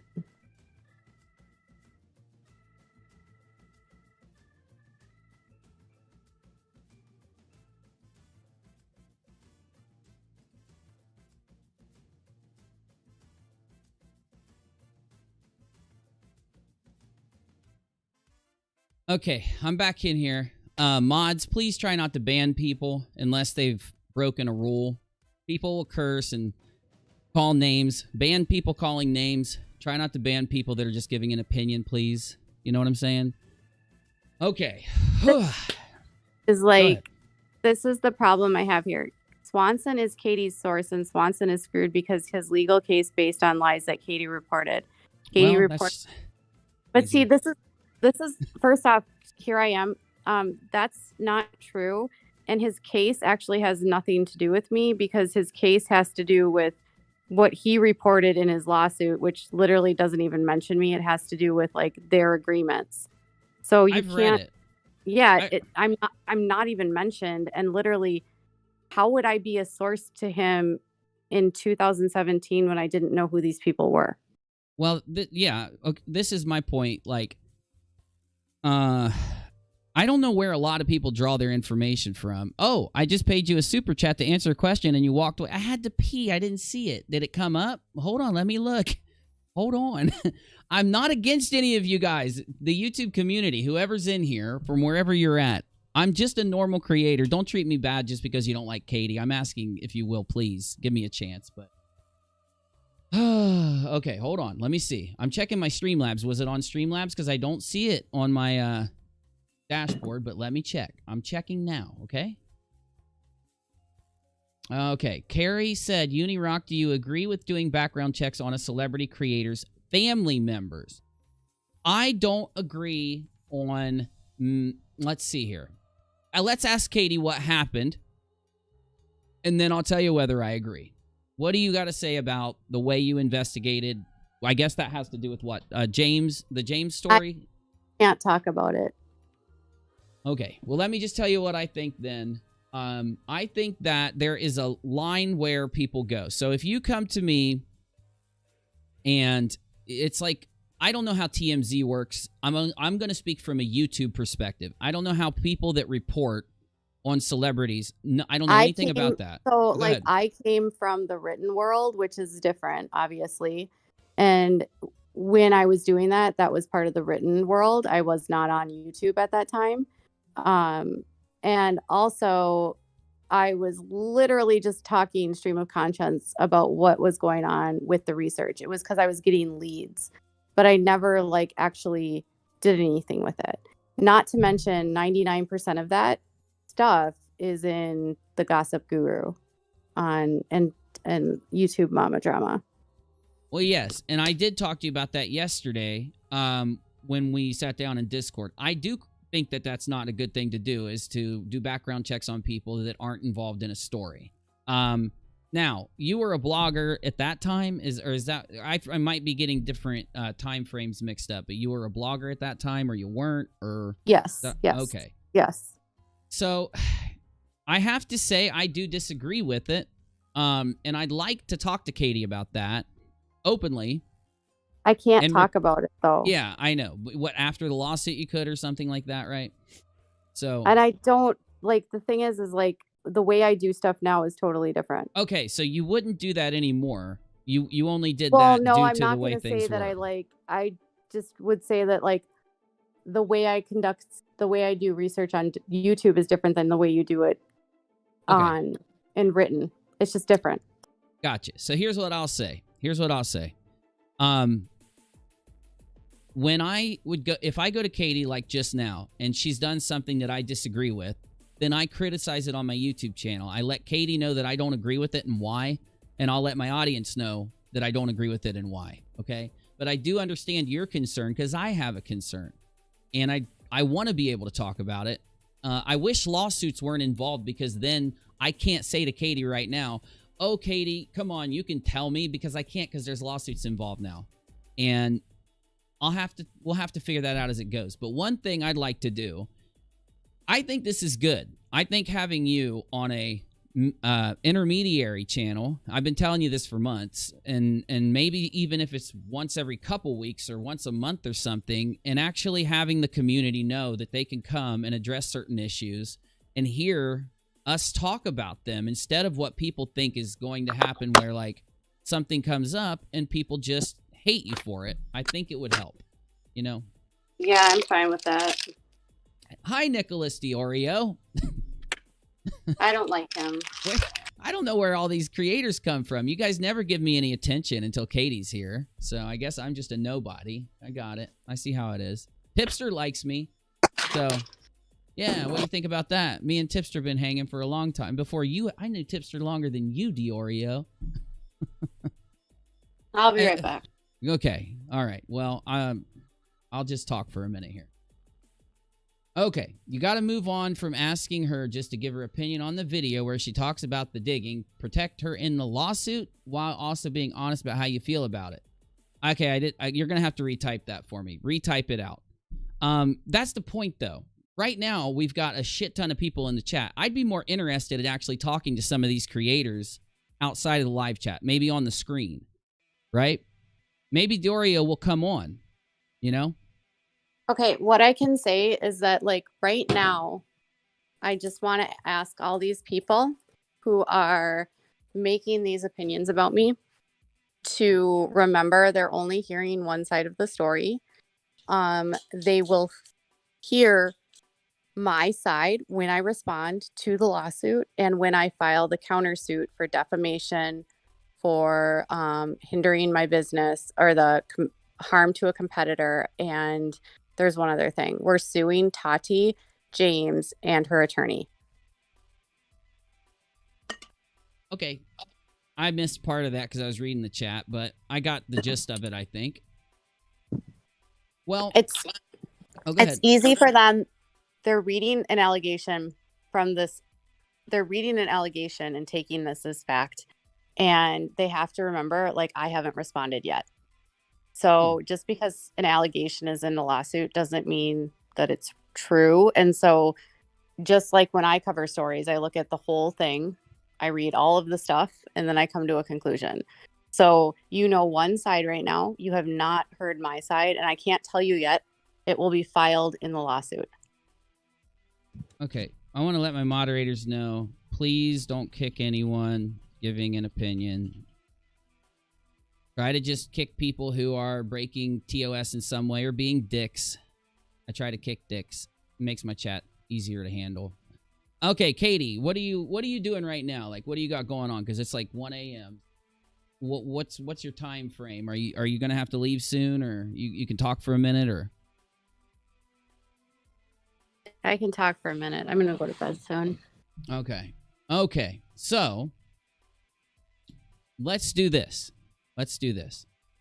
There's video proof out there of you being a creepy fuck. What in the hell does that even mean? My heavens, people.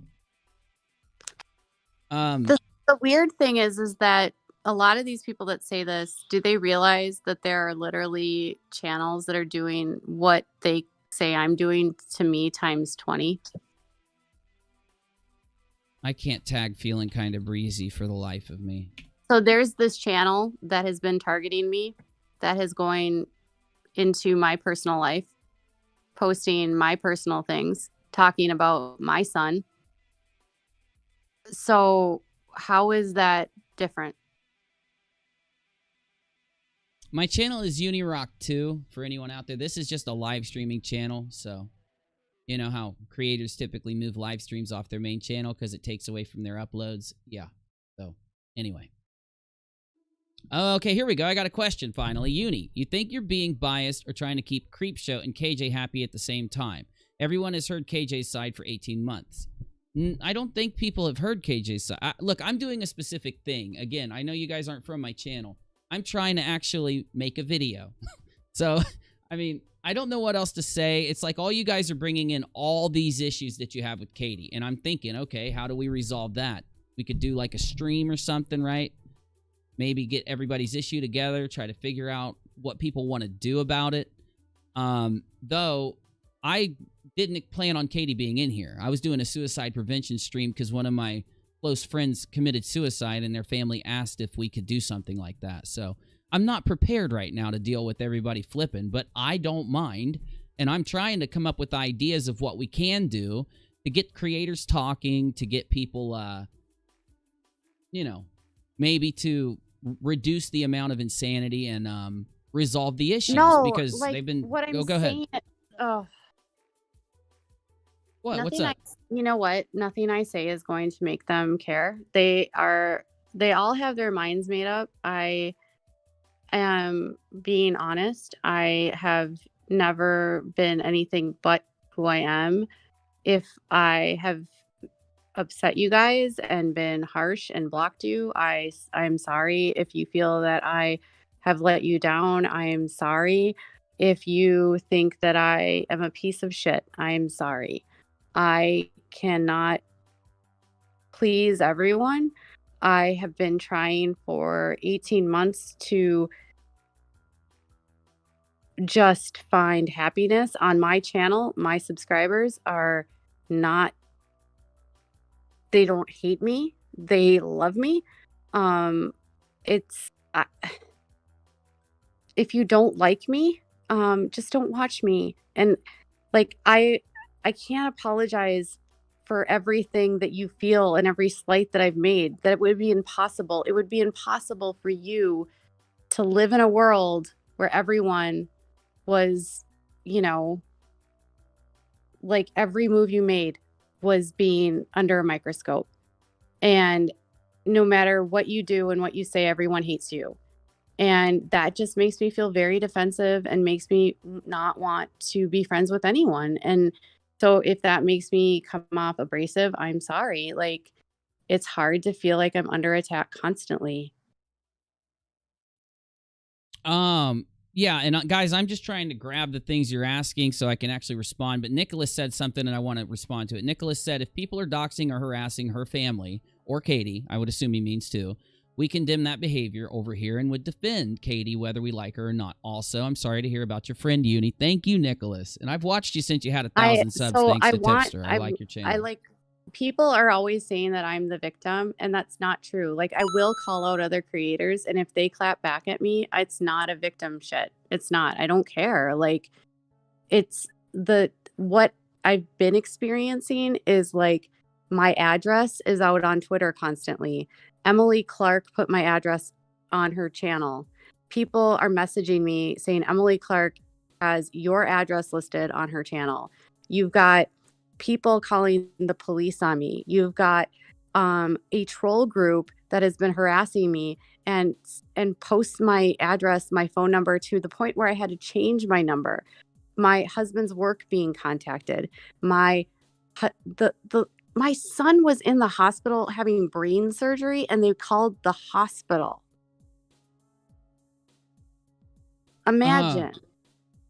I know. That's my problem with this issue here too, is that there's just and when so you much. And I just go ahead. Like, listen, like, please hear me, like, community, when I say this. I don't hate you. I'm tired of being harassed. If my son's in the hospital, please don't call the hospital. I have reason. I think a lot of the people out there are doing that. I think it's just a smaller group, and I think that's why, you know. But go ahead. I'm not trying to interrupt. I want you to get it out. But go ahead. Keep going. I'm just taking chats, comments, and saving them. Go ahead. But this is what I've been dealing with.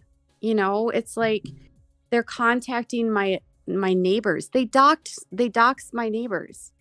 And then these same people that are doing this are also now hanging out with Tati's attorney. They're also tweeting at Creepshow all the time. These are the same group that go from creator to creator to creator. And I want you guys to understand that, like, this group that is doxing me is moving from creator to creator to creator. And that's why this is happening. And every time the same things cycle about me that are false. And it gets exhausting to go through the same things over and over and over again, where it's screenshots that are fake. You have Munchausen's by proxy. I don't. You're abusing your child. I don't. You neglect your child. I don't. You know, it's all the same things every time. If you get blocked and you shouldn't have been blocked, give me your username that got blocked and I'll unblock you. Also, I don't permaban here, just so you know. AMD, I don't know. Give me your username. I'll unblock. Okay. Agrippa says that someone is clout chasing creep show on Twitter. Hi, thanks for watching. Stop watching my channel, you dingbat. I'm not talking. You guys don't. No one here knows who I'm talking to except Agrippa. It's okay. Hi, Agrippa. Good to see you, buddy. Well, okay. I have an idea, Katie. I think if we do some more streams like this. Wait a minute. Someone literally just said that I made a lie about my son going to the hospital. This is the problem. Yeah, that is a huge problem. You can't criticize Katie for digging deep into things like and stuff like that, but then come at her over her kids. And her, I don't know how you'd even know if he did or not. How dare you, llama drama? My son was in the hospital. We were in an ambulance. Just block that person. Just get him out of here and try to ignore things like that, Katie. We'll block people like that. That's what we need to block, not people giving an opinion. I know it's hard, mods, but... Literally accusing me of, I took my son to the hospital in an ambulance, and he had emergency brain surgery. Why would I fucking make that up? Calm down. It's okay. They're just trying to get a reaction. Trolls try to get a reaction out of you. People that really care about things are going to ask questions and try to get a response. So let's try to ignore the people trying to get a reaction, you know?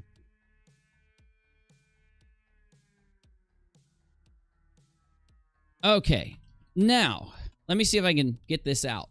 Let's try to do some streams, Katie, where we address the issues that people have. Maybe try to connect with some other creators. Maybe Nick can help out. I know Tipster, I haven't reached out to Tipster in a long time, but Tipster never just ignores me. And maybe we can get Tipster to help. But either way, I think we can make it to where we have everybody, you know, I want to be able to criticize. I want Nick to be able to criticize me and me to be able to criticize Nick without a lot of the insanity that's happening. So I think we can. I think we're getting close there, but with Katie, it just doesn't happen.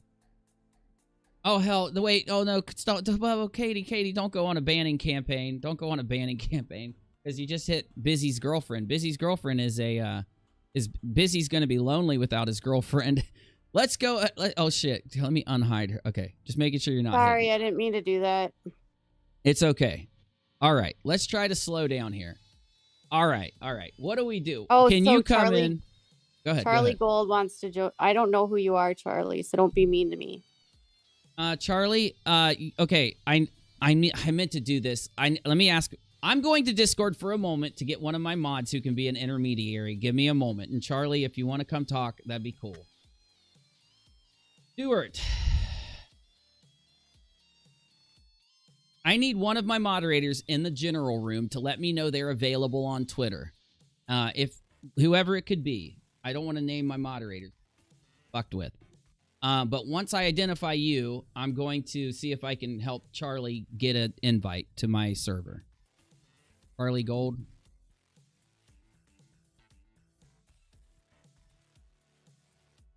Oh, heavens. Oh, man, this story is getting too much, man. Charlie, do you have an @ sign? Because I can direct message you if you want to jump in.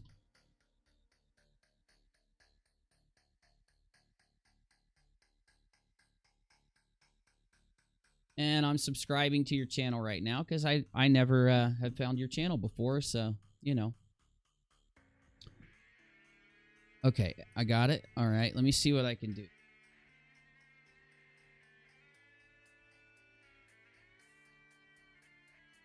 Okay, now, chat, excuse me, because while I'm trying to get Charlie in, it's going to take me a moment. All right, I'm following you, Charlie. I can't DM you. You might have to follow me back. It's at UniRockTV on Twitter.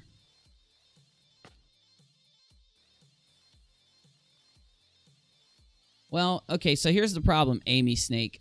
I thought she called her a brat. I had no clue about her calling her a liar for anything, but can we handle certain things at once? It's hard to go through so many crazy. We need to prepare for this. I wasn't prepared, people watching my show.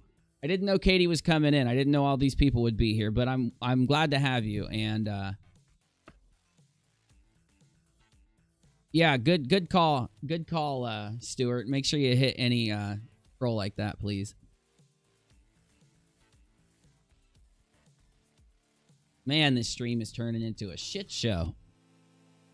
And here I thought I'd be playing video games right now and just relaxing, but I'm happy. It's okay. They're all accusing me of things that are not true. Well, start with one. Start with any of the one thing you see that's not true, and that'll help get the criticism to go away. If it's not true, then we can fix it. I can't answer half of these because they know that I can't. It's not fair.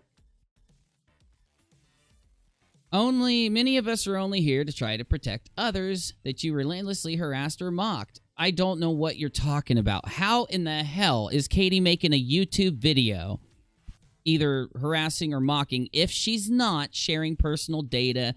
This is my point. When you give an opinion on something, you get me? When you're just sharing an opinion, I don't see how, unless you're either A, inciting people to go fuck with someone, or B, sharing personal data. You get me there? Can you give me like an example so that we can actually discuss it and figure it out? Right?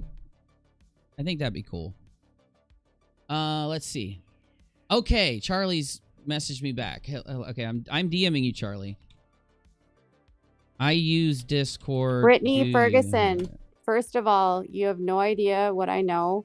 Brittany Ferguson. And I can't answer these questions. Like, I've told you guys repeatedly, you only know one side of the story. That's it. You don't know anything else. Okay, they're asking me all these questions about the lawsuit. You guys, I can't answer them. We're going to have to handle lawsuit stuff. Okay, I'll get you a link. First of all, I'm going to tell you something right now with the lawsuit. I can't answer them. You will find out when I respond. No, that's what I mean. We'll handle the lawsuit stuff at a later date. I would think that if people have issues that are like maybe like before the lawsuit type stuff, that'd be easier to handle. You get me? Alice in Chains Vault. Hey, that's cool. Hey, Alice in Chains Vault. Do you put Alice in Chains videos on your channel? Because if so, I have to look at it. I think you got recommended to me a couple months ago. Girl Sleuths, I first of all was repeating someone in, like, this is the problem, Uni, is they're getting this information from people, from trolls.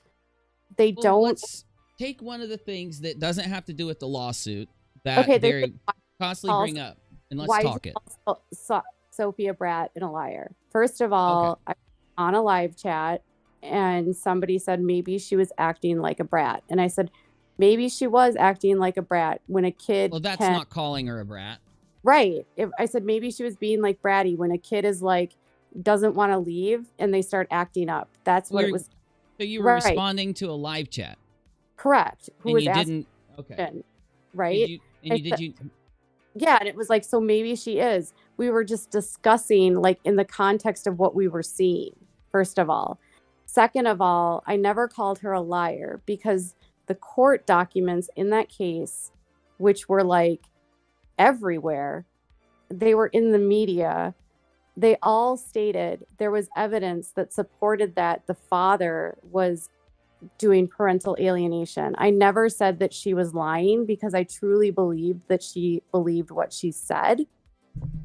And I think people don't understand that. Like, the child is being abused, whether it's happening in one way or another. I always believed that. And anyone that watched my channel knew that.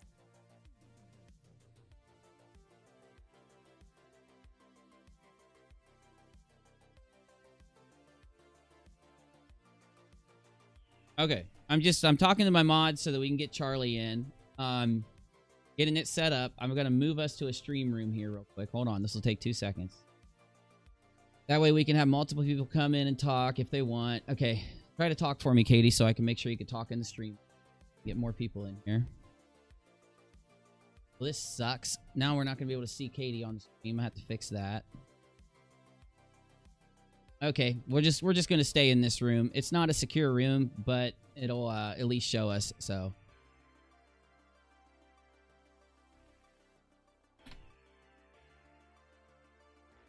You got anything else you want to address from the chat, Katie? Before? The reason they said that you were convinced that the father was lying, the reason why I'm still convinced that the father is likely lying is because he has accused the mother 6 times falsely. Well, these are all opinions, though. Aren't you allowed to hold that opinion without people hating you for it, or is that what's going on? A lot of people not liking you because of opinions you hold about stories. At evidence in a different way than they did.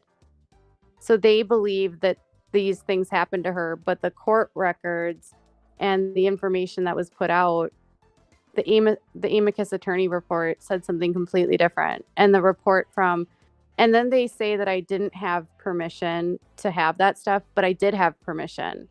So I had like people in the family that allowed me to have that information. So it was like they knew that I had the information.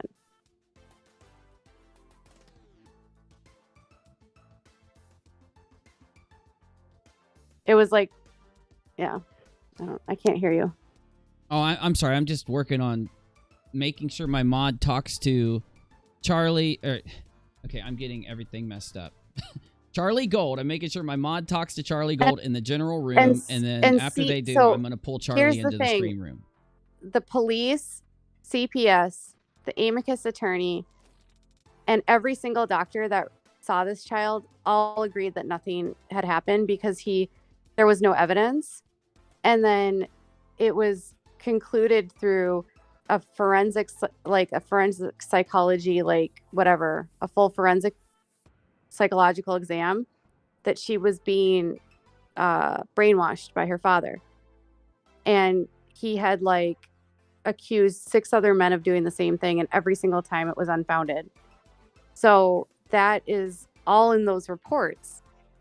And I don't know, like, there still has never been charges against any people. They've never criminally charged anyone ever.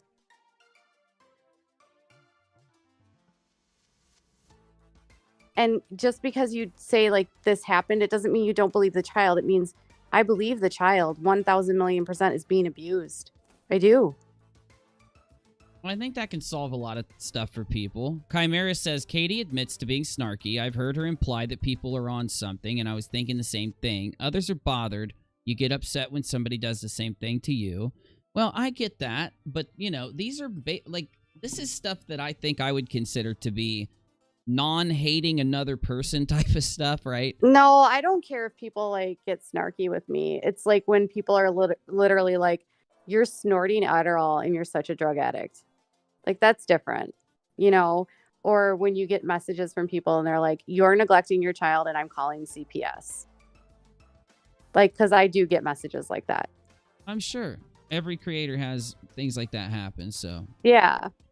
So those are the things that I care about. I don't care about if you think I have a crooked chin or if you think I'm ugly or my eyebrows are stupid. Like, whatever. I don't care. Oh, my God. I hope it's not my other tooth that's messed up. Oh, sorry. Nobody knows about that. Okay, so the Augie RFC thing has people upset because I know that Augie did a video about that, and I don't think everybody understands that whole situation, but it's definitely like creator against creator issues. I think Augie and Katie should have talked instead of had, you know, the big blow up, but I don't know. I don't know a lot about that situation, though, so I can't help you there. I was talking to the chat, sorry. Okay, MD says that's one big claim debunked. Take another one and debunk it. Okay, you admit the flag was ripped by the weather. There's 2 videos that you go outside of the mouse prior to the neighbor incident show that your flag was ripped during the weather wear and tear. So there's this video that is going around where they say that I am lying about this flag. First of all, they are accusing me of lying without knowing the full context.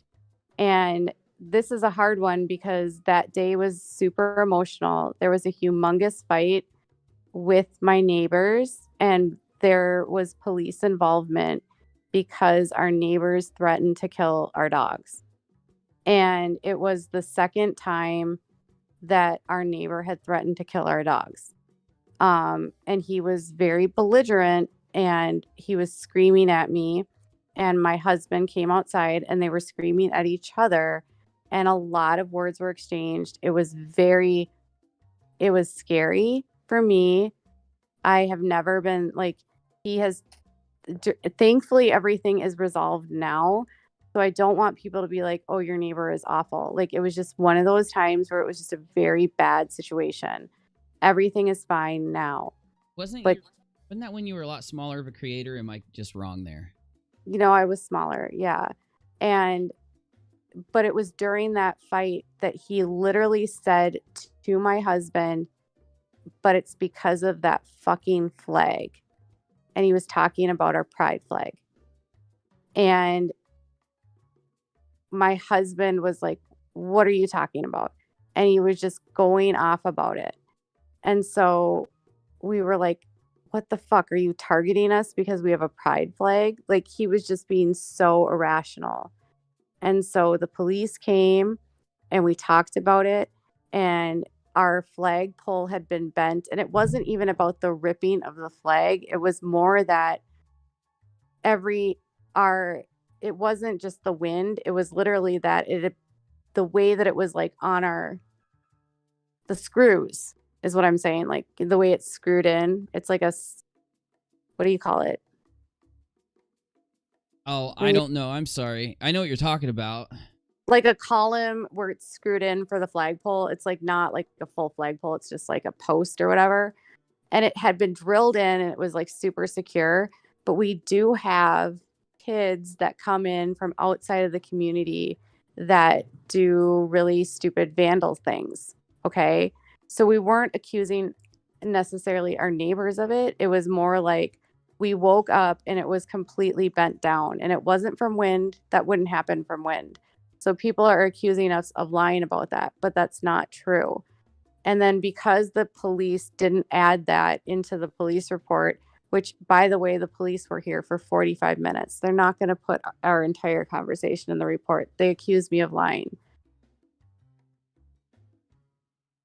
Okay, so we've got Charlie Gold, a creator with 130,000 subscribers that was in the chat asking to come in, Katie. So I'm going to pull Charlie down. You said that was okay with you. And just see what Charlie wants to talk about. And maybe we'll have a great conversation, I hope. So let me go ahead and pull Charlie in. I'm going to do a quick little 20-second transition while I pull Charlie down to talk.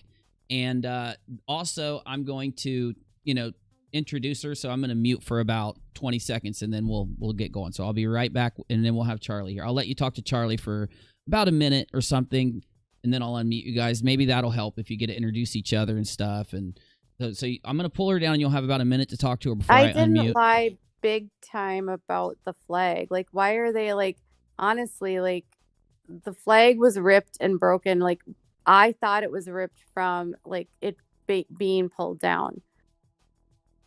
Yeah, I don't understand why that's even an issue, though. If that's there was multiple maybe times, I'm missing something. I don't know. There were multiple times, and there are kids in our neighborhood that literally do vandalize stuff. That's why I said that. But nobody cares about that. They don't care. Okay. We literally have kids that come into this neighborhood that vandalize. Okay, so I'm going to mute. Then I'm going to pull Charlie down. I'm going to talk to the audience for a second to let you and Charlie talk for about a minute. Then I'm going to unmute myself, let you guys know I'm here, and then we'll all talk with each other. So I'll let you talk with Charlie while I do that. Here we go. We're going to do it right now. My moderator knows. And 3, 2, 1, here we go. Okay. Oh, so go ahead. Sorry, I just wanted to say I was wrong. You know what? If I said I was wrong about anything, you would say that I wasn't doing it well enough. Okay. So, well, we'll work on that. We'll work. And I'm sorry, Lewis or whoever you're talking to, I couldn't pay attention because I'm trying to bring Charlie in. Or if I would have tracked that, I would have helped out. But I'm sorry. I just want to make sure Lewis knows that. We'll do this now, though. Here we go. I just don't want to make Charlie wait. Here we go. Okay. All right. Now I'm pulling Charlie down now. So here we go. All right. So Charlie and Katie are talking, and I'm going to try to be a polite creator. I'm going to try to be polite, and I'm going to let them introduce themselves to each other before I unmute, because I want to talk to you guys anyway for a second to let you know what happened tonight and why we're doing this stream. Okay. Now, hi, I'm Unirock from my channel Unirock2. For my main channel, I don't post to it anymore. I'm like Shane Dawson. My main channel got too popular. I'm just kidding. Okay. Anyway, I went to my other channel because of demonetization. Now, as you know, I don't know, about November of 2019, I criticized Katie a lot going into December, and she ended up reaching out to me, and there was this big dumb thing that happened between me and other creators, and I started to basically talk to Katie and realize. Now, this was back when Katie was much smaller, and it was back when a lot of these dramas and stuff just didn't exist. okay? Because it's what? November now. This is a year ago.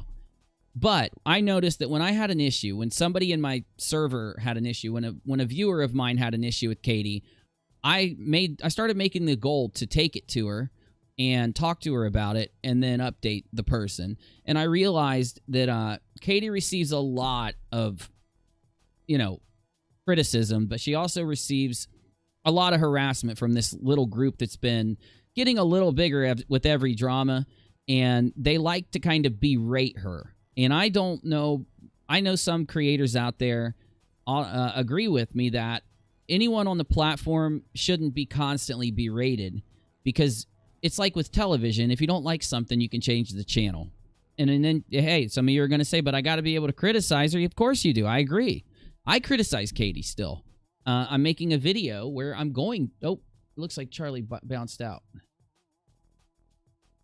Okay, hold on. Let Charlie know she can click into the gaming room also. Everything okay, Katie? It looks like Charlie bounced out for some reason. Is everything cool? She's in there. She's in the general. Okay, I'll try to pull her back down here. You were on mute. Yeah. I'm gonna mute so you can talk to her for a second. That way you guys aren't just... she didn't respond. Oh, here we go. Okay. So I'm gonna try to let okay. No, she should be able to talk in gaming. Yeah, she can talk just fine in this room. Okay, they're gonna talk for a second. Anyway, so today I was just doing a stream to remember a friend of mine who committed suicide last week due to his family's wish that hopefully his death could help other people remember to discuss suicide prevention. And that's why you see the thumbnail and the title that you see. Well, Katie ended up jumping in the stream, and I've been wanting to get Katie on stream to try to handle some of the issues.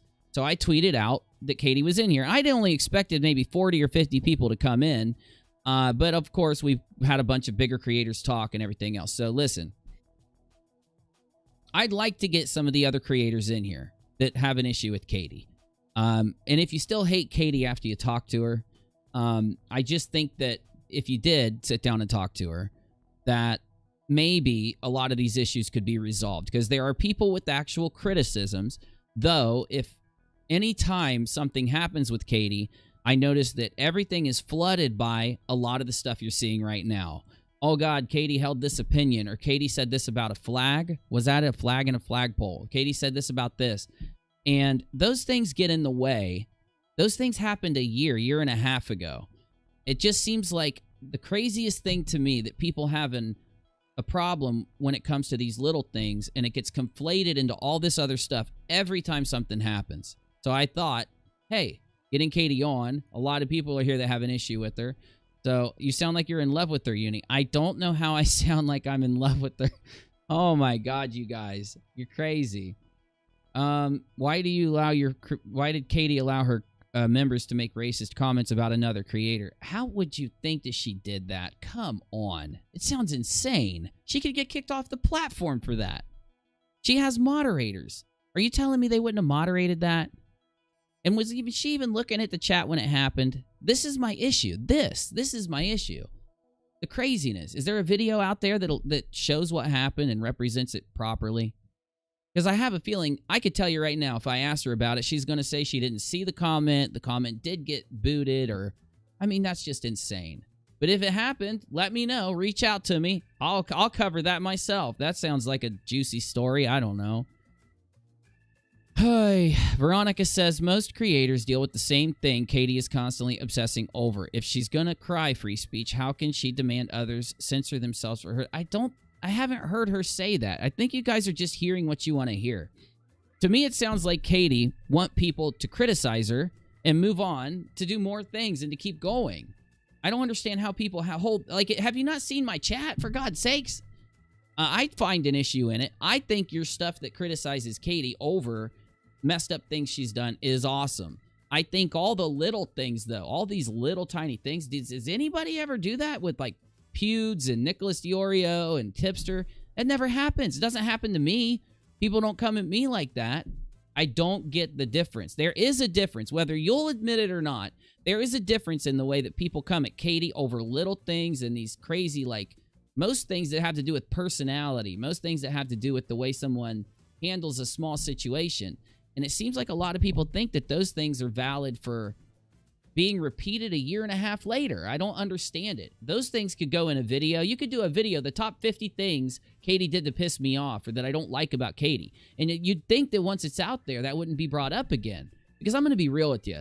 Katie saying something about whether she thinks a flag was ripped or somebody else did it, I don't think that's a criticism to go in a criticism video unless your channel do you do that to do you go look at all these other creators on the platform and criticize them for little things like that? I don't see it. I don't click on any criticism video and see people criticizing over that kind of stuff. I see people criticizing over stuff that matters, right? Maybe the stuff like you guys were saying about the girl, right? Where supposedly like Katie had said that she didn't believe her about an accusation or something. That makes sense. That kind of thing makes sense, right? So it's like, that's what I think we should do is weed through the stuff that seems like it's a big pile of little things and then go to the stuff that's major. Wipe all the little things off the table. Don't hate people. Let it go. Let go of the hate. Get to the bigger things and let's actually talk about them. Let's see what Charlie and Katie have to say. Okay, I'm back, guys. Charlie, or is that you? Are you in here? I'm going to try to level you with audio. Yeah. Hold on. Let me Hey. just finish, Uni. Okay, go ahead. No, please. I'm sorry. I didn't mean to interrupt. It has to do directly with their involvement in this case. Okay. And it has want me to nothing to mute? do with their criticism on you. I just want to be clear. It has nothing to do with No, it has to do with their involvement and then what they're doing with that involvement. Okay. Okay, so just to be clear again, it has nothing to do with how they're currently criticizing you. I just want to be clear. No, it has to do with how yeah. That's a loaded question because I can't give you all of the details because of, Oh no, it's fine. It's how Well, they're getting the. Let me say hi. Hold on. let me interject. Hold on. For one, thank you for coming on, Charlie, and I hope we all can talk and answer anything and all that good stuff. But Charlie Gold is your YouTube channel, right, Charlie? Yeah. Oh, I'm not here to promote that, by the way. Like I know, but I want to. I know I'm not going to help you that much. You're way bigger than me, but make sure you sub to Charlie Gold, everybody. Okay, nice to meet you. Okay, let's talk, guys. So catch us up. We couldn't hear what you guys were talking about. If you want to repeat it, you can. If not, it's okay. But okay, go ahead. Sorry. That whole thing was not on the live stream. No, I just got back. Yeah, I was muting. I was talking to the live stream. Yeah, I was going to let you guys introduce yourself and then jump in. I should have typed it a few more times. I'm sorry. No, I mean, honestly, it's probably my fault. No, initially, pretty much all I summed up was the fact that I've recently gone through a lot of backlash myself. Some very much valid, some very much performative. However, what I was saying in the chat, which I don't know, I feel like Katie understands me now. You can't control how people criticize you. You shouldn't try to control that. The more you try to control it, the worse it's going to get for you. Yes. And the thing with Katie is I realize she will respond to everything. She doesn't pick and choose battles whatsoever. Yeah. And personally, because she responds to everything, she's the best target for a troll. But because she's the best target for a troll, she's not listening to the valid criticism. You're not always going to like the delivery of the criticism. Yeah, no. But you're not always going to like the delivery of the criticism. However, there are certain criticisms of you that I believe is valid. So sometimes I feel like you're listening long enough just for you to respond and defend yourself instead of actually listening to the criticism. And I get it. It doesn't feel... Hold on, Katie. Oh, I'm sorry. Hold on. Yeah, let her talk. I'm not saying it feels good to have a lot of creators talking about you. Trust me. I've been there. I'm still there. It does not feel good. I will never say that. It does not feel good to be doxxed. It does not feel good to have people coming into your real life. But at some point, especially because I believe you've been on the platform for some time, you have to learn how to pick and fight those battles. Not everybody's worth being addressed, but also you need to know, all right, this is where I can be held accountable. This is where I can admit my faults, because it can't be everybody else. No, it really can't. Yeah, it can't be. There can't be, 20 people talking about you and they're just talking about you because they're bored. That's not how that works. Because even me, for the short time I've been following this, I'm like, oh yeah, this person has a point. This person has a point. Granted, have I tweeted about it or whatever? I think I said one tweet because I personally, I found it wild how much you were saying publicly when you were going into such a big lawsuit. That's where I found it wild. But again, I'm not in your shoes. Yeah, you do what you want. So go ahead, but Katie. Jump in for a First second. of all, let me address something here. Like, yeah.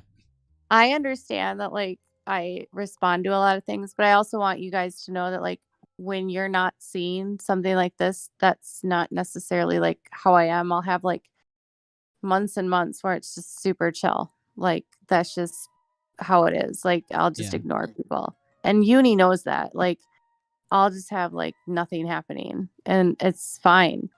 It's like when I get very stressed out like this, I'm very heightened and I can be like, it's hard to navigate and it gets overwhelming because there are these troll armies that are like stalking me. So I'm trying to ignore them. And then all of these, the hard part though, for me is that a lot of the stuff these people are saying has been provided to them by these trolls. And so they're recycling the same information and saying that I'm a liar and then it's like, even if I defend myself, I'm being the victim. And then if I say I'm sorry, it's, oh, she's always fucking up. So it's like, I can never win. I have a question. Earlier you had mentioned, and I apologize because I don't remember her name. I'm new to watching her. The attorney who's been covering some of your stuff, you had said that she had your address on stream. Someone had told you that she had your address on stream. Did you see that for yourself with your own two eyes? Yes. You saw that your address was on her stream, on her video. Okay. Did she blur it later, you think? Because you can go in and blur later. She might have accidentally, because, she just got bigger. She just blew up. I made mistakes showing emails when I was a smaller creator. It was on her screen for 3 minutes. Okay, so hopefully she blurred it then, because, that is problematic. I don't think Emily would mean to do that. I think it might be a condition of her just kind of blowing up and being all these things going on. I remember what it was like when that happened to me several times, so... But can I just say, when it comes to like troll accounts or different accounts providing information to different content creators, not every content creator is going to know the intent behind that. Are they going to sit there, at least the ones I know, and encourage doxing or encourage stepping into your real life? No, not one person that you've named on this stream. Creepshow, Nick, Dustin. Except Creepshow is no.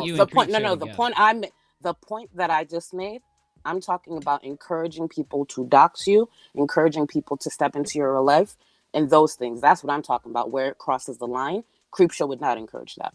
Are you about to tell me Creepshow did encourage that? I don't think she would. I know she wouldn't. No. But I know she wouldn't. Is that she's accusing me of stalking her, and that's not true. And she refuses to listen. And there was like 4 accounts that were impersonating me at the exact same time. And then she called me a stalker and then like made a video about me. And then all of her people came and attacked me. And it was like, she wouldn't talk to me. She called me crazy. She called me names, which isn't cool. Like, I don't believe in name calling. And it was just really, it felt very vicious.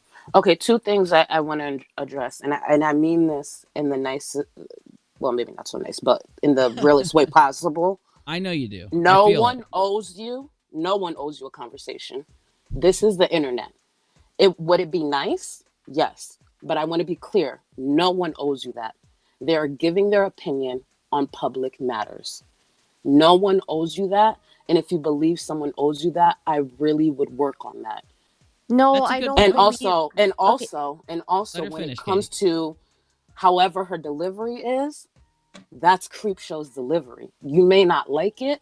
Then that means you need to look for someone else's criticism where you can actually hear them, where their delivery matches what you'll take in. You can't control how someone delivers their criticism, and you cannot control the fact that they don't owe you a conversation. I agree. But, okay, I understand that. But if you're going to talk about someone and then you have that person willing to talk to you, it seems to me really odd that if I were in that position, if I were talking about someone and a creator was like, hey, you did a video about me, I would absolutely talk to them. Like, well, maybe we can help with that. Yeah. But that's the thing. You have to stop having expectations of others because of you being a certain way. I can't have the expectation of people have done grimy stuff to me online, but at the end of the day, I'm me and that's them. And if I'm being honest, the two people that I hyper focus on, I don't talk to them. I've never talked to them privately. I'll never speak to them privately. One of them reached out to me recently because of something that they did that was horrible. And you know what? I left them on red because I don't owe you a conversation. And that's I what it love you, comes down Charlie. to. I just met you, but I love But you. you do understand that, like, with any sort of publishing, in terms of, and even if it's commentary and criticism, from a legal perspective, if you're criticizing someone, providing an opinion, or stating something about someone, from a legal perspective, if they want to defend themselves, they have a right to. I mean, you can go you can go look. I'm please let me finish. I know. You can go look up for laws on freedom of press, and that's one of the things that they say. If you criticize someone and they come to you, they have a right to defend themselves on that same platform. So yeah, who said you didn't? I'm sorry, who said you but didn't you're have a saying right? she doesn't owe me a conversation. Yeah, Not I didn't on say her you channel. can't. Yeah, but she doesn't. that's the But she doesn't owe you a conversation one-on-one either. If she, I'm not telling Creepshow what but to if do. Just but to be that's what I'm clear. saying. Like, if she is going to do those things and you have someone coming to them, they have I don't, never mind. Yeah, I was gonna say, I want you to understand you have every right. If you wanted to do a video every day defending yourself, I wouldn't do it, by the way, but you have I the right don't, to. and I rarely do. Hear me out. Hear me out. Yeah, You have you're every right. right to defend yourself. No one is saying not to defend yourself. My issue is how you're choosing to defend yourself, because I don't think you are taking a moment to maybe address some of the things that are valid. And secondly, like, I don't want you to think, again, someone owes you a one-on-one conversation. I believe you said you emailed, I believe you said it was Creepshow twice, or maybe other channels or whatever. If they don't want to, okay, I apologize. And that was she because doesn't, Una Rock. Yeah, I did tell you to, but let Charlie finish because I know where Charlie's going. And go ahead, Charlie. what I was going to say is, sorry, I lost my train of thought for a second. No, But you're what I was fine. saying is, if she doesn't want to speak to you, if she doesn't want to respond to you, she can do that. And she can make a video about you every day for the rest of this year. And she has every right to do that. And if you want to respond every day for the rest of this year, you can do that. It's just earlier you mentioned something about, dictating something. And then I had wrote in the chat, why do you feel you can dictate how they criticize you or the amount they criticize you? You can't dictate that. And the more you try to dictate that, which is what I hear a lot of the time, you're making things harder on you. And just to be clear, there's a lot I don't agree with what you've done or what I've seen or some of the things you've said. But my point on coming on here is telling you, like, listen, I've been there and you're doing a lot wrong. And at the end of the day, pick and choose your battles.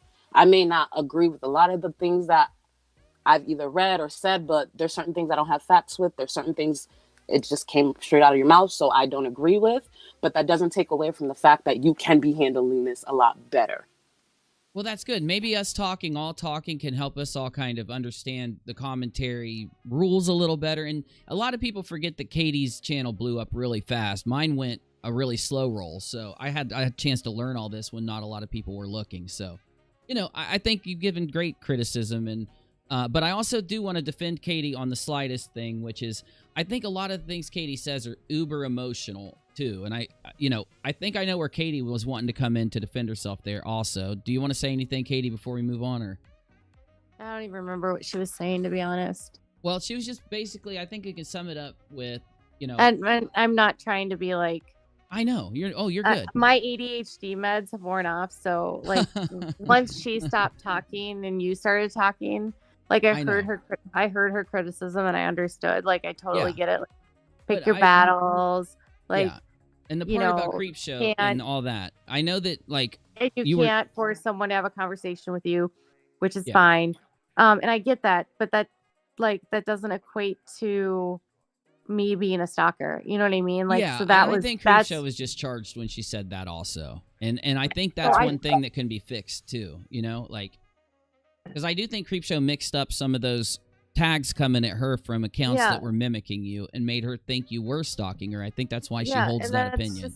And it's just not true. Like, Do I at people on Twitter and like engage in like conversations on Twitter? Like, do you at people you don't know on Twitter? Yeah. I mean, I at people. I know, and I find that to be a reason why a lot of people get mad. It's because you're really honest with people and how you feel a lot, in opposed to, and like when you said that thing, like, you know, you wish Creepshow would give you a conversation. I don't think you necessarily think that Creepshow is required to talk to you or has to. No. I just think you really would like her to hear your defense one way or the other and give you a chance with it, is how I took it. Right, and it's not, it's absolutely not that I think I deserve one. It's more just like I wish she would just, instead of... Listen, I wish I was pregnant by Michael B. Jordan. There's a lot of things we wish in life, okay? No, okay, I just no, want, can I, wait, I didn't interrupt you when you finished. Well, Like, go ahead, please, finish, Katie, so she can Go talk. ahead. It's not that I'm saying that, it's just more just like, if you don't like me, fine, but it's like, if you have these opinions and you're going to say these big things, like, I don't know, like, I'm willing to talk and you're like, no, you're fucking crazy, you know? No, and I'm not, no one's saying you're crazy at all. and I'm not trying, and I'm not a stalker. I don't want to be her We know friend. that. I don't even, like, I don't even follow Don't her. read the chat. Don't read the chat. Just talk to us. Close the chat. Yeah, I'm not. Yeah, I I would haven't- close. Okay. I would close the chat. And just so you know, the more you tell me, and this is just me being honest, the more you tell me you're not something, the more I actually believe you are. Like, That's you said crazy. it so many times. It's just like, if you're not, you're Well, not. I will That's go as not far true. as to That's say, unfair. well, hold That's on, like hold on, so hold on, But Katie. Let like, me but intervene. no, the Let me reason. intervene. But let me tell you like, why. that's No, let me tell you. unfair. No, let me tell you why. Let me tell you why. No, I don't even want to Okay, hear well, that. Like, just be, Okay, no. but that's part of your problem. But that's part of you don't want to hear. So I'm gonna speak to Uni because I need you to hear this, and maybe he can explain it to you later. Yeah. Do it through me, yeah. Uni, there's been valid criticism, right? Through the chat, through Creepshow, through other content creators.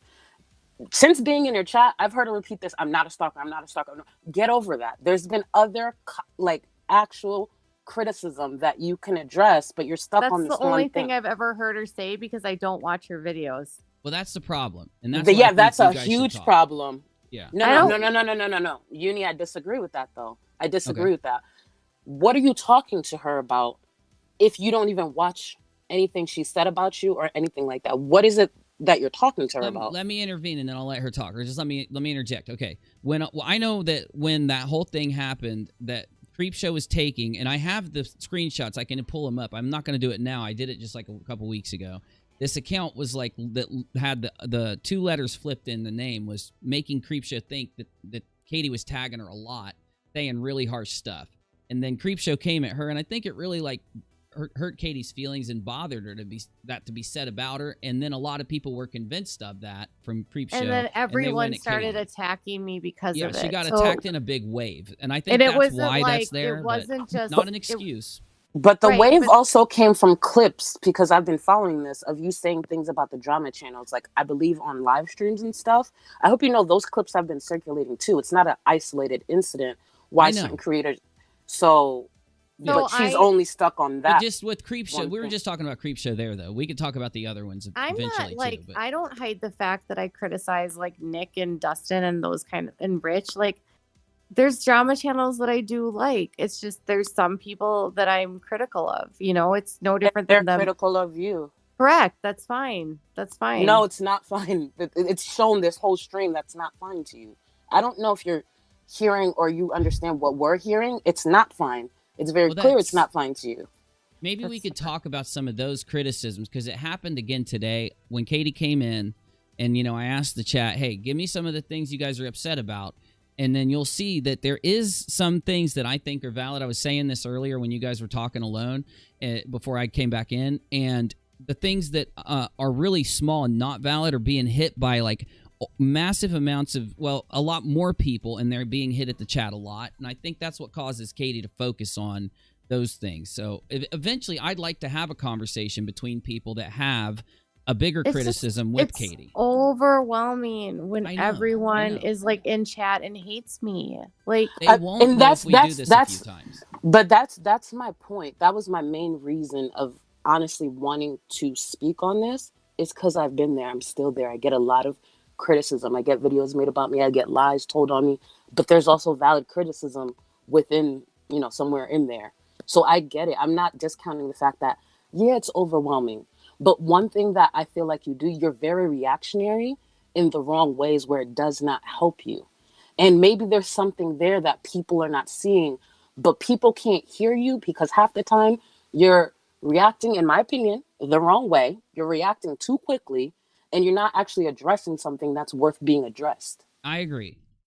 I don't think it's done on purpose because and this is why, when I talk to Katie a lot and I don't have all those things there and being, constantly coming up, she handles, like, there's been like 5 of the bigger criticisms from months ago that we talked about, and they ended up being a lot different than what I thought they would turn out to be. And I'm not going to go into all of it right here, but it's in one of my videos if anybody cares to see it. But my point is, I do think that whatever it ends up needing to happen, though, can only happen through people talking like you guys are too. And maybe then people will come to a conclusion that, they think Katie's bad about one thing or another. But at least if we get past a lot of that initial stuff, I think it could help. I just that's all honestly, like, if people don't like me, that's fine. And if you don't, no, the chat's saying they support you. There's so many people saying that they feel bad for you right now, and they want you to know they support you, and that to don't focus on the negative and focus on the positive. It's really overwhelming when,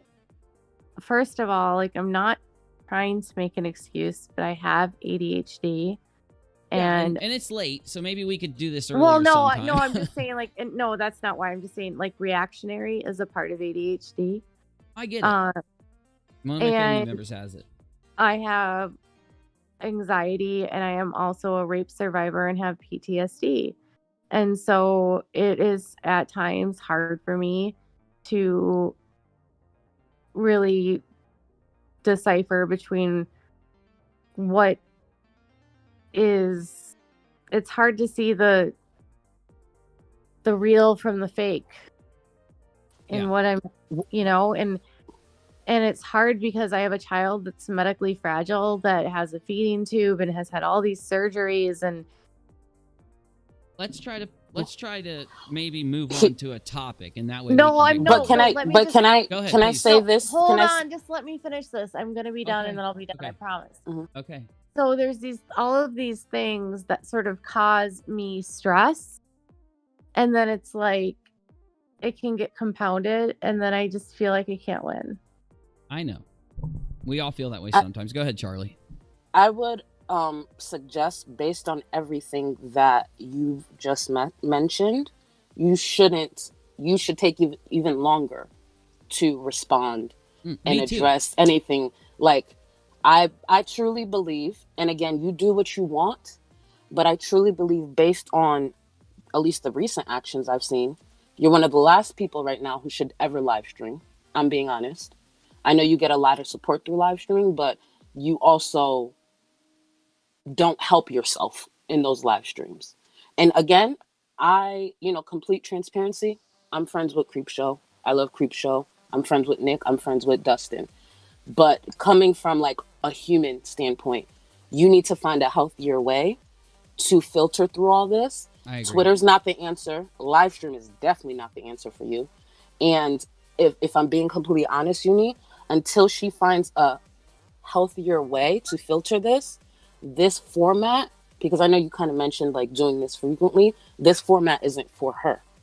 And that's just the honest truth. Yeah, you're right. The live chat causes a lot of craziness when we do this with Katie. Yeah, it's not, and it's not saying, oh, you can't do it in the future. You definitely can. You do know that like most of my content is not live streams. Well, with the amount of pressure that's on you, at least that's what I'm hearing, the amount of pressure that's on you and the way you're taking in the criticism, taking in, what people are saying, I just don't believe you're doing yourself any favors with those. And that's why 99% of the time during the week, all I do is uploads, because then I don't have to.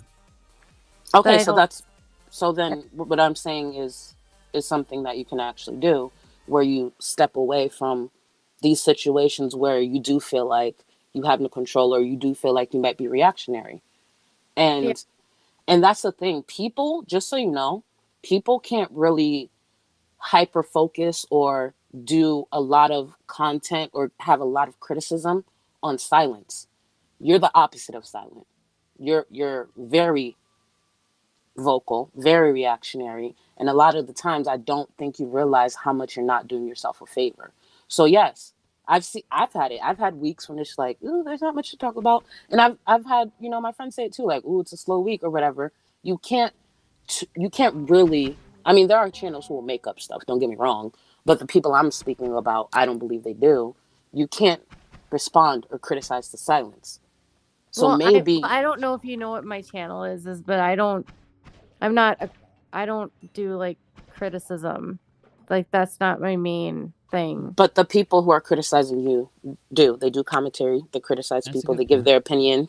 That's my point. That's what I'm saying. They can't give an opinion or well, I mean they could. I mean there's a lot to go through. No, They technically could, but I know what you're saying now. Got it. yeah, so that's my point.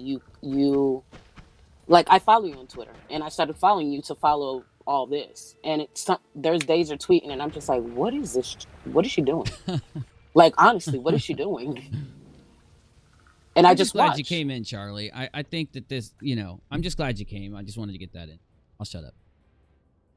No, you're good. It's just, granted, hopefully some of this, is gonna maybe get through to you. I do believe there's valid criticism there that you can answer. And when you're up for it, if I'm being honest, this is what I would do. Don't do it now. Don't do it tomorrow. Don't even do it next week. Whenever you feel that you can process and put together a video, not a live stream, I would put out a tweet and only have it to certain content creators where they can ask you valid things towards the criticism that they have had of you, and only have them be able to answer on that tweet so there's no trolls coming in.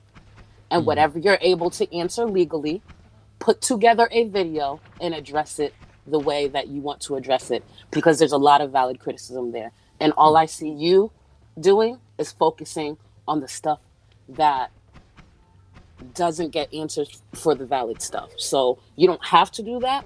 That's just a suggestion, because I like that. Looking from the outside in, I just see a lot of dodging of valid stuff. And if you don't want to address the valid stuff, then don't address It's it. not But even the valid stuff. It's like I don't even probably see it. Well, and that's the thing. When I bring it to her, she does address it. Sorry, go ahead.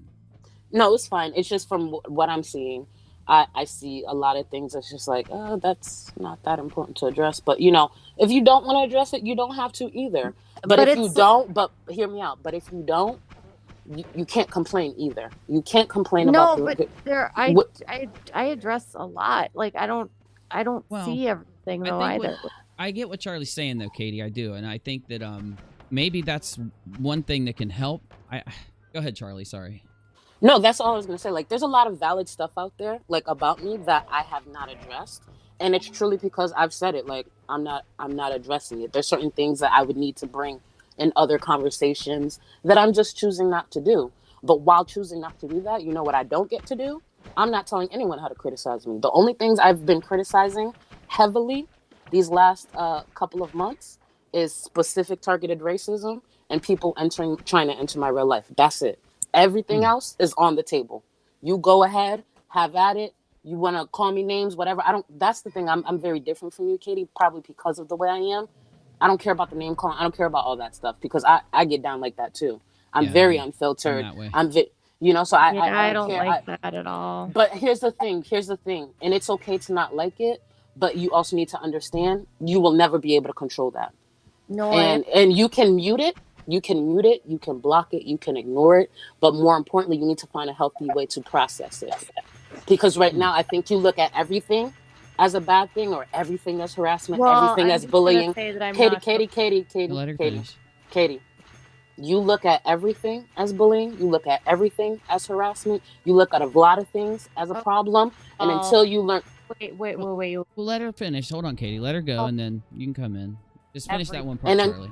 Yeah, until you learn to filter out what's not those things, because I've heard you say it so many times, and a lot of times I'm like, that's actually not what it is. And I think that's why a lot of people say, you cry victim or whatever. There might be certain things that it's not you crying victim, but because you call so many things bullying, harassment, this and that, you're crying about so many different things. And I'm not saying you're not valid in certain things, but it's just you do it to so much where it seems like it's almost everything.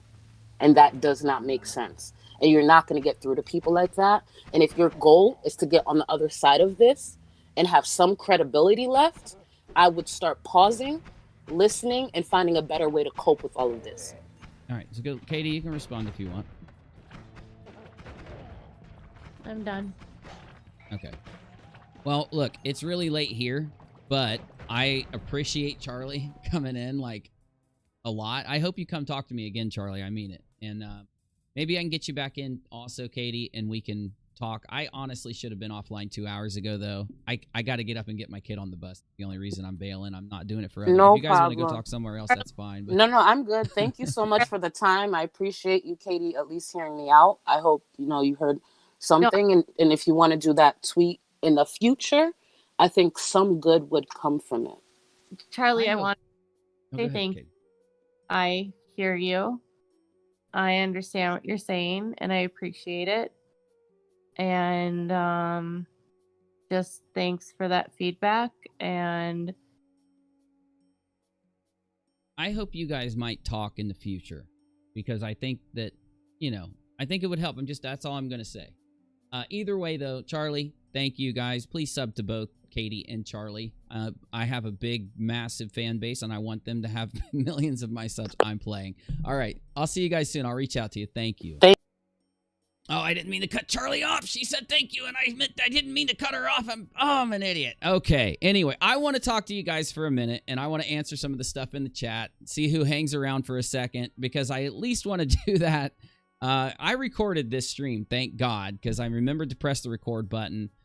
I don't know, man. My mind's just blank right now, though I didn't get a chance to talk to the chat enough, and I want to answer whether I'm a blind Katie defender or not, because I think some of you just think that for no reason. But either way, let's go ahead and go to the live chat for a minute and let me talk to you guys. And I'm going to try to do this again in the future, so let's do that real fast. And I'm going to turn down the time on the slow chat. I only turned it up because it was like going so fast I couldn't even see anything. So here we go.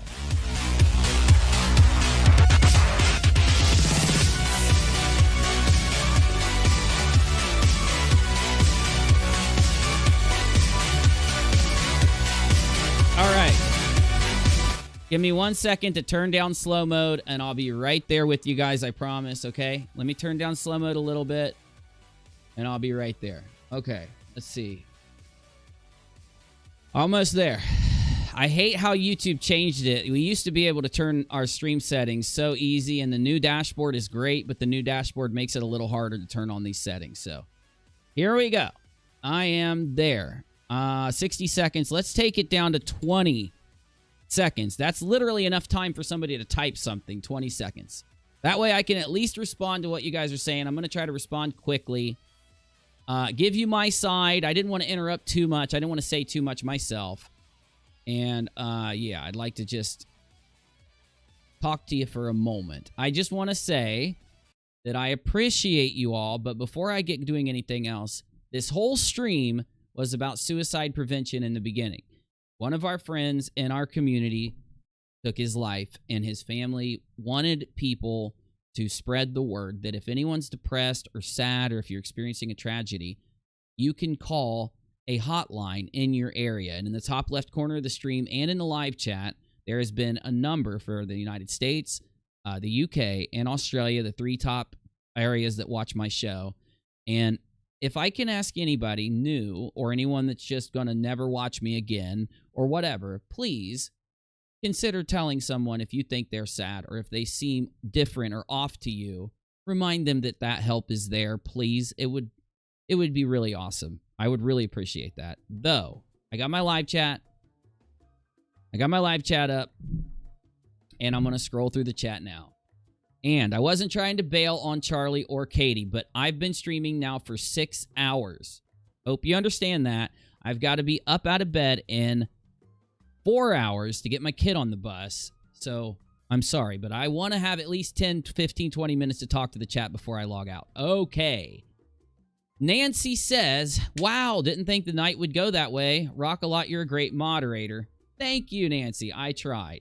Miley says, I think you support Katie when you shouldn't, but I appreciate that you listen and agree when others are giving constructive criticism. Well, I hope you look at it like this. We all are YouTubers, and we all have people we bump into, and then we all have friends. And I consider Katie and her husband a friend due to things that I don't even talk about. So, I hope you guys see that side of things, right?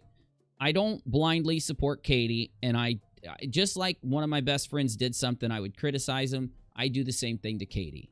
Though, because of the issues other people have in my, I don't do that in my real life either. I don't allow myself, unless someone does something really bad, like a friend of mine, to cut off a friend. So, yeah. Allison Chain says, it's a very smart thing to do while moderating a delicate situation to address the details with your audience. Thank you, Allison Chain's Vault. And I swear I got a video recommended from you a week or two ago. I swear I did. It might have even been last week. I swear. I saw your channel. It's so crazy. It's like coincidence. All right. Heather says, Unirock, you're trying to help build bridges, and I thank you for your stream. Condolences and good night. Thank you, Heather Hudson. No, I appreciate that. No, thank you. Kimberly says, I don't think you're a blind defender. I think you're trying to help others see issues from a different perspective. I think you're a good mediator. Well, thank you. And a great listener. You're the only person who's ever told me that in my life. I'm just kidding. My girlfriend doesn't think I'm a good listener, though. But I do love her. I'm sorry. Misha says, Charlie had some great suggestions, but we cannot expect people to change overnight. If we can take a deep breath before we start shouting, we might be better people. And Misha, as always, brilliant. Thank you. Smitten Kitten says, without a crystal ball, great respect that you were able to handle all that. I agree. I think Katie, I know a lot of people, want to criticize Katie, but I do think they forget the human aspect. You got to remember, when just put yourself in other people's shoes in that respect.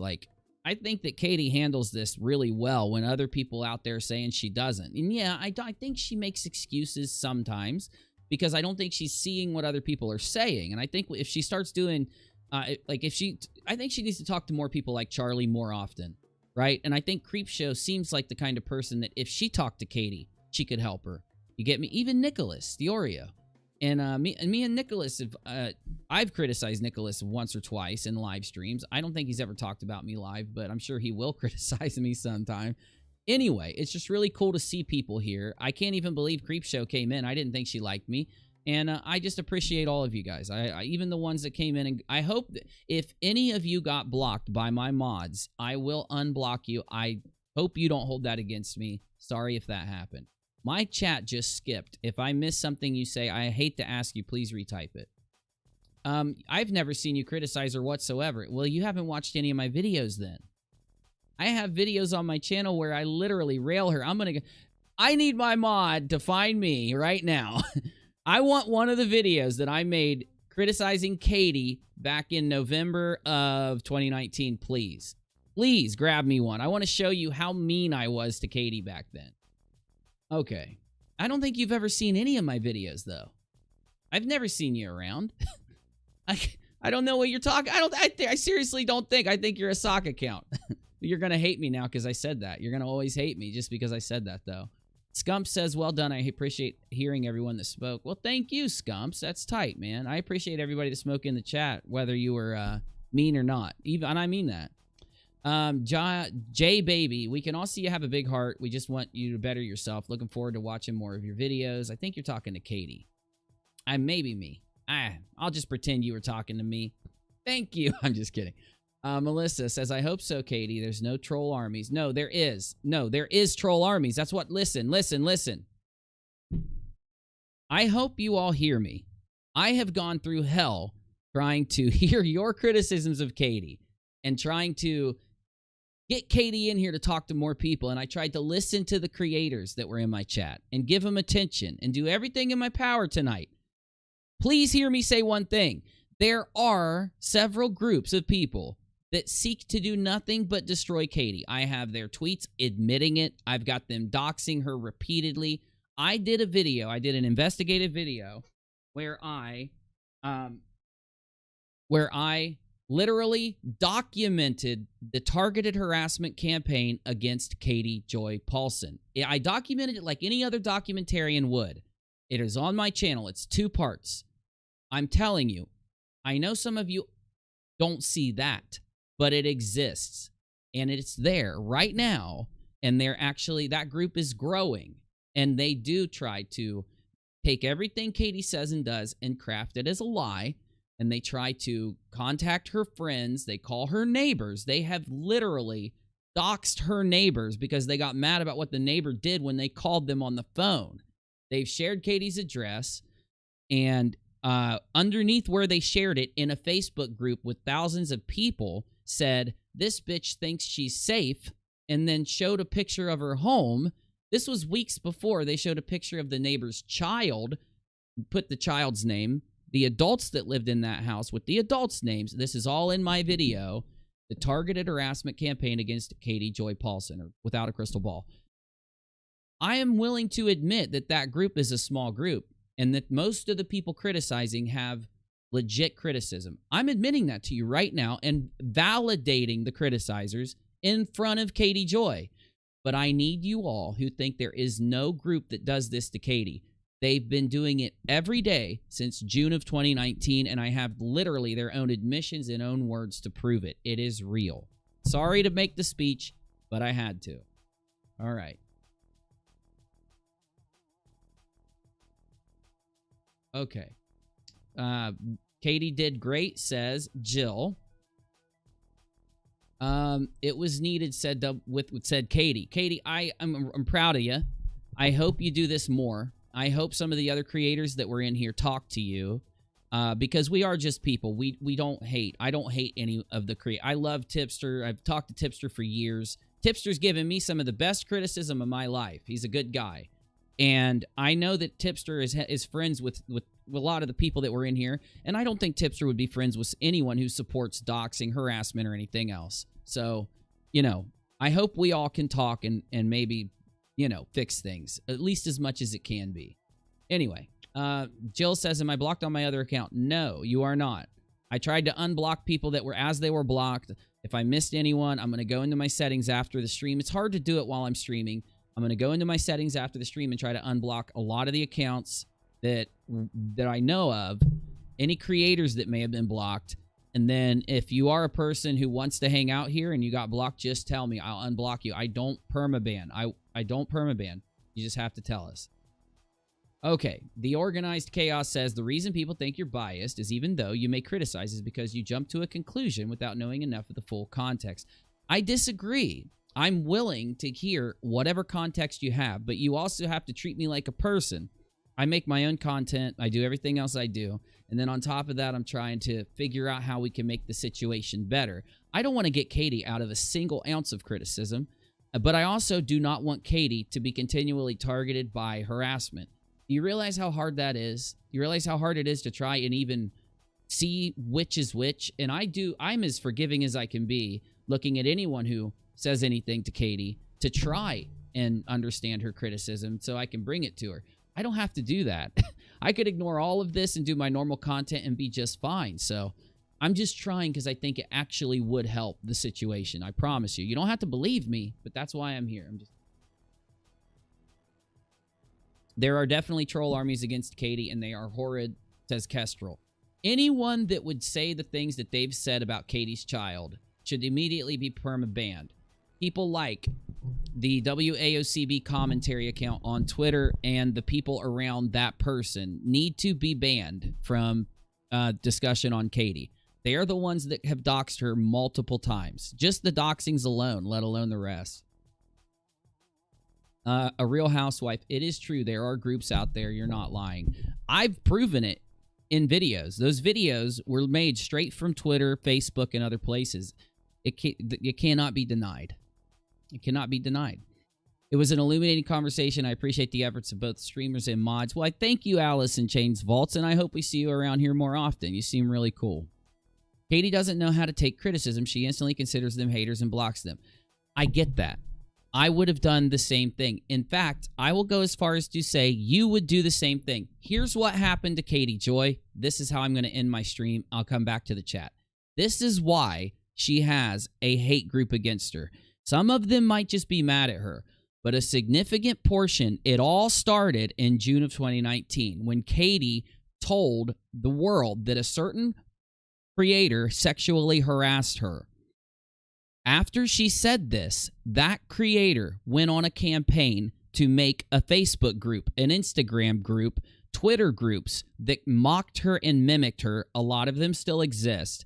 And how do I know? Because I joined the Facebook group and looked at what they were doing, and this is how I know this.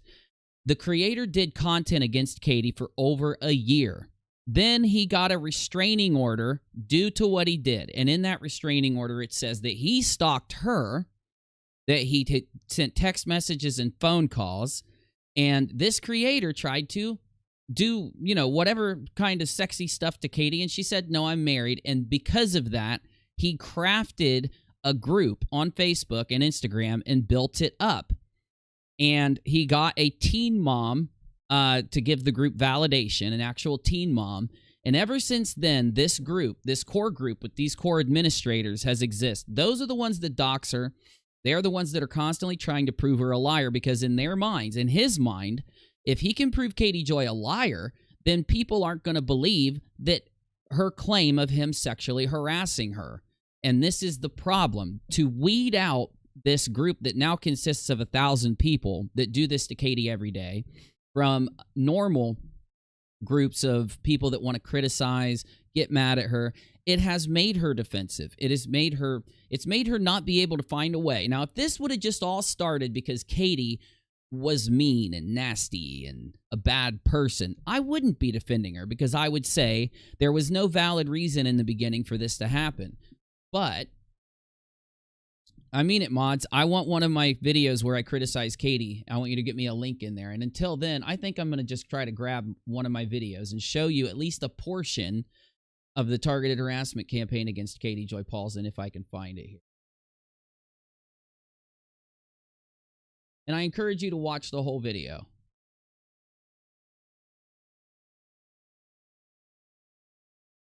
If one of my mods can grab it for me, it would help immensely, because I have too many videos. Okay, hold on. I remember what it looked. I remember the thumbnail. All I got to do is look for the damn thumbnail. Let's see. There we go. The targeted campaign against Katie Joy Paulson, part 2. Let me find part 1, because part 1, I think... There it is. Campaign against Katie. Before we start, this is how I do most serious videos. This is a serious topic, so I'm going to show you claims from both sides, the relevant ones, and then attempt to show you each side's evidence if they have any. Then we'll look at the evidence available, debunk will, especially if you go back to those live streams after hearing about a part of this story. It'll give you all the small details that I can't include here without the video going on forever. Also, this is an introduction. This is my first video in this. Later, she was doxxed on Twitter on a person. First off, Katie is the target of a harassment campaign. That is confirmed. There's no denying it. Just a quick reference to the top evidence of this. She was doxxed on Reddit with pictures of her house, her address, phone number, and her neighbor was doxxed also with pictures of the neighbor's wife, the husband, the child, full names and addresses. Just a day later, she was doxxed on Twitter on a person's public profile. We'll go into that more later. I'll at least show you it on a screen right now who did it, but we'll go into it later. People have shown up at her house taking pictures outside. The police have been called several times due to this, and phone calls threatening her, her husband's ex-employers, and friends, all with evidence, even released recordings of the threats left on voicemail. A glance at any mention of her anywhere online, and you'll see the same group of people spamming about her the most negative possible, even misrepresenting and lying to influence the response to anything she posts. This group, this targeted harassment group against Katie, has been doing this since before any of you heard about her. Back when she was a small creator. This started when she had like 25,000 subs and nobody cared about her. She wasn't big enough to have all the criticism you see now. So when you looked out there, you saw all of this from the same 10, 20 people. Then you'd see that there were 30 or 40 people. When it got unpopular to do it, it'd go down. But then when she started to blow up, the thing just went nuclear. How do the same people spend every day of their lives doing this? Because they're harassing her. Now, that has nothing to do with those of you giving real criticism. But I hope that some of the other creators out there and some of the viewers now might actually, take a investigative dive just to see if this is real or not, And once you realize that it is real, you start looking for the same names every day for months doing this and ask yourself, how is it that they take every tiny thing that Katie does and fashion it and spam it at her? One of them said that she had done it for so long. I believe it was 8 straight months, every day, awake when she wakes up till when she goes to sleep, recording what Katie does on every platform and constantly spamming at Katie that she needed to take a break for a couple days. She went away for a couple days, but then she came back and she's been doing it ever since. My point isn't that this means that she should get away with anything she does and you can't criticize her. My point is, a lot of those little tiny things that I try not to look at are the things that these guys have brought from back then into the now. So it's hard to peel away this thing that I know is real because I documented it.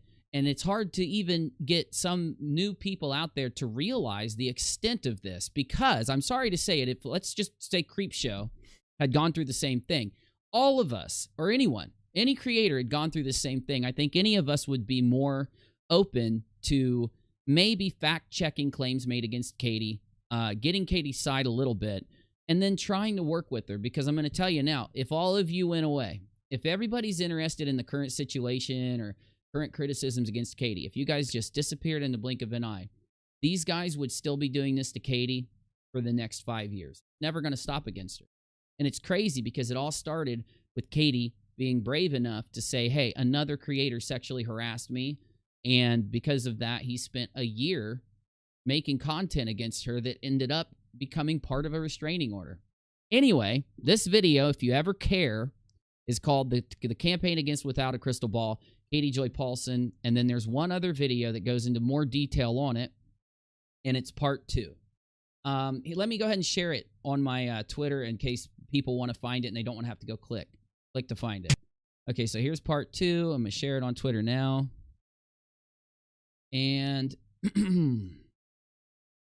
oh God, I'll have to share part 1 later because I just lost the link and I'm going to bed soon, so I'm going to hit the chat for another few minutes and then I'm going to bed. Though, if I didn't get to answer anyone's questions, if I didn't get to respond to your points, I try to stream often. You're welcome to come in my next couple streams, talk to me, tell me what issues you have or whatever you want to talk about, and I'll hear it. So let me scroll the chat, see what you got, and I'm sorry, but I'd love to stream for another 3 hours, but I got to go to bed. Current live stream room has a video of you criticizing KJ. Oh, God. Katie, I hope you're not watching because I'm going to play a video of me criticizing you. Let's see. Did you say the current live stream room? Live stream has a vid? I don't see it. I'm in the current live stream room and I just don't see it. Oh, I see it now. Let's hear this. She has an Instagram. She has... Okay, my video just disappeared. What the hell just happened? I hate Discord sometimes. Oh, I'm in a different room, I guess. Here we go. One more time. You can't, baby. I'm even going to talk about your... Oh, God, here, this is going to get cringy. I used to rail Katie Joy for long periods of time. Care, man. I don't usually watch Teen Mom. I'm watching every freaking episode of her show. I'm a fan. I'm a freaking fan now. Cringy, we all have to support her. Because listen to this. I haven't said this to you yet, but Katie's fans ripped in to Ashley Siren. Said some... It's cringy as hell going back. I didn't take these down. I didn't hide anything from you guys. This is a 2-hour stream of me doing nothing but railing Katie Joy. Let me look. Your ratings are bad. On this side of the battle, we've got Ashley. I'm gonna kick your ass. Okay, I can't cringe at myself any harder. Can I stop now? You can find these streams and videos on Unirock too. If you really want to take time to see me rail Katie Joy, watch me talk to Katie Joy, watch my opinion change about her only because she showed me evidence and showed me where I was wrong, and then make the video, the targeted harassment campaign against her, after knowing what I had been duped by. It's on Unirock too. Anyway, though, I can't watch any more of me being cringy. Sorry.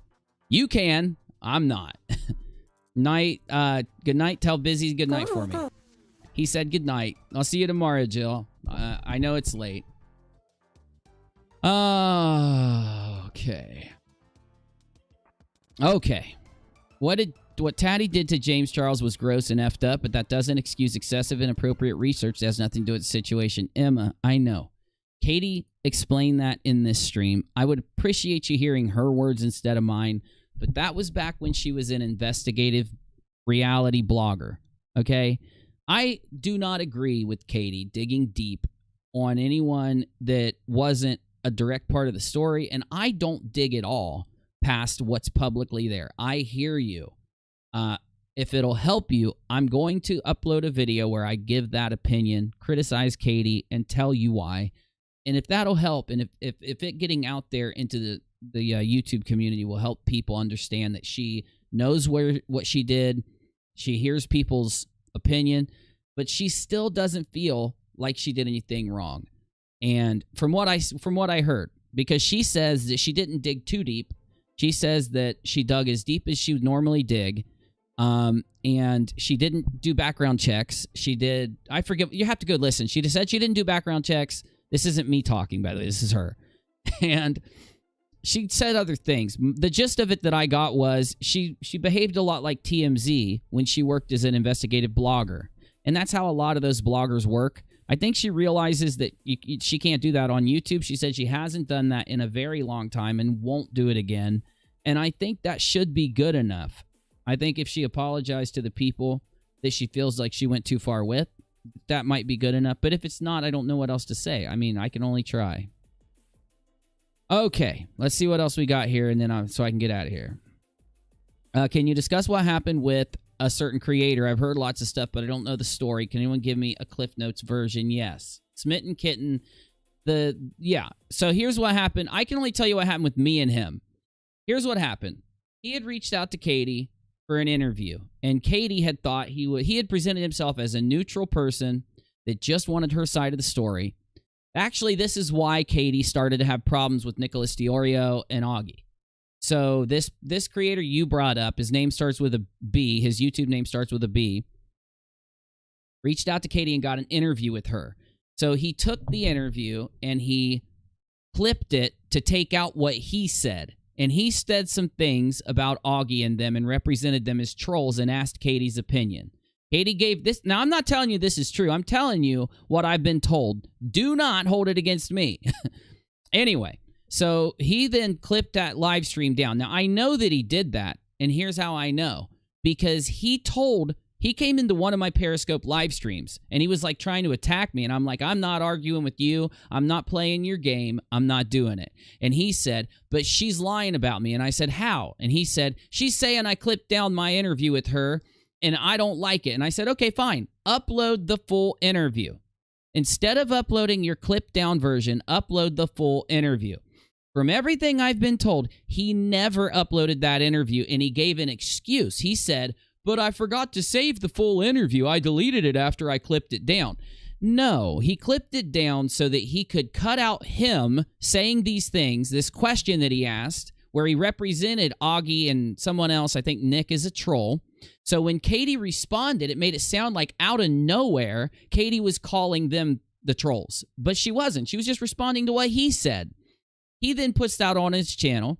He won't upload the original version, so I told myself I'm not talking to this guy, not if he does that kind of shit, because he told me in my Periscope chat he would upload the original version, and I thought, oh, well, if you'll do that, we can listen to it and see if Katie's lying, would Katie be lying by saying that he clipped out what he said to Katie to make it look like she was shit-talking, or when we hear the original video, we'll know the truth, and we'll know if is he lying or her.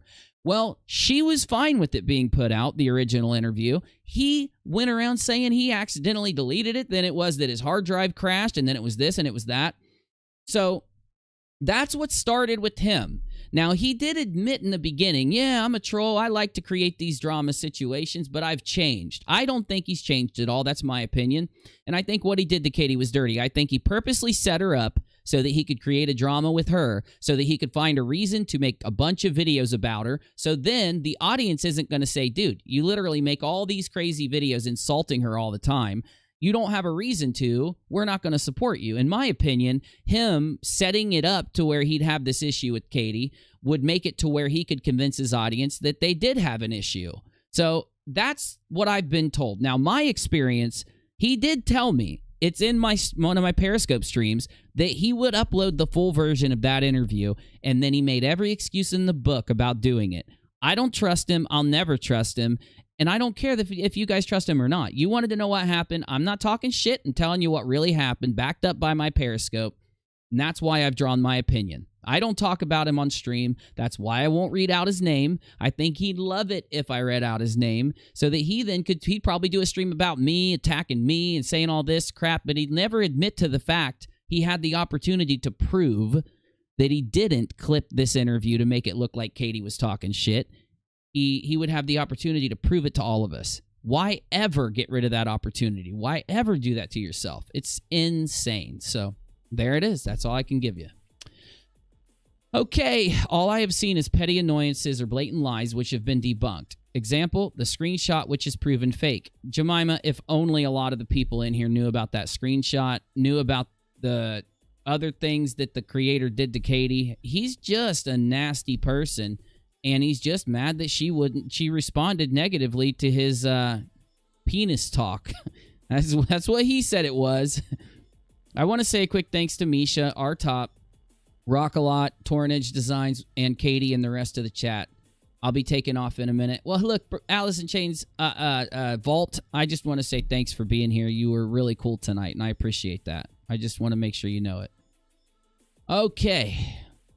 Mikey Marie, I have watched for many months. I've seen her opinion change over stories with new information. Yeah, that's what we do.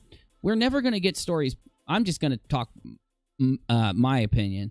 I'm never going to get a story right every time. I can only go off of what I have. And anytime a story gets updated, I update it.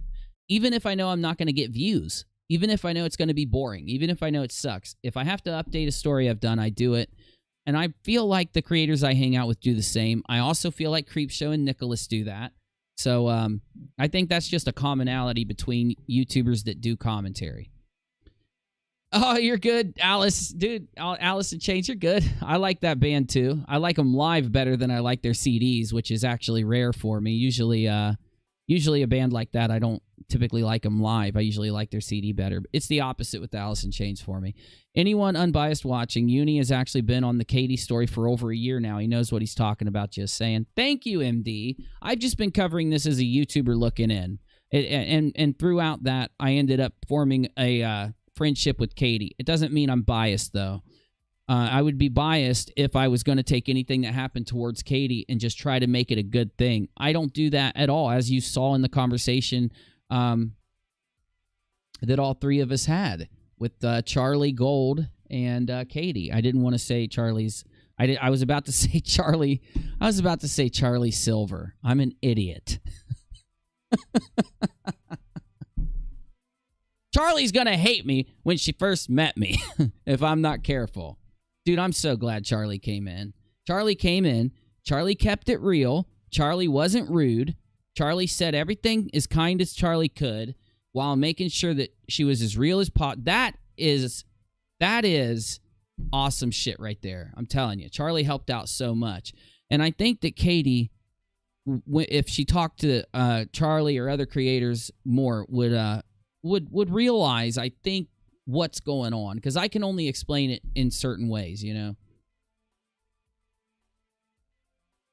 The only person who is always right is me. Oh, wait, I got that wrong, said Daryl. That's cute. I like that. I'm going to use that in the future, Daryl. I'm just telling you. I'm just going to steal that from you, so.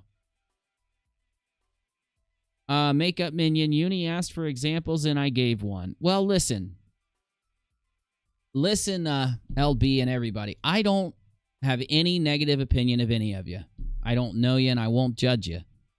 I just hope that for the people out there who feel like, you know, I hope that the people out there that feel like there's only one part to the whole story, and that is, you know, that Katie's a bad person and all this bad things constantly happening to her. You know, that's just crazy to me for any creator that blows up, right? I watched Creepshow start streaming with, or start uploading with what? What did Creepshow have when I first found her channel? Those of you that watched me know she might have had 20,000 subs or something or whatever. Nicholas, he had 5,000 or something. Tipster had like 2,000 subs. He was the same size as Unirock too. I think as all of our channels grow, we have issues. And one thing about Katie's channel, hers went from like 0 to 150, you know? So I don't know how someone who just had their channel blow up like Katie did. I'm turning slow mode off now, just so you know. I'm turning it down to 1 second. I don't know how she's handled things the way she has, because it doesn't matter. Even if you hate a creator, they're still a person. Even the worst creator is still a person. So, I mean, it's not easy. It's not easy trying to figure all this out, figure out what we can do to kind of make things work a little better. And I don't know if there'll ever be a thing to make things work a little better for everybody involved. But if there is something that can be done, I think we should do it, you know? Di says, Charlie was really cool. Charlie was. Motherfunk says, I appreciate you so much for facilitating the convo tonight. Well, that's what live streaming is, you know? When I went live, I thought I'd be playing video game by an hour into the stream. Here we are 6 hours later, and I'm ending it, and I didn't even get to play. I got to play for 2 seconds. I got to play a video game for like 2 minutes. I get to play video games this weekend, dang it, coming up, because I missed out this Sunday. Melissa Newman says, Unirock, I never watched you before, and I'm up way late, especially after surgery, but I must tell you, thank you for hearing all opinions, and Charlie is awesome. Good night, all. No, good night, and thank you. Consider subscribing. Love to see you come back. Cherie says, when people give constructive criticism calmly like adults, those being given criticism will take it and hear it better. Oh, for sure. Definitely. And I'm almost to the bottom. Alice in Chains says, for those suffering depression, loneliness, or thoughts of harm, please seek help from friends and family or anybody you can, especially the numbers in the top left of the screen and the numbers in the live chat. And, if you know, thank you for reminding me. Appreciate you. And let's see. Yeah, Melissa, I do hope you make a speedy and full recovery also. Definitely. I hope your surgery went okay. I've had a couple surgeries myself, and it's no fun. It's no fun. Okay, speaking of Alice in Chains Vault, bringing it up, the Suicide Prevention Hotline is the reason we did this live stream tonight. Even though the stream went somewhere unexpected, if someone you know is acting sad or different, talk to them. And if they let you know that they're depressed, or if they let you know they're not feeling normal, or they let you know anything's wrong, make sure you mention to them during those conversations that there is a number that they can call. In the United States and North America, it's 800-273-8255. In the UK and in Australia, the numbers are in the live chat. It's important the minute you think one of your friends or family members has dealt with a very life-changing crisis, the loss of a job, COVID, anything out there, that you give them this number and let them know the reason they need to call is in an instant you can make a dumb decision or a bad decision or hurt yourself. We had this happen with one of our very, very close friends. Now, I know some of you out there hate me or hate other people that have been on the stream, but I think it's one of the most awesome things, for whatever reason brought y'all in, regardless if you're a hater or not, and I mean this. I had a chance to show you guys, remind all of you through the chat, through the screen, and through me saying this throughout tonight, of the existence of the Suicide Prevention Hotline. Normally, I would get around 700 to 1,000 viewers playing a video game throughout the night and ending it around midnight. But thanks to you guys all coming in, regardless of what brought you in, I've had a chance to do something much bigger than I ever imagined with sharing this suicide prevention number for my friend's family who passed than I would have thought. And I'm going to be sharing this number on Unirock too, and I'm going to be sharing this number here throughout the next month in honor of my friend. So I just want to thank all of you for whatever reason you came in. If you, even if you don't like me, will share that number to someone, it would mean a lot. Also, if I would have known that this was going to happen, I would have done it on Unirock too, my channel with a lot more subscribers, because then we would have had like 1,000 people watching tonight. But man, my dumb ass went and did this here. And this is what I get for streaming over here instead of actually putting the pedal to the metal. It's okay, though. You'll see me on Unirock too. While I'm there, what I do is I write shows and perform live shows that are more written out and ordered. I also upload commentary, reaction, and other types of content. Here on Rock-A-Lot, I do longer discussion streams, video gaming streams, anything I want to do. We just all get in a voice room and sit around and talk while I play video games or hang out. And if you like what you saw at all, make sure you subscribe and turn on the bell. That way, whether you love what you saw, you can come talk in the future, or whether you love to criticize me or any of my friends, you'll know when we're streaming so you can stop back by. And the last thing I'm going to say before I go offline might surprise a few people. Mimi, thank you for the super chat. I didn't say this all throughout this stream because I didn't want people to think that I was trying to make money or anything tonight. But I did not say this at all throughout this stream. This will be the first time I've said this tonight, and you can go back and check through the whole thing. At the end of the night, I said that I would take a portion of the proceeds of this stream and donate it to suicide prevention. It probably won't happen for like a month because I get paid for this stream in like a month on the 21st. It's how YouTube works. But I will be doing that, and I will share a receipt when I do it on my Twitter, just so everybody knows.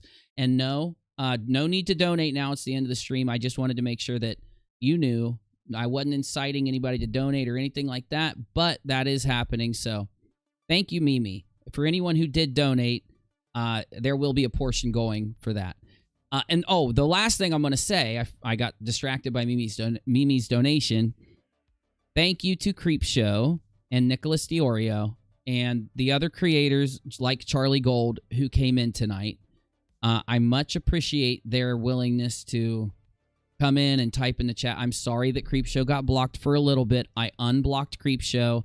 I have told my mods to never block anyone with an opinion and only block people that are being rude or calling names and stuff like that. I try to go by YouTube's recommended, rules for a live chat. That's all I do. So just thank you to those creators too.